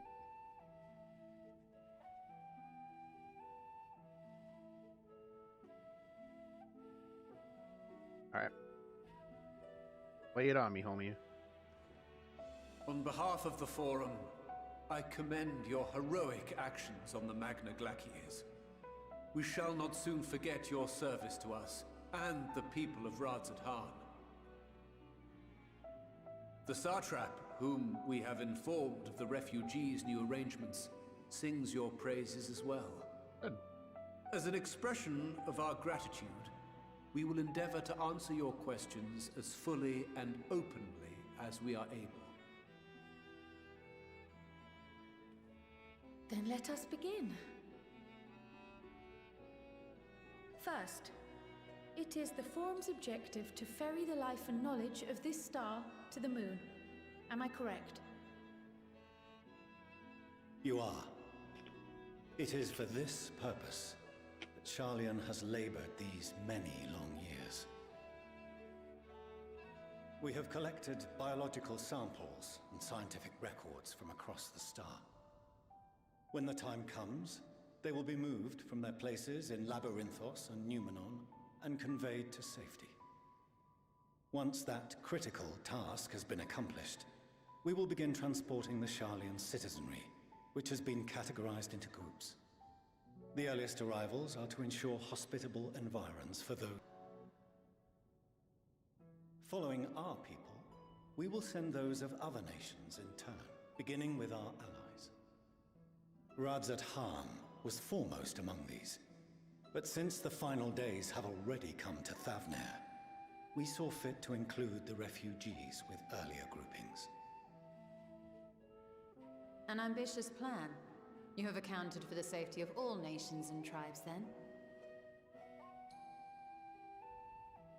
Nope. As many as we can. And how, pray tell, do you decide who to leave behind? To journey beyond the sky is an unprecedented and immeasurably difficult endeavor. Introducing sources of inevitable conflict would condemn all to certain death.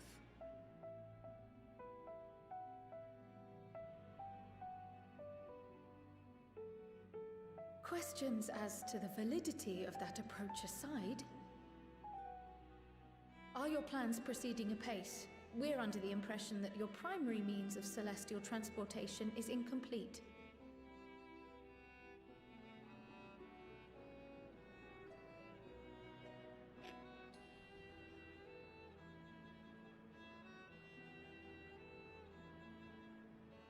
If only in that it does not meet our optimal parameters, that is correct. This Ark, as some have taken to calling it, is fully operational and could be launched even today. So then why isn't it? However, the final days have progressed more quickly than we anticipated. Okay. At present, the ship is incapable of attaining speeds sufficient to meet our evacuation targets. Oh, okay. Should we put the vessel into service, as it is now, we will be unable to travel to the moon and back quickly enough to complete the necessary number of trips. Precious lives and knowledge will be lost. Seven hells. Is there anything to be done? The ether burner, the primary means of propulsion once the craft is in the space between stars, is undergoing testing to determine whether it can be made more efficient. Though cargo is being loaded for the initial phase of the Exodus, we are prepared to continue our experimentation up to the day before launch, should it prove necessary.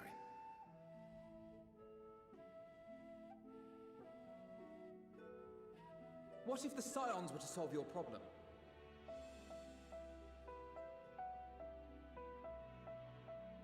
We shall help devise a means to improve the ether burner's efficiency, on 2 conditions. If we succeed, you must allow us to meet with Hydaelyn.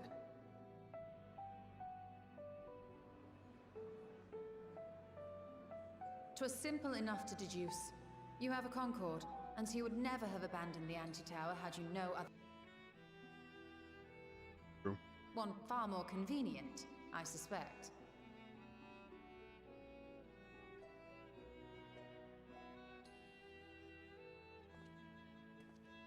The second condition, also to be met upon our success, is that we be permitted to propose another use for your Ark. You want to take your Ark to go fight space harpies. We would be at liberty to refuse this proposal. Of course. If we cannot prove its merit to the 99 here, who are we to stake on it the lives of all peoples of this star?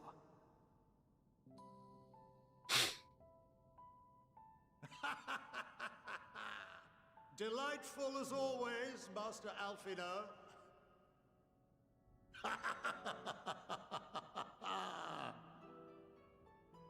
Oh, we couldn't have asked for a finer plan.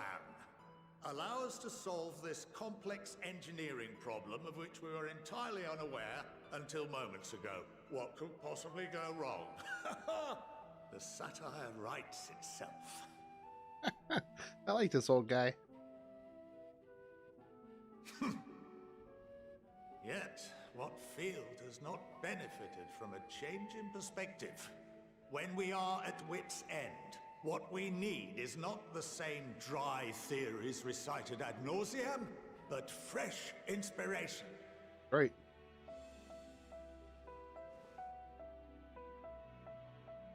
I, for one, have faith in my erstwhile students to provide it, and I find their terms to be perfectly acceptable.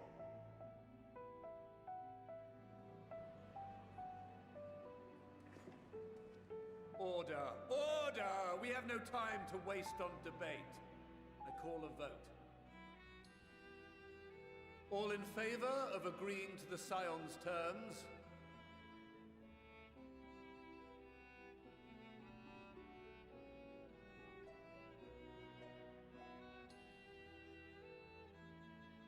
I mean, to be fair, we do a lot of work. We put in work. At this point, you can't really deny it, so... Oh, even this guy. 71 in favor, 28 against. The ayes have it. Fortuneau, as the architect of this project, you are the best candidate to show them its current state. And bear in mind that regardless of your personal misgivings, this is the will of the Forum. That's right. Forum spoke. Because you're a mad dad doesn't mean... Very well. ...that we don't get to get our way. I call this session to a close. Return to your tasks with urgency. The final days wait for none.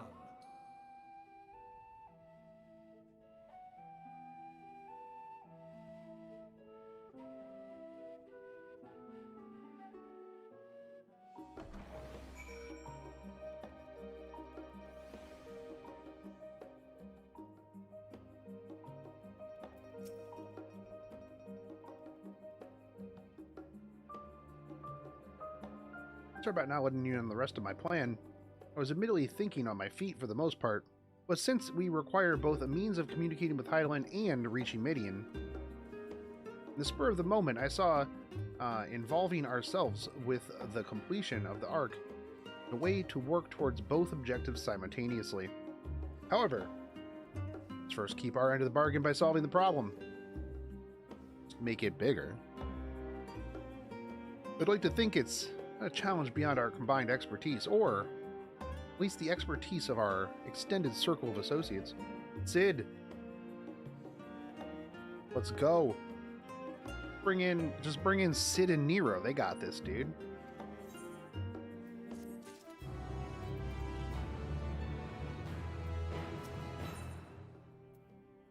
It'll take them like 20 seconds. They'd be like, oh, I got this.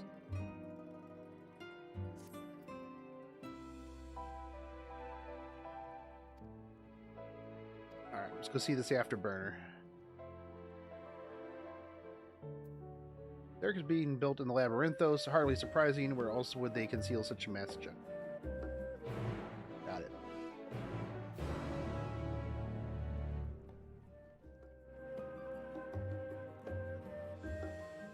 How do we get out of here?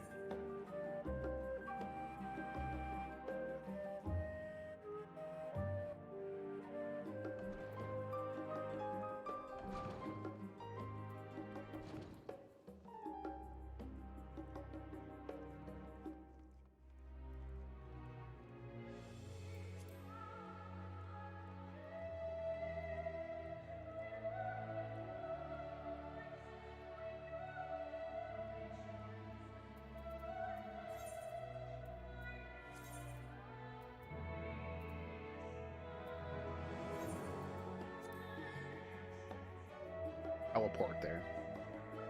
Waste all this time.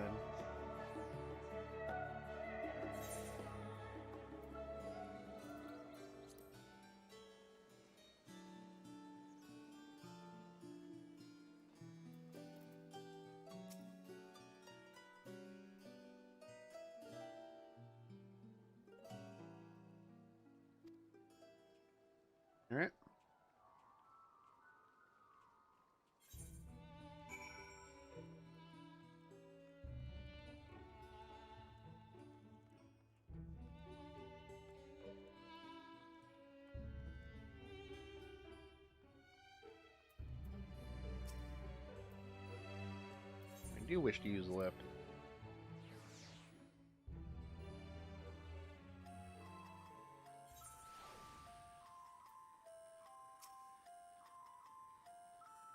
I may have sent your associates ahead to the Logican Alpha. Okay. Actually, there's something I've been meaning to ask you about. It can make. Alright. I mean, you know, if you want to, like, say hey, say thanks.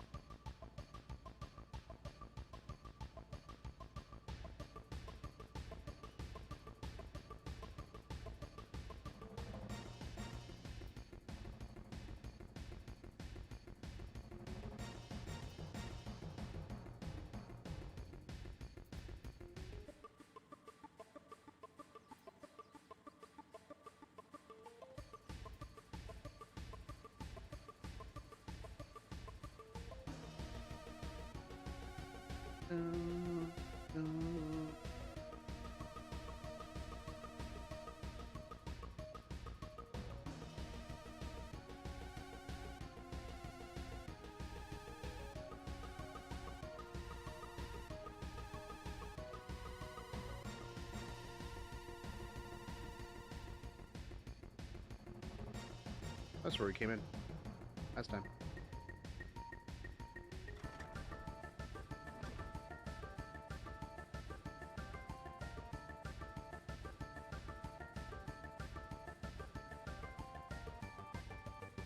Sir, you can't drive that motorcycle in here. Sir, I'm gonna have to ask you to please leave your motorcycle outside. No, thank you.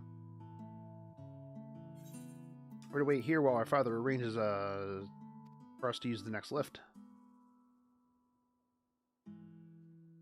Here, being Logicson Alpha, where the atmospheric conditions of Labyrinthos are regulated.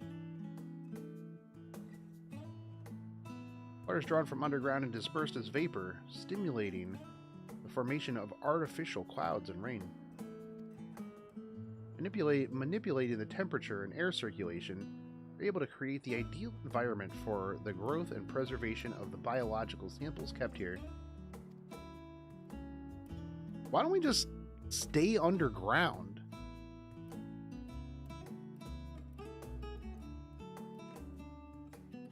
How do I know so much about it? Well, he's super smart. Father brought me here as a child. Yeah, he didn't bring you. Yeah, you're a girl.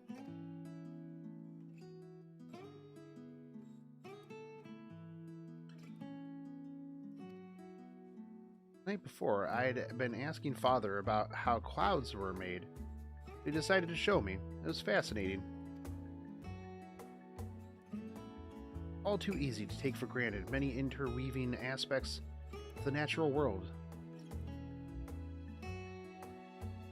Having gained an understanding of the complex mechanisms employed by the Luperits in recreating a similar environment, I've come to view such processes in a new light. Subterranean gardens of Labyrinthos, the lunar prison forged to contain the ancient Zodiarch, the habitations built for all mankind. Neat.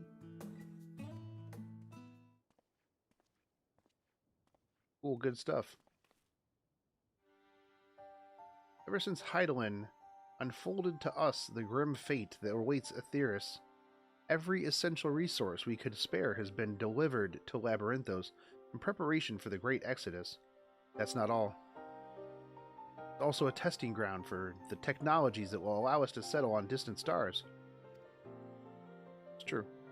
Though the Luperits may endeavor to make the moon inhabitable, that is not our final destination. Mankind must learn to propagate life where there is none, to thrive where all is barren. Just do it all over again. Last time is not on our side. I have arranged for you all to enter Central Circuit. It is there the most of our preparations for the Great Exodus are carried out, and the construction of the Ark among them. Cool. Our plans have been made public. Access remains highly restricted. You, however, will not be subject to said restrictions and will have free reign to come and go as you please. We will provide ourselves worthy of their trust. Your trust. I'm gonna make you proud, Dad. I'm gonna do it. I'll make you proud. I won't touch your thermostat.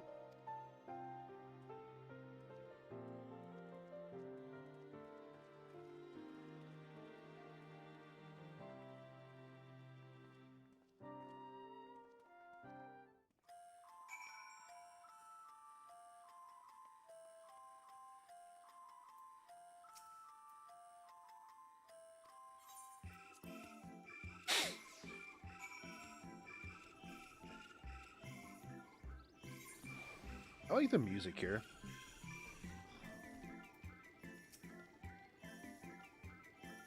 Ether burner is being constructed not far from here. Overseeing the work is Kokold Dankol, after whom the forge is named. Once the necessary introductions have been made, I shall leave you with him. Discuss the particulars. The particulars.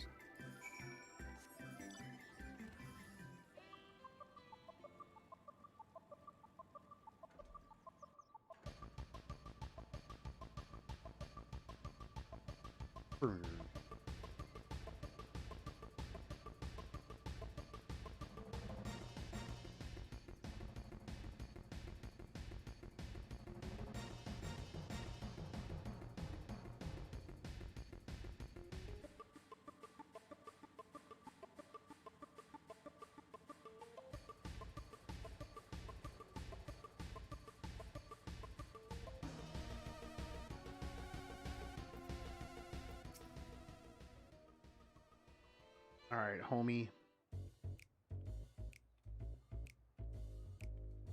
I could swap them out. No, been there, done that. Damn near lost me eyebrows.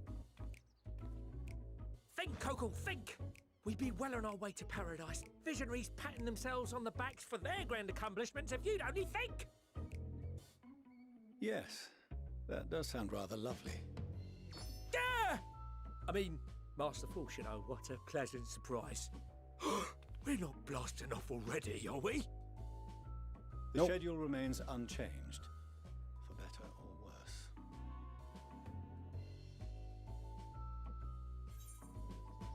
You know what they need? They need some dwarf technology. technology. To accept assistance in resolving the ether burner conundrum.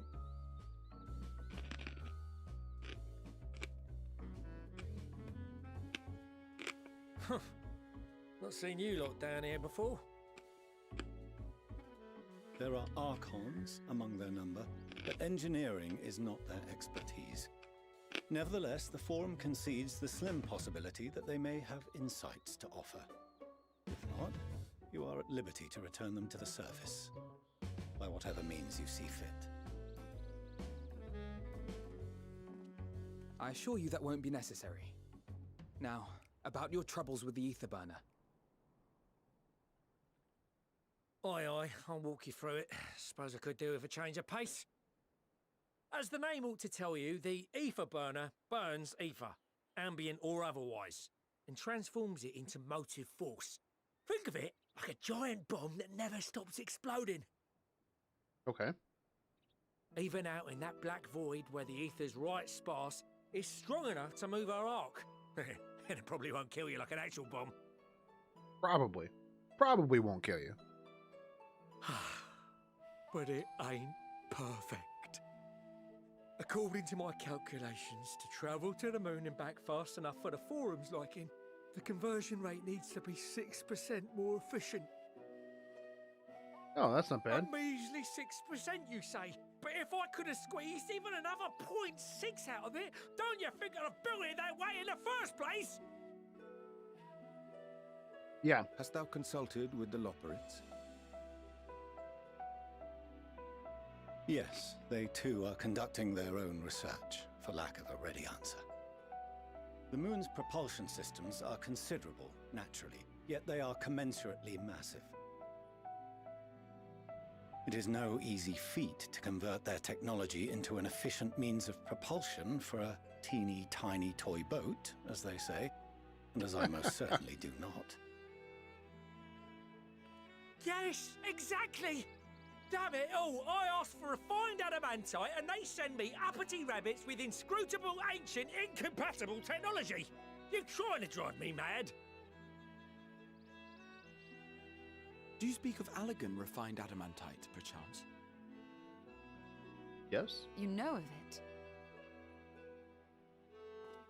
Only in the most general terms, I'm afraid.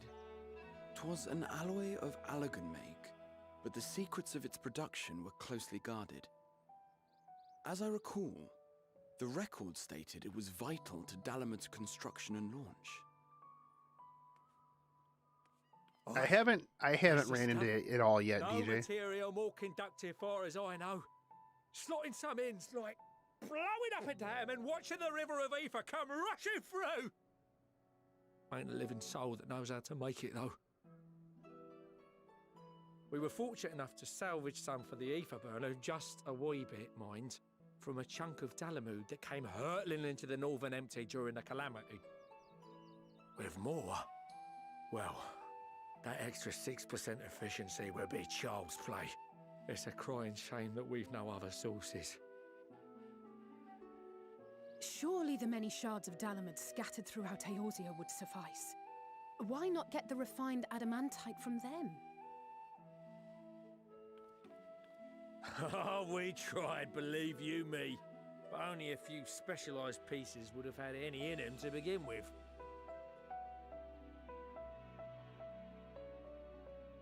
Drive calls from Ragnarok-class internment hulks.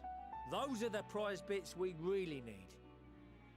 According to the Gleaners, getting to them means delving deep into the shards. And the defences are still very operational and very eager to blow them up.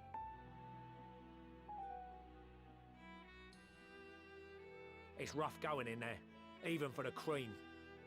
Not sure they'd make it out alive.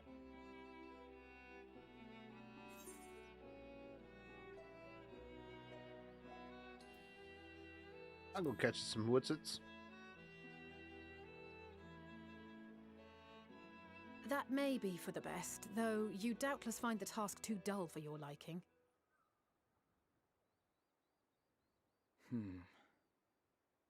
There are multiple internment hulks in Eorzea alone, so handling this ourselves may not be the most efficient option. Rather, if we could salvage adamantite from the shards simultaneously... Thancred, is the link shell we established before you went to Garlemald still active? Of course. The floor is yours. Beep. Greetings, everyone. What's all this? Gathering firewood, so to speak. We alone can accomplish little, but joined by others, we may yet build a bonfire to carry us heavensward. This is Alphino. The Scions have need of you.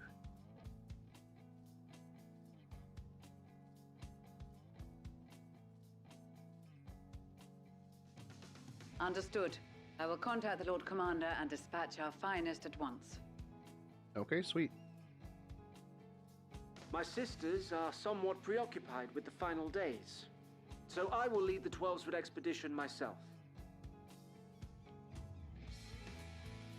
Are you aware of any other sources of refined adamantite?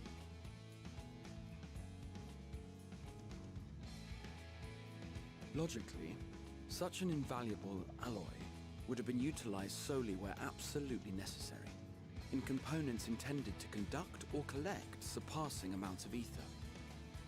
Any extant instrumentation or devices would have likely found their way into the hands of etherologists or enthusiasts.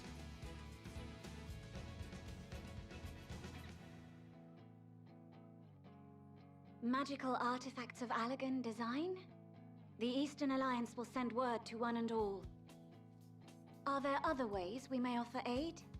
No shards of the Lesser Moon scar our soil, but our stake in this cause is no less for it. Is there anything in Othard that might be of use to you? What did you say? Oh, you got friends in far places, lad. Anyway, if you're offering, I wouldn't say no to one of those Far Eastern sacred relics. Some of them can hold enough ether to summon a whole damn primal. That's true. The ether burner, and 3, 2, 1, kaboom! We're just gonna blow up some sacred relics. Let's go. I gather you heard his explosive enthusiasm. Might you secure us a suitable relic? It shall be done. I know little of machines, but I promise we will do our utmost to gather the materials you need to finish your starship. I am glad for the work, in truth. Better to busy oneself than wait and fret over disasters foretold. Then why are we all still standing about yapping? There's plunder for the taking, and I'm a born plunderer. I'll be an old Charlian before you know it. Start mixing the grog. I'm certain that can be arranged. Thank you all, and do be careful. Just like that. Aye, just like that. Our refined adamantite is on its way. Yeah, see, Dad? That's what you get Now let us for not consider our being next friends steps, with shall we? everybody. There's yet much to be done. Bet you Xenos couldn't get all of that refined adamantite because nobody would give him the time of day.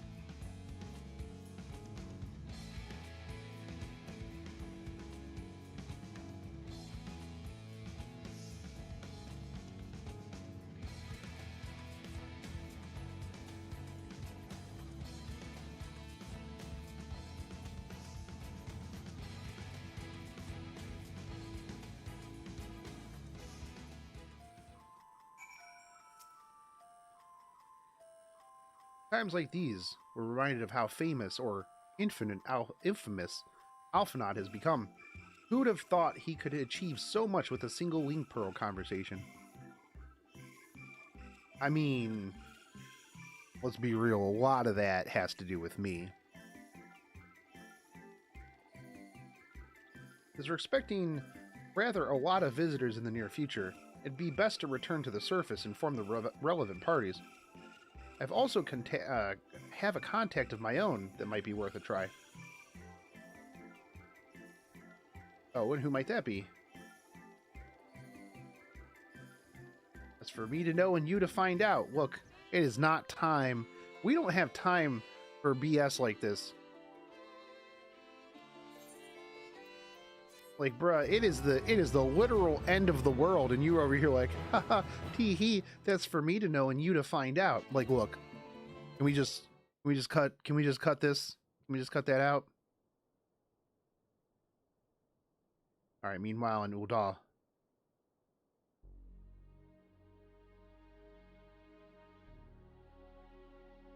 Oh, the music's getting heavy.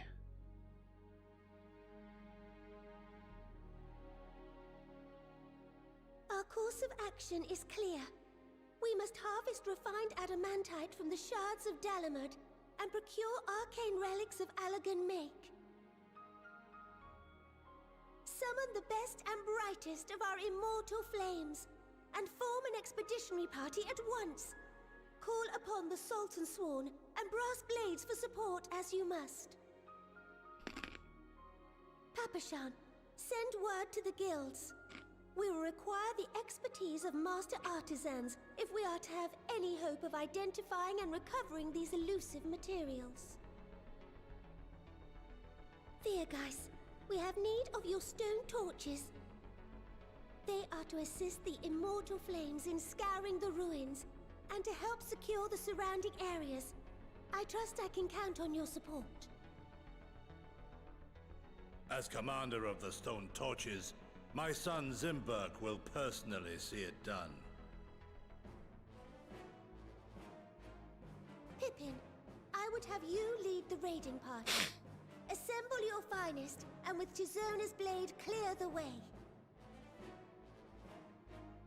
Make your dad proud. Lord Lolorito, I pray you take charge of the search for Allagan relics. Surely you know of some being traded on open or clandestine markets, or sleeping in collector's vaults. Of course, I ask not that you do this out of the kindness of your heart. By all means, profit on the transactions. I wish you the joy of it. Bruh, it is the end of the freaking world. Might want to, like, calm down on the profit. If truly as dire as they say, Uldar's best efforts may be for naught. And yet, when we Eorzeans rose from the ashes to rebuild our broken realm, did we not learn one simple truth?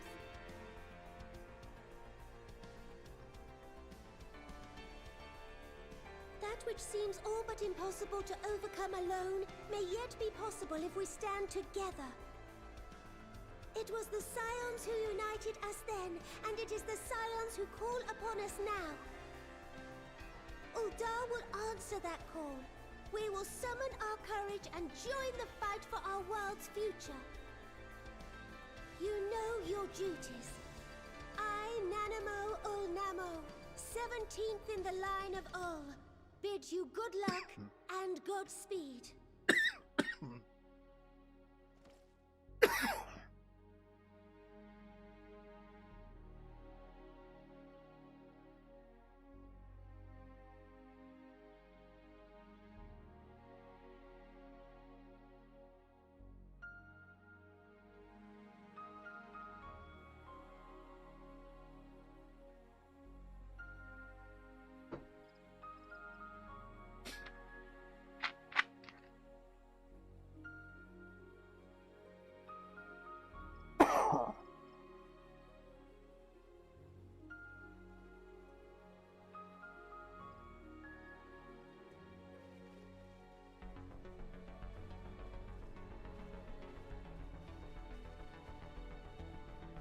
All right, let's get it.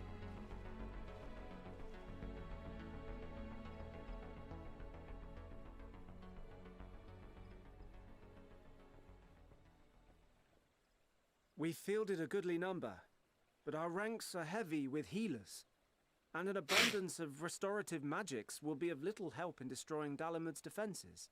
Just heal it to death. Still, it has ever been thus with Gridania. We must steel ourselves for a protracted engagement.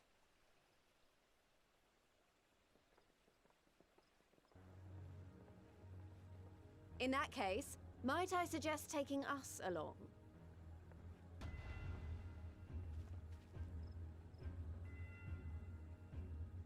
Commander Hext, what are you doing here? None of the shards in Girabania are big enough to hold an internment hulk. So we said to ourselves, why not lend our neighbors a hand? We thought you might be short on people with a talent for breaking things.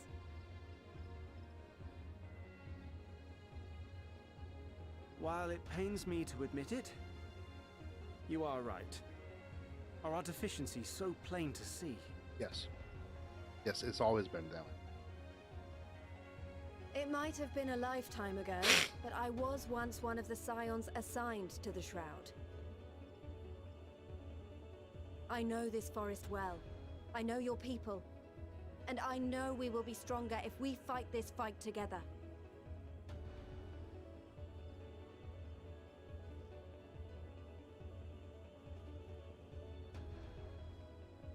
Then I will impose upon you with a clear conscience. Come, let us speak of how to integrate our forces.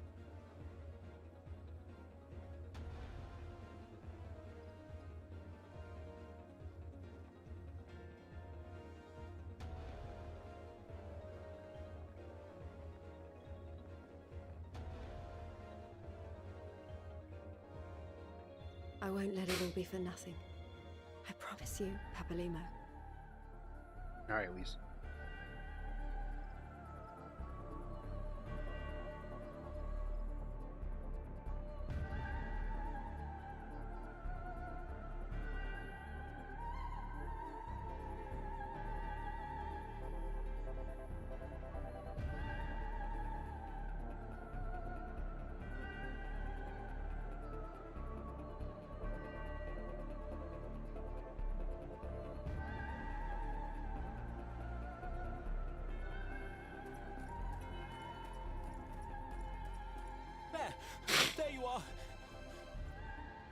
We've no time to waste, brother. Everyone has already... Ah.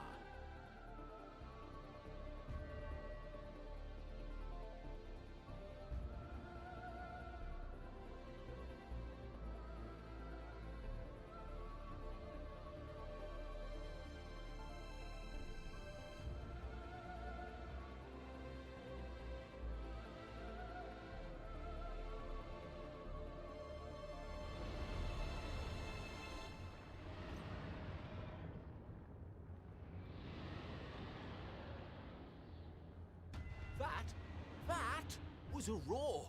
A dragon's was. roar. That's right.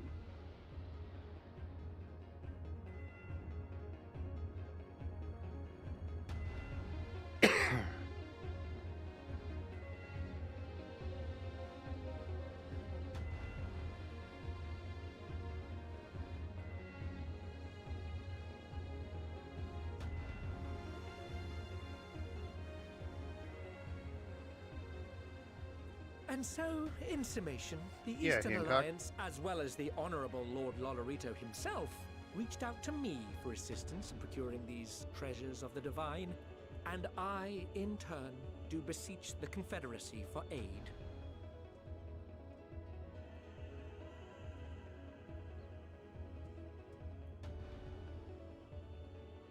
And the Ninja Turtles. Is that... Hancock? What a surprise this is. And a fortuitous one at that. I have a favor to ask, you see.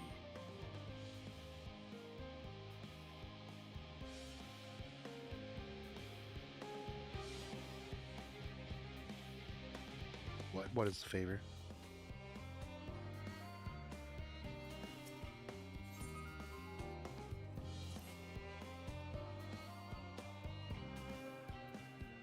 So our friends are searching for refined adamantite and sacred relics. We will only know if they meet your requirements once they have arrived. In the meantime, is there aught else we might do of service? We've already done enough. If I had to say, though, I could use someone who knows a thing or two about elegant technology. You there, the lad with the red eyes and matching hair. You seem to know more than the average scholar.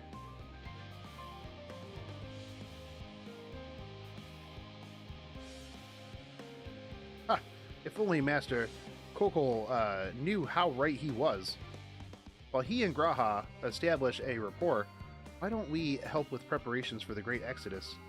Indeed, this would mean going above and beyond the terms of our arrangement, but I propose this not to curry favor. As confident as I am that we will succeed, but we must be ready for every eventuality. This would also be a good opportunity to familiarize ourselves with the logistics of traversing the Great Expanse. If nothing else, it beats twiddling our thumbs while we wait for the adamantite.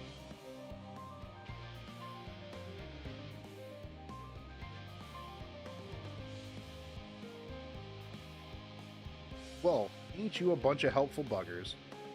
If you've a mind to lend a hand, I know where you ought to go. Charlie and Hamlet is lousy with research, and scholar types busy in themselves prepping for the Exodus.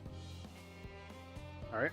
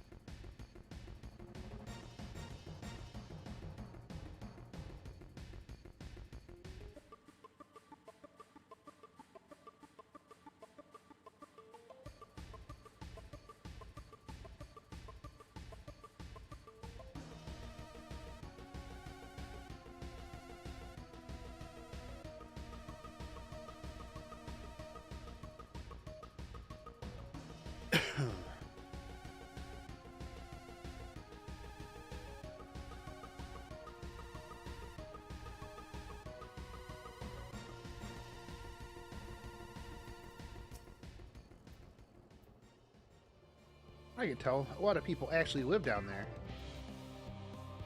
I don't know how much help we can offer, but I dare say they'll benefit from some of that fresh inspiration. Alright. Let's chat them up.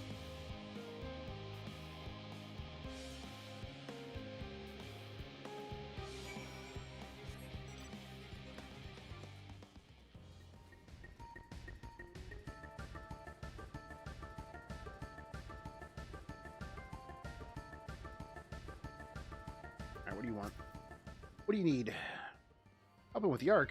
Even with all the power Master Coco's managed to squeeze out of the Afterburner, it's still not enough apparently. And now I hear the final days have arrived. Horrible creatures running rampant all over. Hopefully we'd begin the exodus sooner. We're dying. There'll be no end to it. Don't fulfill our duties. But we will. We've spent years prepping for this moment. Believe in the plan. All will be well. 2 more weeks.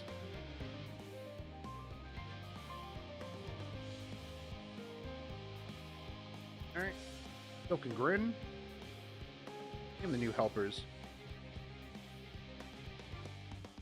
Working on an ether burner.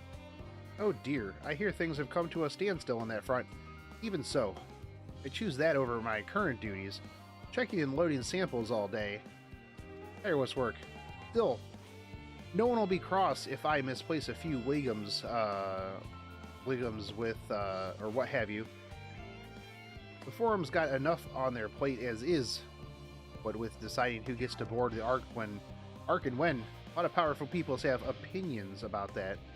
My heart goes out to Master Fortunaut, and the others hardly get a moment's rest. Expect. Do they even have time to sleep? Probably not.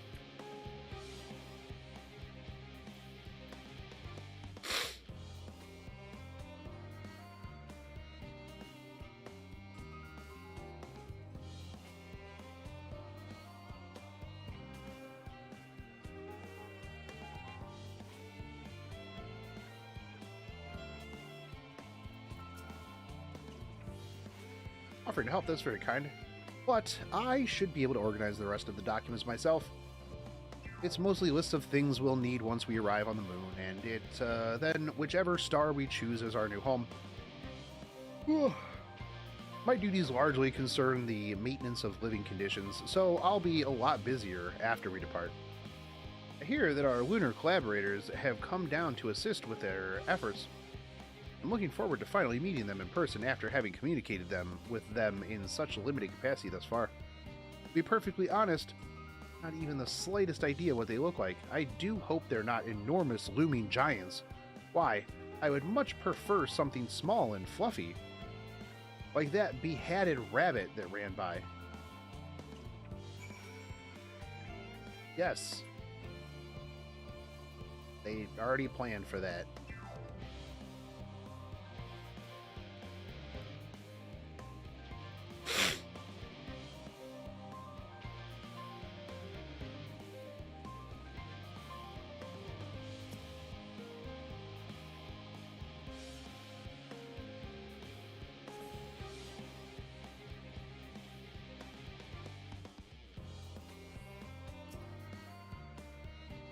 Fancy meeting you here. Our friends in the forum brought us to see the teeny tiny boat, which was quite impressive considering they didn't use any creation magics. What we're really interested in is Aetheris itself, though we now find ourselves in a sort of a funny underground miniaturized version of it.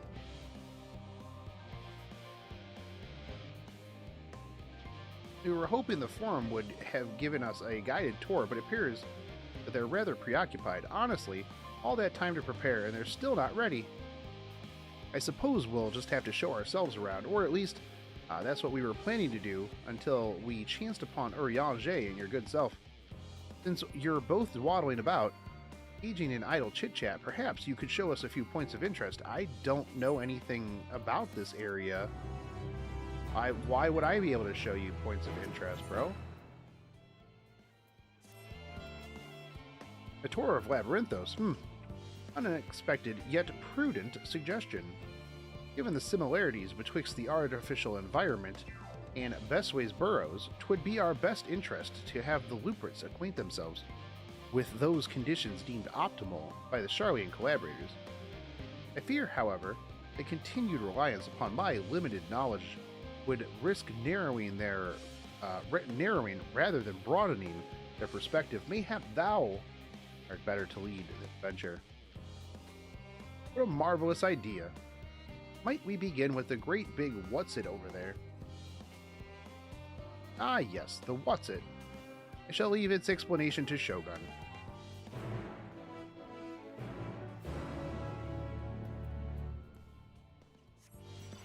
Ah yes, I will be more than happy to explain this what's-it.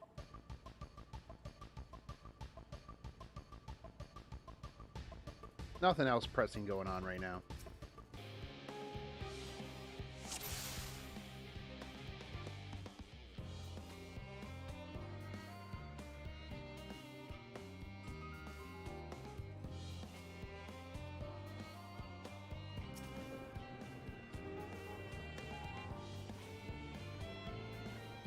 It's that water I hear from inside that great big tube. It is. Must be because of those cogs and the gigantic wheel at the top. It is, I see. That's how they draw the water up, and there's probably some sort of spiral-shaped mechanism inside as well. Very observant. The tanks. It's a little hard to see from here, but... is that a golden pipe connected to the top of those tanks? I can see through the window another pipe at the bottom. Ah, this must be the purifying water drawn up from the bottom. Yep.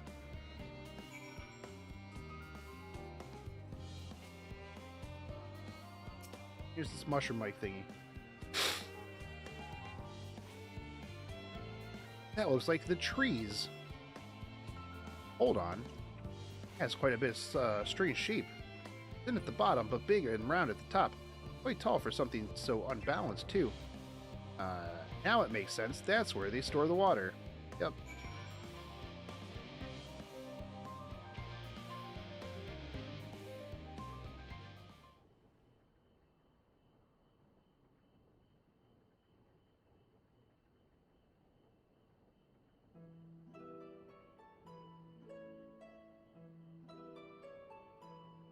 Well, if I were to hazard a guess, water drawn up from the underground, presumably with some other mechanism, is purified here and stored in that tower before being distributed elsewhere. Yes, you are right. I knew it. The design, brilliant in its simplicity, I dare say it would take only a moment to install in even the harshest of environments. For us Luprits, that is. Indeed, securing a reliable source of water is the utmost importance for any fledgling settlement. We've read, however, the people of Aetheris sometimes make their homes in arid deserts and such. How are they able to survive? They eat cactuses.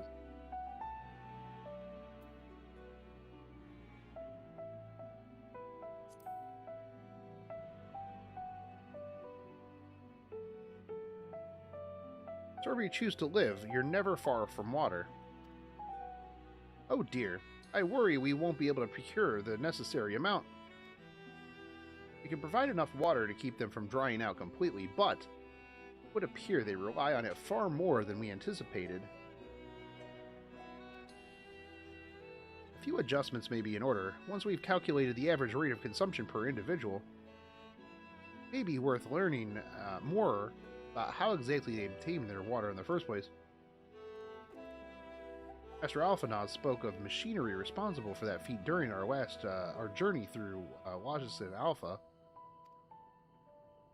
Mayhap the Luprits will share his appreciation for the engineering marvel.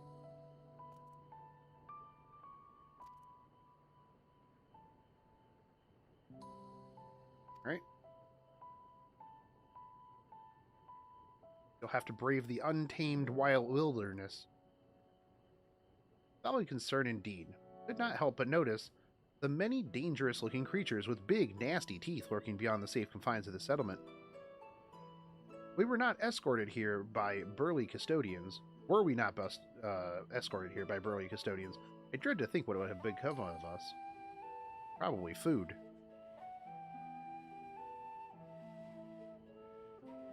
Regrettably, too many a hungry predator with the aforementioned big, nasty teeth. Blueprints may appear to be a potential and rather appetizing source of sustenance. Might I impose upon thee to assist in securing safe passage to Logics in Alpha? For my part, I shall act as escort, living way and cooking way. I entrust singing way, and growing way to thy care. Okay. I got him. No worries.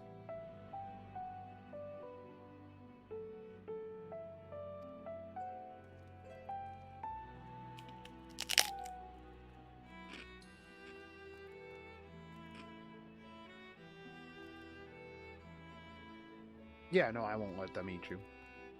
No worries.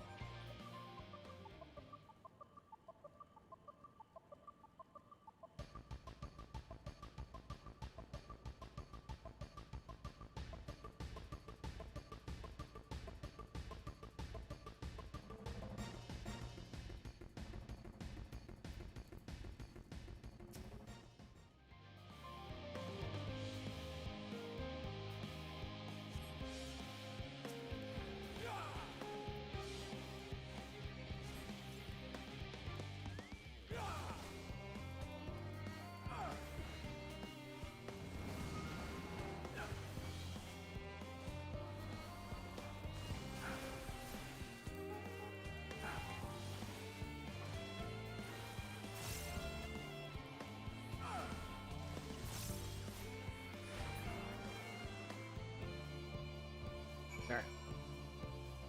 Got him. We hope this water extraction works, which it is worth these harrowing experiences.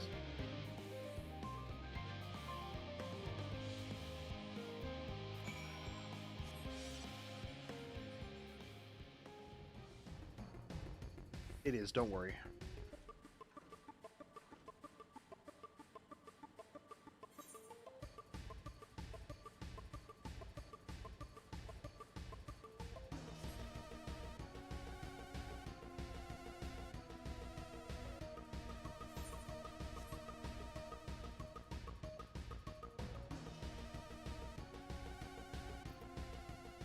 Alright, but before I talk to them, I'm going to go use the bathroom real quick.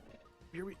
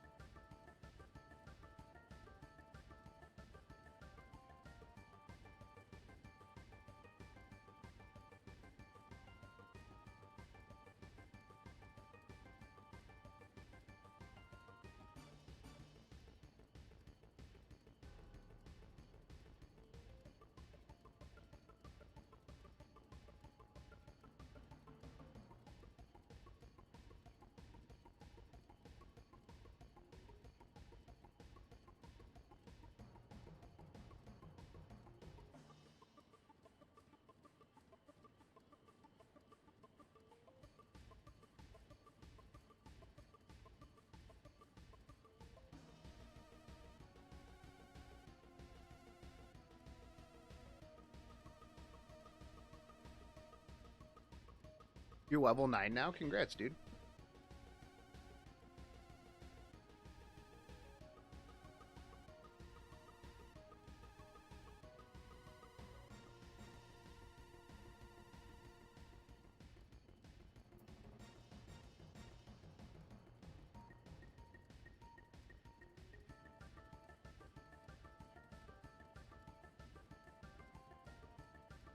Regarding the ongoing congestion situation and compensation. Are you cool like me? No, close. Getting there. Congestion that has continued since the start of the Endwalker Airway access has been the cause of many inconveniences to our players. Regarding this, we truly appreciate you understanding and cooperating thus far. I would like to provide explanation of the current congestion situation, as well as information regarding countermeasures and the compensation of game time. So, currently, all worlds across all regions have been hitting the logging cap for extremely long periods of time, and the progression of logging queues is being slowed dramatically across the Final Fantasy XIV service as a whole. The number of simultaneous logins has reached the hardware limit, and as a result, logging in has required an extremely long time, especially during peak hours, when we tend to see an increase in player activity. For this, I'm truly sorry. Regarding game time compensation due to congestion, considering we were asking, we already talked about this earlier.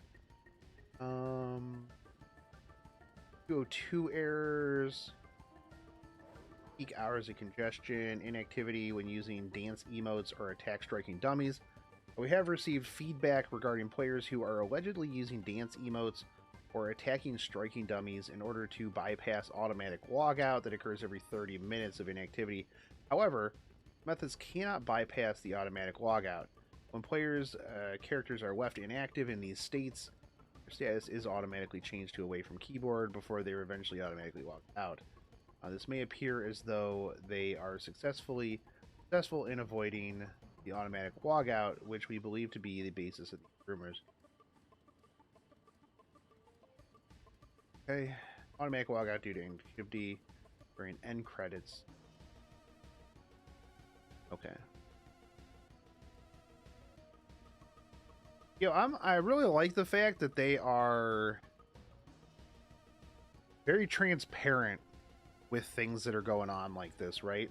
They're like, hey, look, man, this is why this is happening.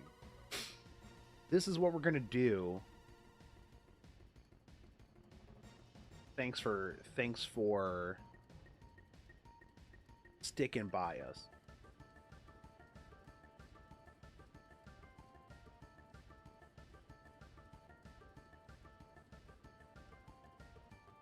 Like, I really do. I really appreciate that from a game company.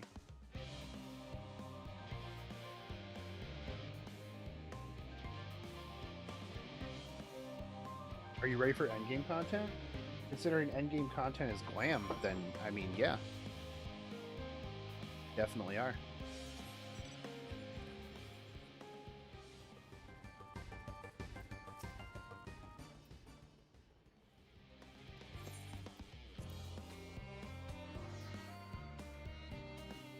Need a major server upgrade? I don't think so. I mean, the hardware is a problem, and, there's only so much that they can do. Literally every single... And it's not their servers, it's just the login queue. I mean, the servers handle everything fine.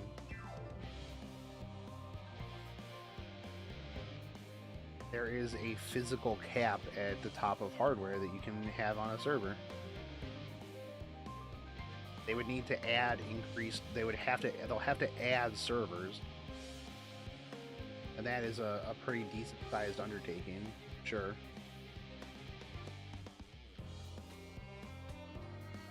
Considering it's Square Enix, I'm pretty sure that they know what they need to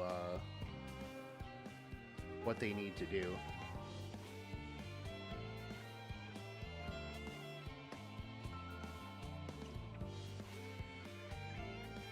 Knowledge we'll gain here will be essential when we start looking for new stars for your kind to inhabit. Yep.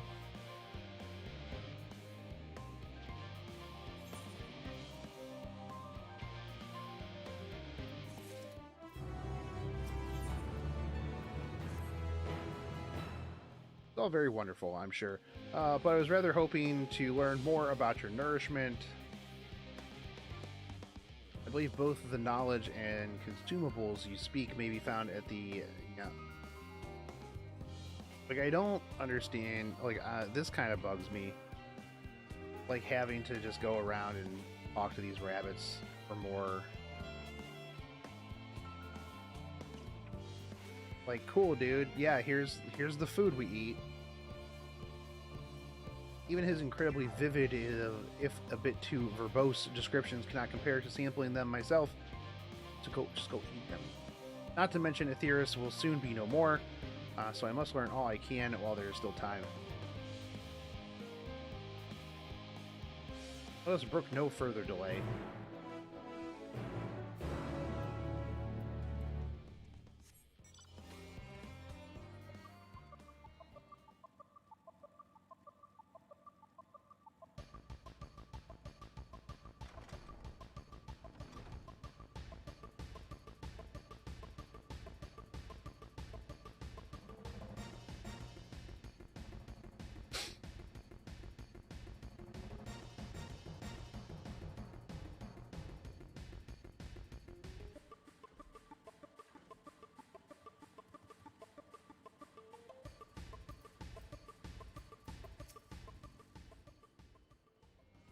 This is the place, yes? The heady aroma was enough to guide me here, and I've spotted several of the fruits and vegetables required featured in our compendium. I'd dearly love to try some, but I read that those who help themselves to a farmer's crop without permission are often caught and put into pies.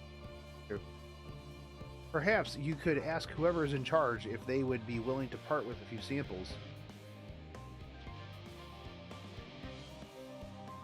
Yep, come on.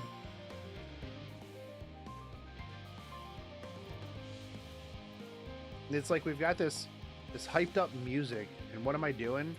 Like walking around with some rabbits to show them this stuff. What a fine mess this is. It's Rabbit? Ah, yes. It's you, the one who climbed down the mine shaft, yep. I'd show you around myself, around if I could. But I'm rushed off my feet preparing for the Exodus, and I'm not the only one. We've all got to find ways to do what we could do down here, up there. First on the moon, then on whichever star the Forum decides will be our new home. All so sudden, so unreal. Don't you want to go to the moon? Well, better than waiting for the final days to claim us. But no matter how carefully it's all planned, we'll never be able to take every variety of flora and fauna with us. Even the ones we can take may not survive their new environment. So many species doomed to extinction. Sorry, that's not what you came to talk about, is it? No. Nothing quite so dire, I assure you. We merely wish to sample a little bit of your produce, if we may. Yeah, by all means, have at it. Please.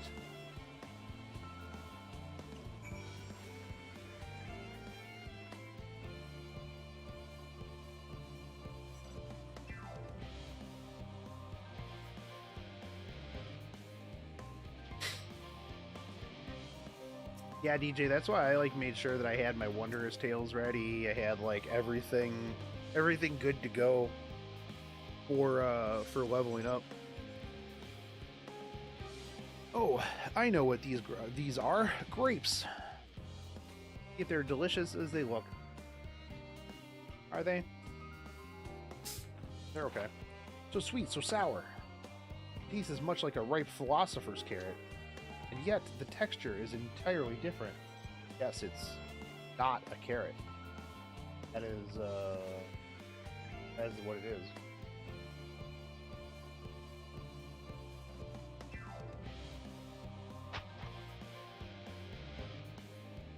Yes, between the outer skin and the fruit within is most peculiar. Though far from unpleasant, yes. I think I'll try another. Have at it.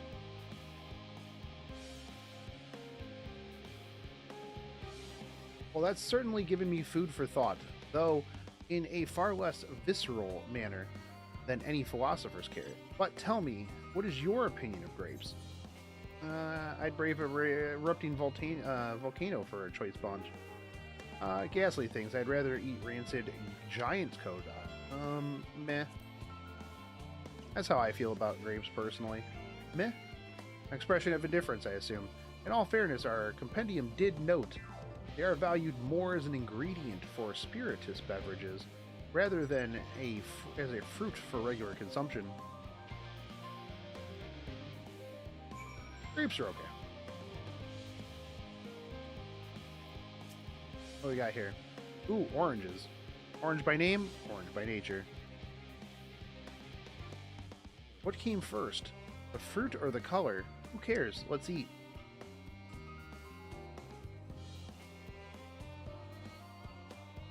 They're equal parts sweet and sour. As with the grapes, yet nothing alike. I may have to consult Urianger about expanding my vocabulary. I simply cannot find the words to describe it. Perhaps what I'm looking for is bitter? No. It's all very complicated, you know? So many flavors, so many choices. Each individual with their own personal preferences. Now I see why you all turned your nose up at the idea of eating nothing but carrots. Marvelous though they still are in my estimation. Let no one say I said otherwise. Ah, but speaking of carrots, I've yet to sample any of the vegetables. You're not going to ask me how I feel about oranges? You're going to ask me how I feel about grapes, but not how I feel about oranges, bro? I really like oranges. I was excited to see what my options were. Gross. I may as well be chewing on a piece of wood. That all but confirms it. These are nothing more than misbegotten failures, masquerading as goodly carrots. Stop. Can't you see these are pumpkins? And no one with any sense would try eating them raw. You're supposed to cook them first. Do you not find it an awful bother? Far from it. Cooking is a joy unto itself. And what's more, it broadens the range of ingredients that we may safely eat. That's true. But above all else, man, I love pumpkin seeds, dude. I tear down on some pumpkin seed. Cooking allows us to draw out the full potential of the produce. Pumpkin stew has been one of my favorite dishes for as long as I can remember. And perhaps even these hard blocks of plant matter can become delicious as the orange I sampled. They're completely different, yeah, but I wonder though, if there is anything even more delicious, how about that yellow fruit over there? Or lemon? Yeah, it's delicious, dude. Yeah, these are lemon, probably. What a wondrous fragrance. With luck, it'll have flavor to match. I have no idea how these are eaten. I'll just bite into it. My tongue, is this poison? No, it's a lemon, dude. I mean, it's supposed to taste like this? How can something so similar to an orange be so revolting? What do you mean?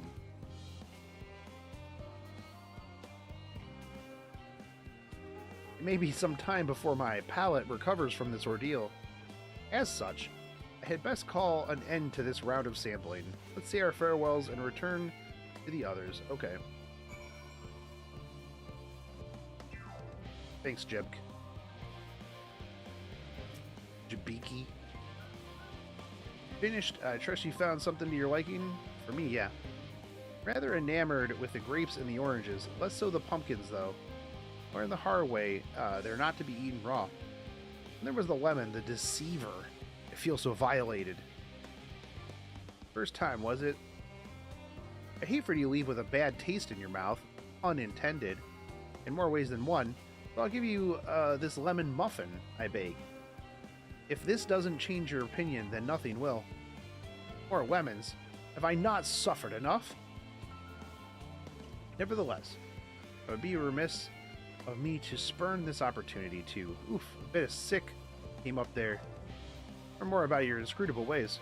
Very well, lemon muffin, do your worst. Bring it, lemon muffin. ...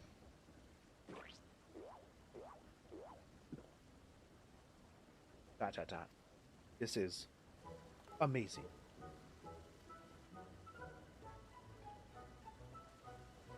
Oh my! Although I still detect a hint of lemon, it complements the sweetness of the dough to create a perfect harmony. I never would have guessed this vile bitterness could be utilized so elegantly. My good chap, this is simply breathtaking. No, you're breathtaking. See, we rarely use lemon in its natural state, but it has a starring role in all sorts of recipes. The same is true for many other ingredients. It comes down to making the most of the resources at our disposal, and sometimes it can be the difference between life and death. I know we won't be able to take every species with us, but no doubt the Forum agonized over what was worth preserving and what will be consigned to history. Hard choices, but make them we must if we are to survive. Such strength of will. Now I know what Hydaelyn sees in your kind.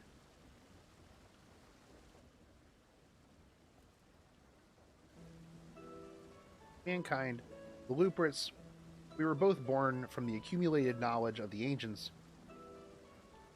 They learned all there is to learn about nature, of sentient life, and the fates of the stars themselves.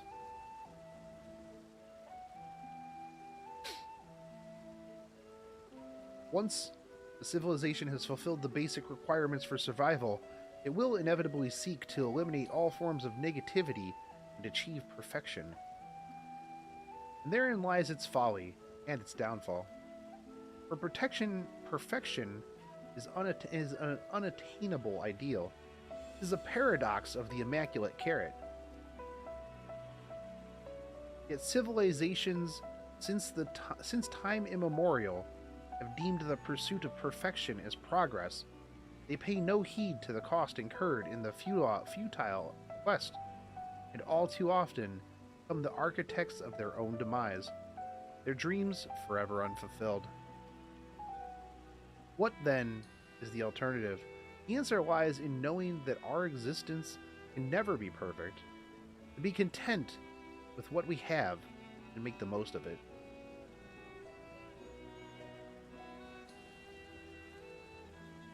When life gives you lemons, you make lemon muffins.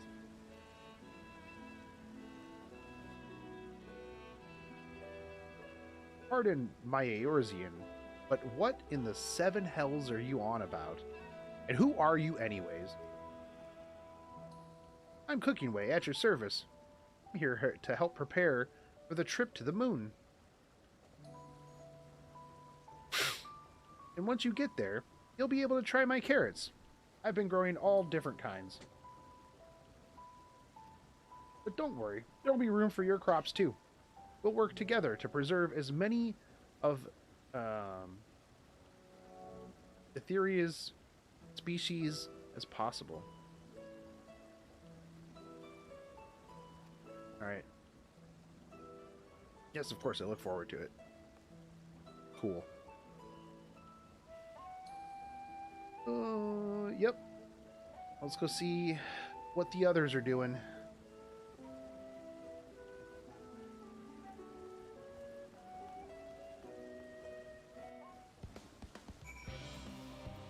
Oh, yes, our jammin' music is back.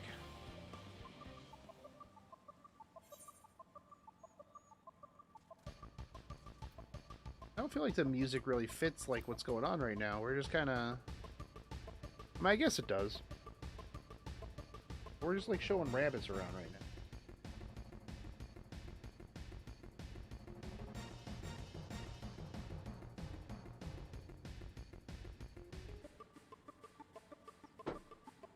It's kind of interesting that we're kind of drawing some parallels with like what they were doing on Ellipsis with like determining what lives and what dies type of thing, right? Most enlightening, especially the part with the lemon muffin. Actually, I was wondering, do you know of any other places famed for their cuisine?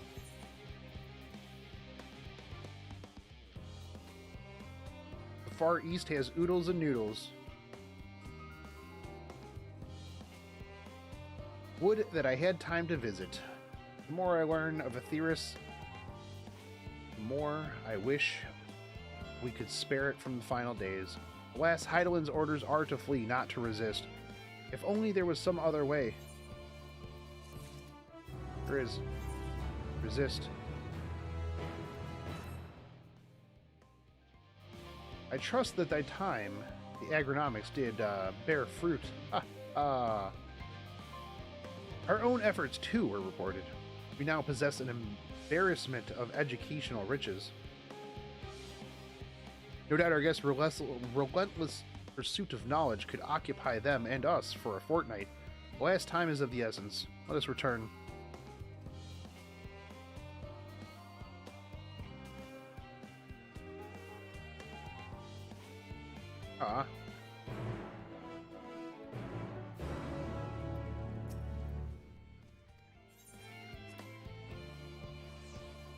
Alright, have a good night, Frost. Oh.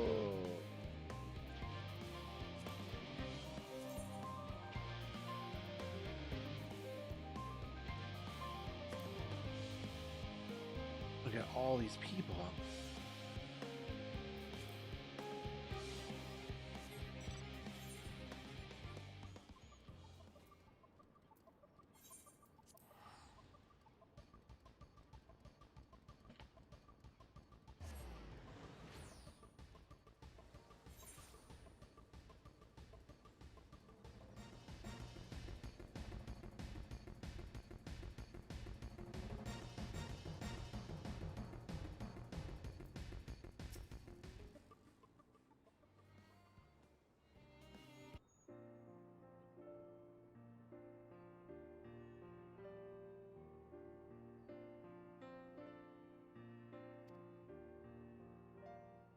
What are you sighing about, Rabbit? Yes, Shogun, that was indeed verbalizingly a sigh to express my emotional state. Do you know why?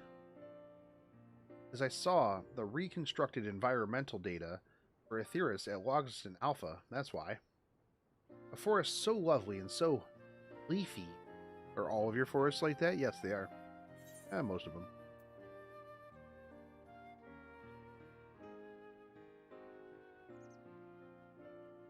We should see the forest of the first one was purple.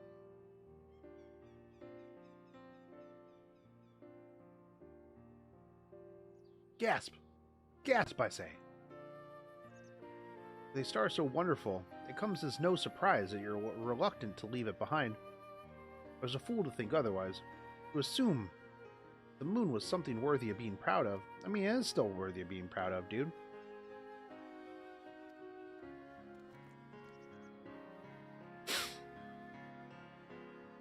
It's the moon.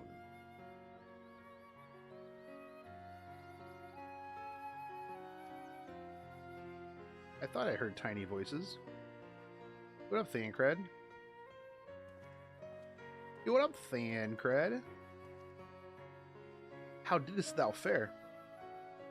Oh, I was able to glean a fair bit from the researchers while helping to move their cargo.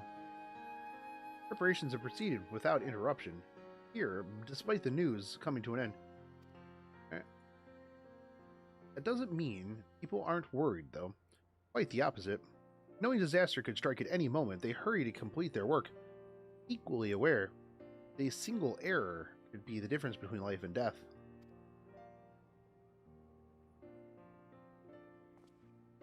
Perhaps not. Though aided by our goodly growing way here, we may yet find other ways to lighten the people's burden.